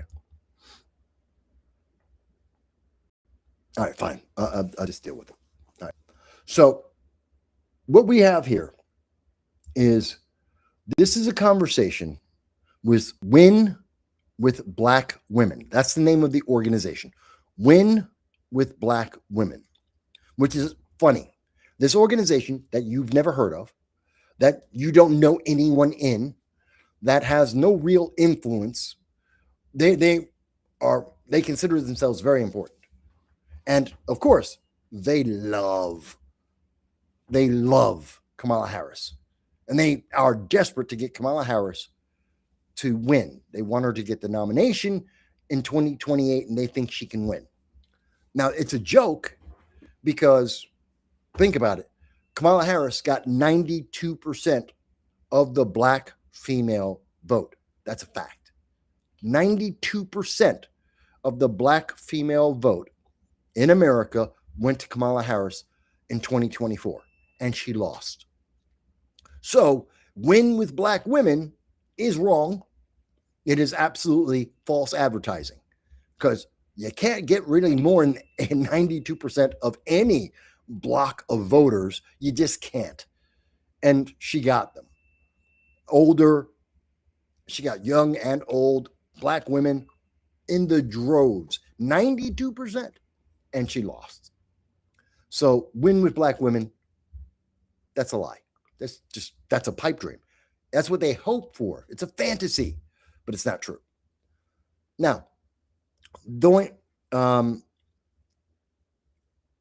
now specifically looking at this with Kamala Harris. So Kamala Harris is trying to explain how Democrats need to do something different. They lost dramatically, and the 2026 midterms is not a gimme. It should have been, and Democrats believe it should be, a guarantee. It's not. In fact, at this moment, with all the changes that have happened in Tennessee and Louisiana and Virginia, we're looking at probably Republicans winning the 2026 midterms by about 2 to 3 seats. That's pretty much it. They're going to have 221, 222 seats. So that's a huge shakeup. And Democrats are obviously mad because it means they don't get any power. And they're going to be behind the 8 ball trying to win the 2028 presidential race. So they're trying to fix this. They got to find a way to get more power. They need more power, especially since they need more money because they're out of money. They're absolutely in debt. They've been out of money since last year, 2025, in June. They ran out of money. So they need more people, and they need more people believing and donating. They've got to do it as soon as possible because they're desperate for money, and they're desperate to get back power. So this is Kamala Harris coming up with her brand new ideas. I want you to hear this. Playbook that, yes, was a part of everything that the ancestors and all of those upon whose broad shoulders we stand, all that they did to show us the way and what a fight looks like. And that is there. But when I look at these young leaders, in addition to Latasha and Joteka and everybody on this call. Latasha, Joteka, you have no idea who they are. Oh, yeah. What great leaders. Nobody knows who she's talking about. Nobody. Go on. I know that we have the power. And I know the power is ours. And I know we're not about to let anybody take our power. They have the power. 92% of Black women in America voted for Kamala. She lost. I don't think you have the power that you think you have. You do not. She lost. If you had the power, she would have won. You don't. But let's keep going. From us. Here's what I would like to also invite. In addition to everything that we know we're going to do in terms of what we have to do to activate, to march, to protest, to speak up. They can do all of that. They can march, they can protest, they can try and activate. They don't have the numbers. They basically got every Black woman in America to vote that could vote, and they did, and she lost. She's not a good candidate. It's just that simple. Get over it, people. When she ran in the first place, the Democrats they just rejected her, threw her under a bus, said goodbye. She was the first person in 2020 to drop out of the race because she was rejected by the Democratic Party. She ran the race. She ran out of money and support. She never went over 5% of Democrats. If she was not VP, she would never be in consideration of running for president.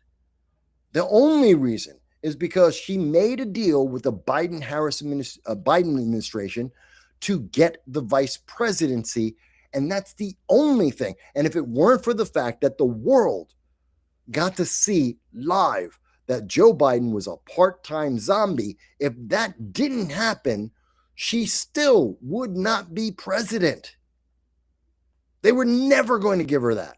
So they can activate all they want. They can march all they want. Protest? Well, yeah, leftists are known for protests, but that's not usually a good thing. But okay, they're going to try all that. Let's go on. I think that we need an expanded playbook. Okay.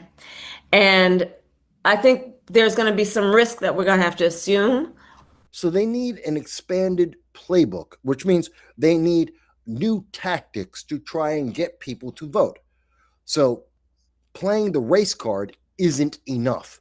Playing the female card, the gender card, isn't enough because they used both in 2024 for Kamala Harris. She's a black woman. Well, she's not a black American woman, an African American woman. She's black, true. She's not an African American. But fine, they played the race card, they played the gender card, and they lost. So that isn't enough. They can't point to any successes that Kamala Harris had as vice president because she had none. She had failures. We can point to a dozen times where she failed, like the southern border and the open border system and 8 million illegal aliens. Some people would say 12 million illegal aliens entering into America, becoming a financial burden, becoming a life-threatening risk to American citizens. We can put that on Kamala Harris because she was the border czar. Yeah, she's got lots of failures, but in terms of success, she had nothing. There was nothing she did as VP that worked. Nothing. So the only thing they could promote her on was, well, she's a woman and she's a minority. And that didn't win. So now she's looking for something extra, something different. What else can we say to make people vote Democrat? And this time we won't have the power of saying orange man bad because Donald Trump's not running. Donald Trump isn't getting a third term. So they can't say orange man bad because that has been the answer for every election for Democrats for the last 12 years. Orange man bad. Vote for me because orange man bad. You can't say that anymore. And she has no record to stand on. So they need a new tactic. God knows what it's going to be, but they need a new tactic. Okay, now we understand that. Along with that, but we need to be prepared to be able to handle that. I think that we need an expanded playbook in a way that we invite all ideas that we have. She's just repeating herself here, just repeating the same thing. This is, again, an example of the drunken word salad that Kamala Harris is known for.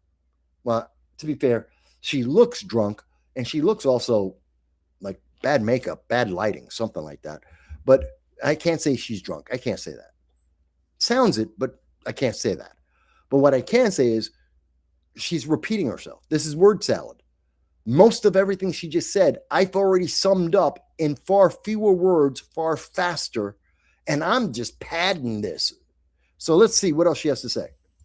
Have basically, look, that we say, look, this is a moment where there are no bad ideas. A no bad idea brainstorm is what I'd like to call it. That is stupid. There are always bad ideas. There are always bad ideas. And we have seen that looking at the Biden-Harris administration, they were filled with many, many bad ideas. And even looking at Democrats right now, the manner in which, the fact that they tried to push midterm redistricting and gerrymandering, that was a bad idea. That backfired on them. There's lots of bad ideas. Maybe you should try and get the best ideas.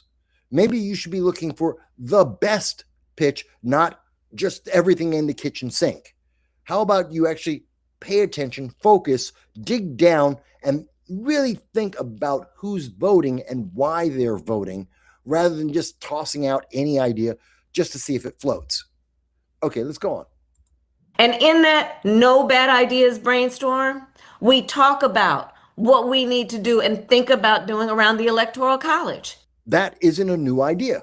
The Electoral College, getting rid of the Electoral College, has been an idea of Democrats for over a decade. It is not a new idea. So you're not brainstorming, and it was a bad idea because it actually would give Democrats more power. I give you that. If you if you got rid of the electoral vote and you just went with the popular vote, if you just got the top 10 blue cities, that would be New York and LA, Chicago and Boston, Seattle and Austin. If you just got the biggest blue cities, that's it. You win. Because most people, if you just look at the top 10 blue cities, that's a majority of the voting population of America. You'd win. But that doesn't help Rhode Island. That doesn't help Montana. That's not good for North or South Dakota. What about Kansas? What about the people in, I don't know, Tennessee, Mississippi? It's unfair. There's a reason why we have an electoral college, to prevent people from going, well, I'm just going to go to those 10 cities and I'm done. I don't care what anyone else in the middle of America, in the Southeast, in the Northeast, you don't have to care about anyone except 10 cities.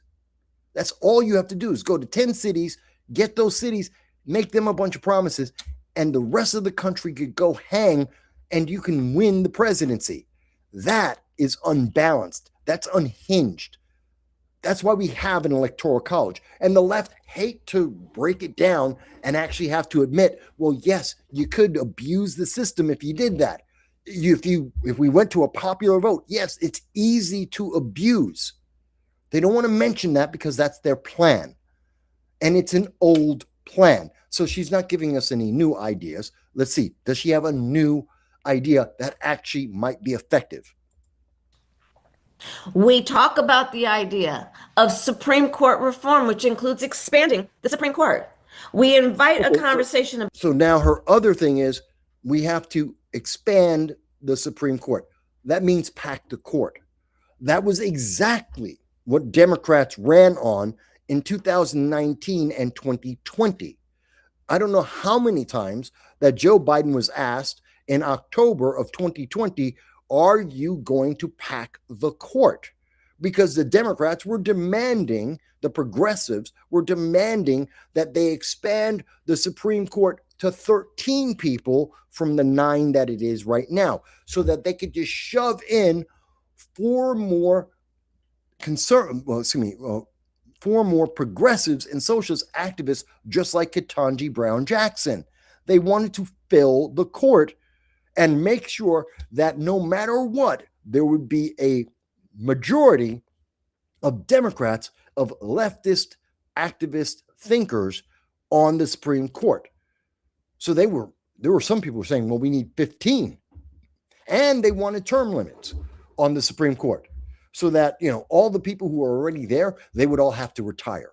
They wanted to force, it's kind of like what Virginia was trying to do, changing the rules and said, well, since everybody on the Virginia Supreme Court, the Virginia judges that voted against the redistricting in Virginia, well, since the youngest person was 54, they were going to drop the retirement age just for Virginia judges to 54, to force them all to have to be replaced and fill them, all of their seats, with stooges, with just puppets that they could put in and that would vote for redistricting Virginia, all Democrat. That's what the Democrats are willing to do, to rig the system. They're willing to go. They were literally having public discussions and private discussions about rigging the system that hard. And this is Kamala Harris. This is the same idea that came up in 2019 and 2020. In fact, Joe Biden was considering it. Once he became president, he actually started a study to find out how the American people felt about it. By the way, it was rejected by 73% of Americans, as I recall. 73% of Americans said, do not change the number of Supreme Court justices. 9 is the perfect number. We don't need more. Don't need less, because there have been less and there has been more. We do not need more than 9. This is the perfect number. Leave it alone. Just because you don't have an advantage, and by the way, in the history of the Supreme Court, it has almost always been center-right. We have almost always, in the 250 years of America, we have had a Supreme Court that is center-right leaning almost the entire time. In recent history, the only time that the Supreme Court had a majority leftist lean was in the 1970s. That's it. That's when we passed Roe v. Wade. It's the 1970s. That's the last time that the Democrats actually had, and they only had about 7 years. I think it was 7 or 12 years, that the Supreme Court was left, center, left leaning. That's it. The rest of the 250 years, center right, almost entirely.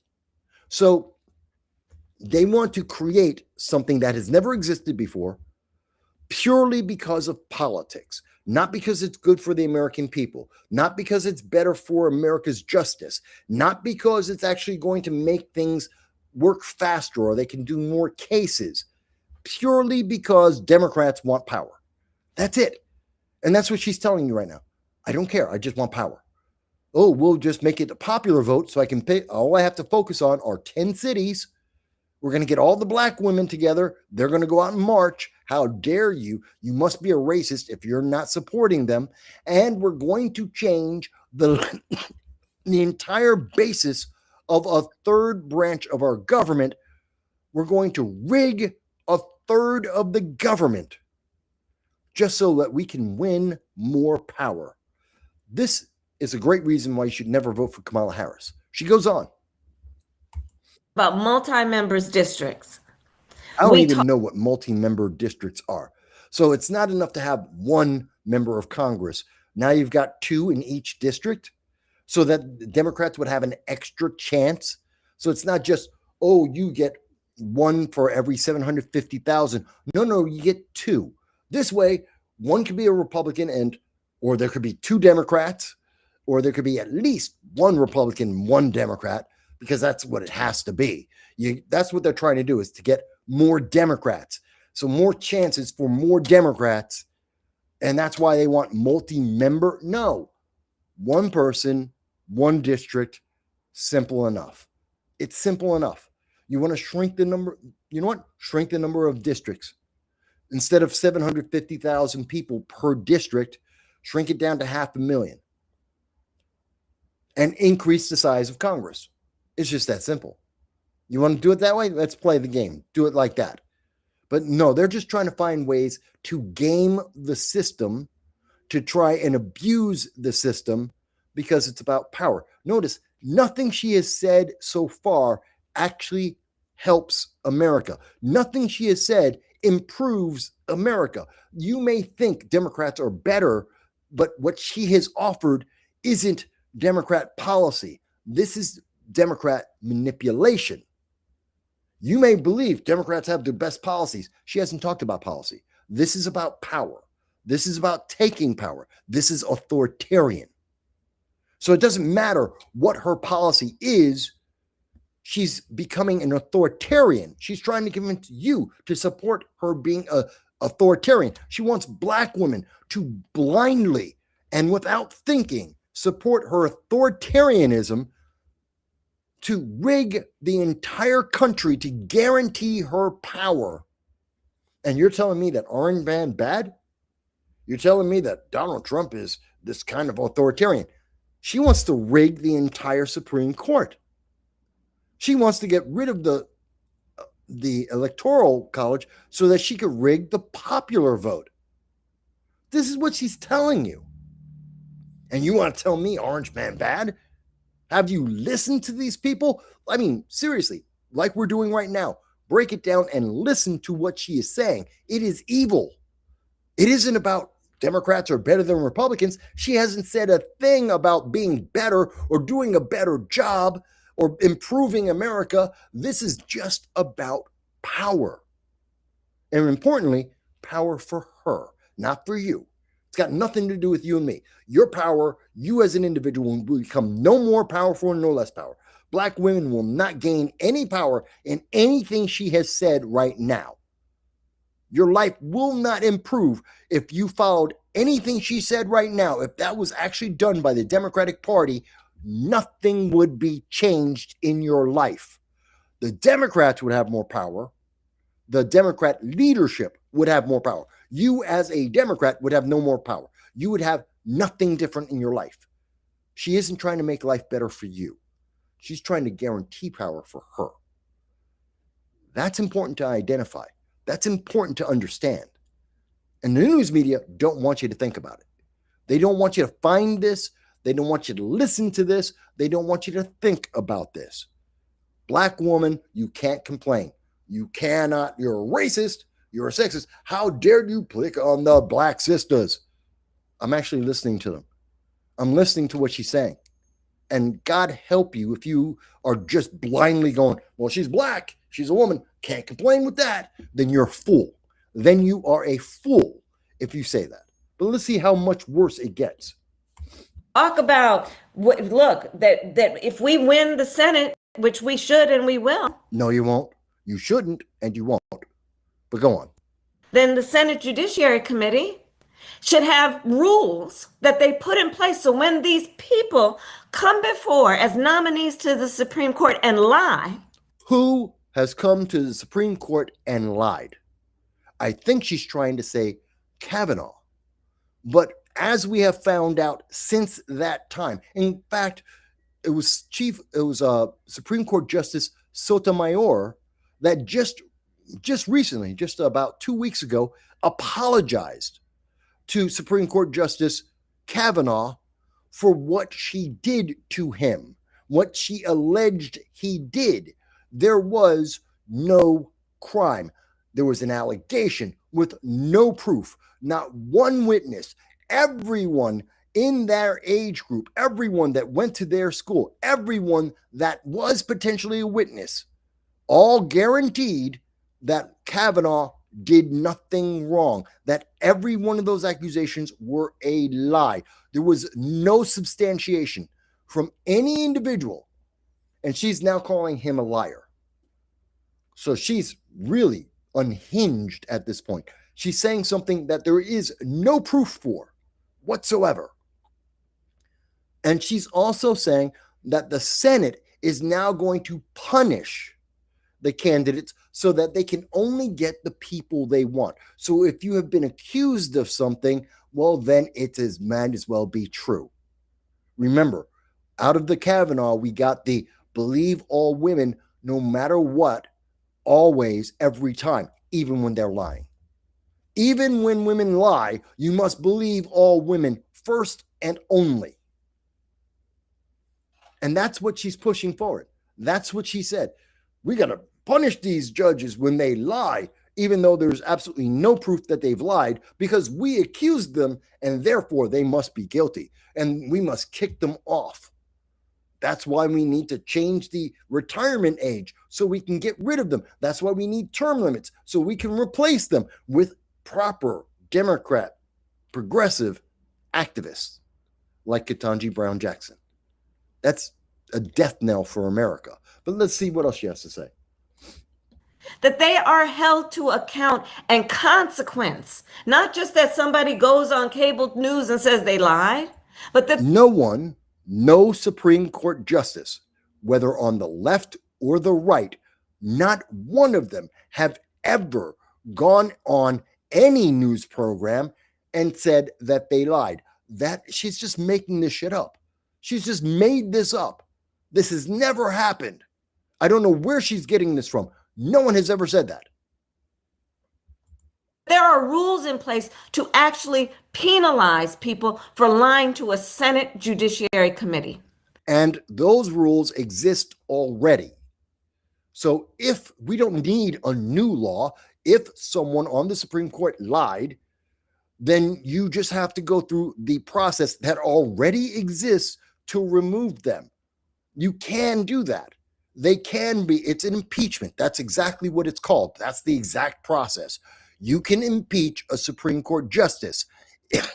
If they have committed a crime, if they have perjured themselves, you can impeach them and remove them. The process already exists. We don't need to write new laws. We don't need to change the Supreme Court or the system of justice in America. All you got to do is enforce the law that already exists. But somehow, since that hasn't happened, she's lying. That's all it is. It's that simple. Yeah.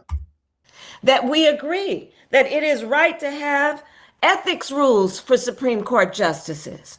And let's put those in place. We already have them. They're already in place. If you think it's bad, they should be enforced. By the way, the left and the right can be argued to have abused the ethics system. You can make that argument on both sides, justices of either party. So, no, that's just useless. Let's talk about statehood for Puerto Rico and D.C. DC cannot have statehood. It was created to not be part of the United States. People don't realize this. DC is not a part of the United States. It is completely separate of the United States.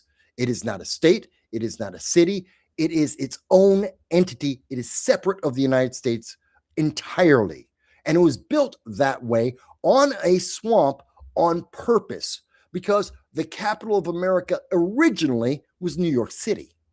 But that gave too much power to New York City, and it caused too much strife with the other states because they wanted the capital. And so, to avoid anybody having the capital as part of a state or a city, and thus giving too much power to any one group, they put it in the middle of a swamp, land no one wanted and that no one could use, and no one was supposed to live there. You went there, you did your job, and then you went home.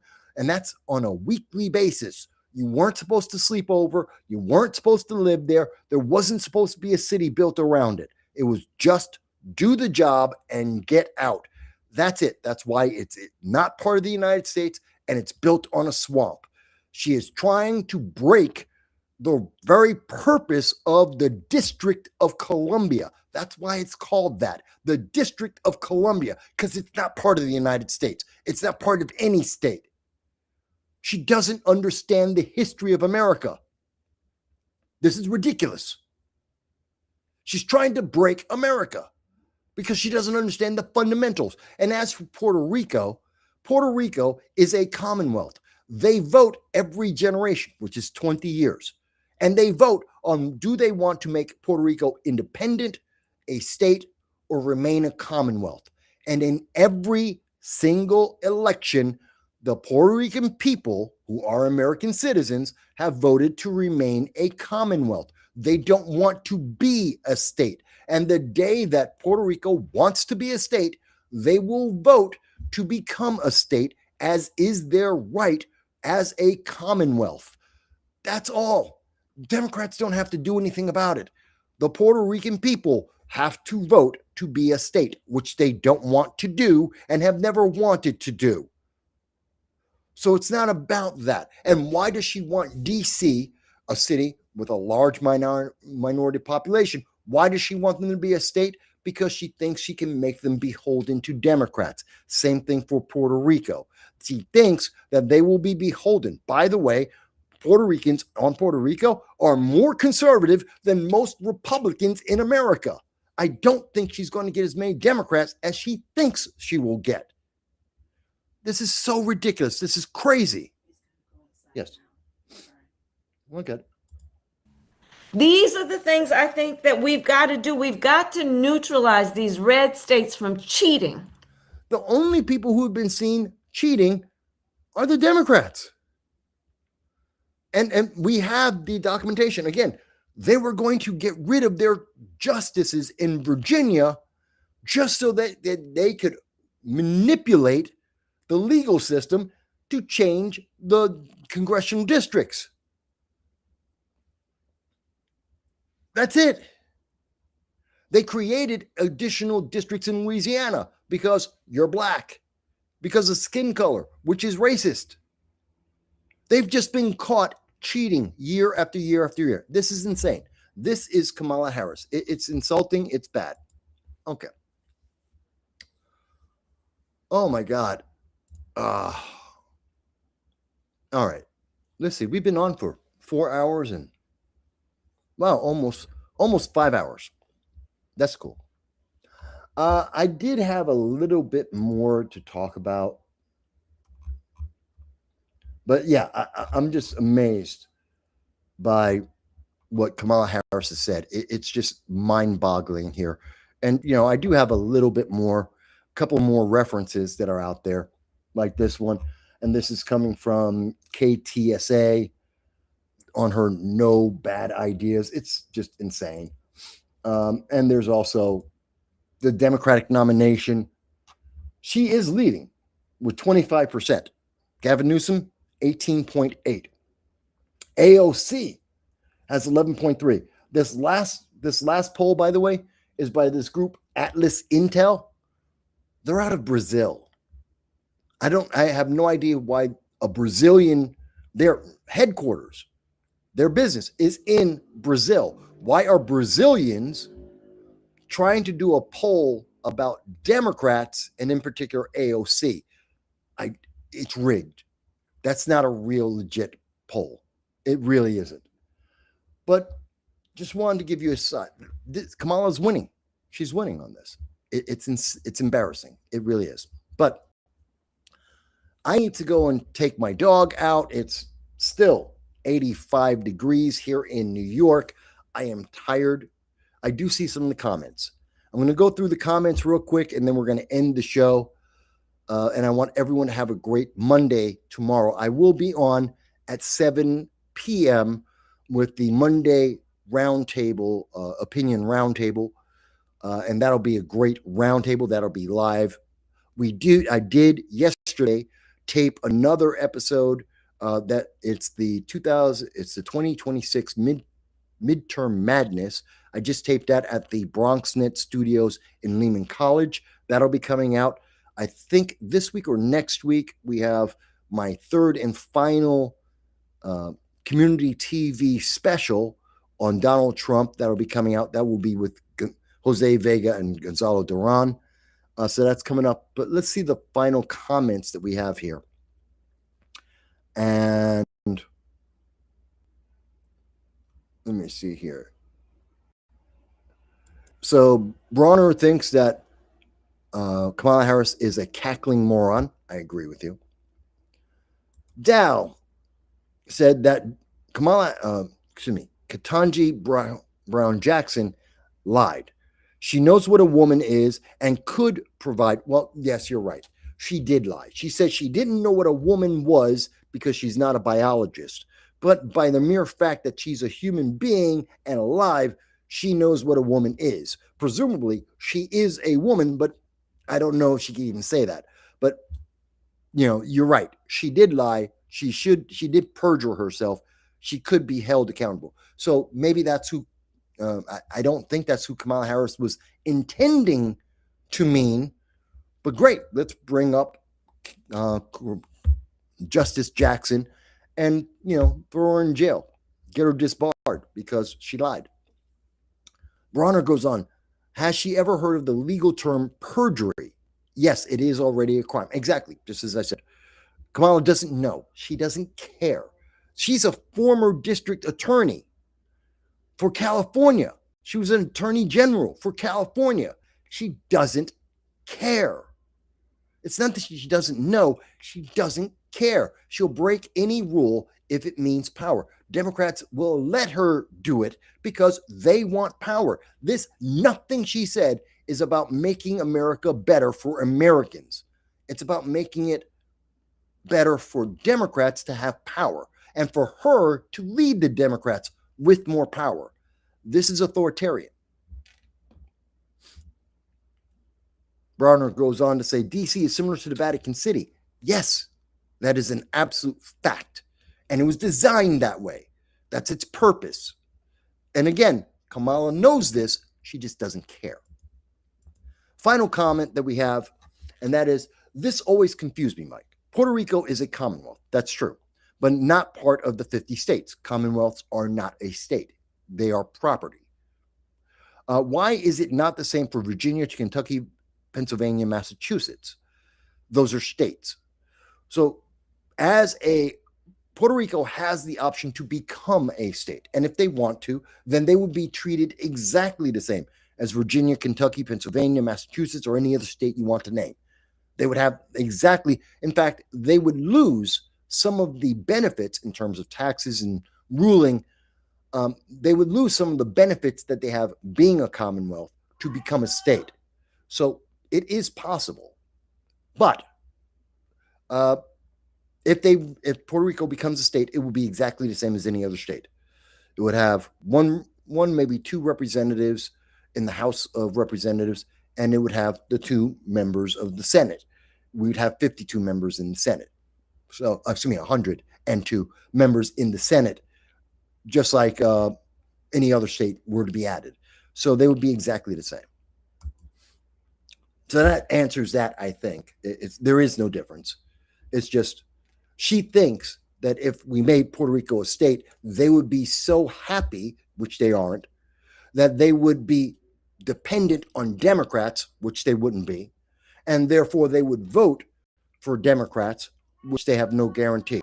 And so just like they think that black people will monolithically always vote Democrat because they're black people, they think the same thing about Puerto Rico. That's just not true. So that's what they're thinking there. All right, folks. So I thank each and every one of you. We've been on for about 5 hours.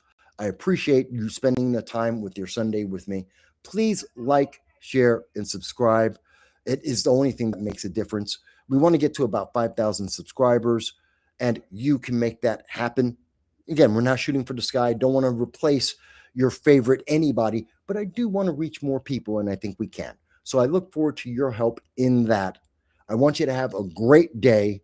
I want you to go out, get something to eat, kiss your significant other, walk your dog like I'm about to, have a cigarette. And guys, I will see you on Monday, 7 p.m. live on YouTube. Thank you, everyone.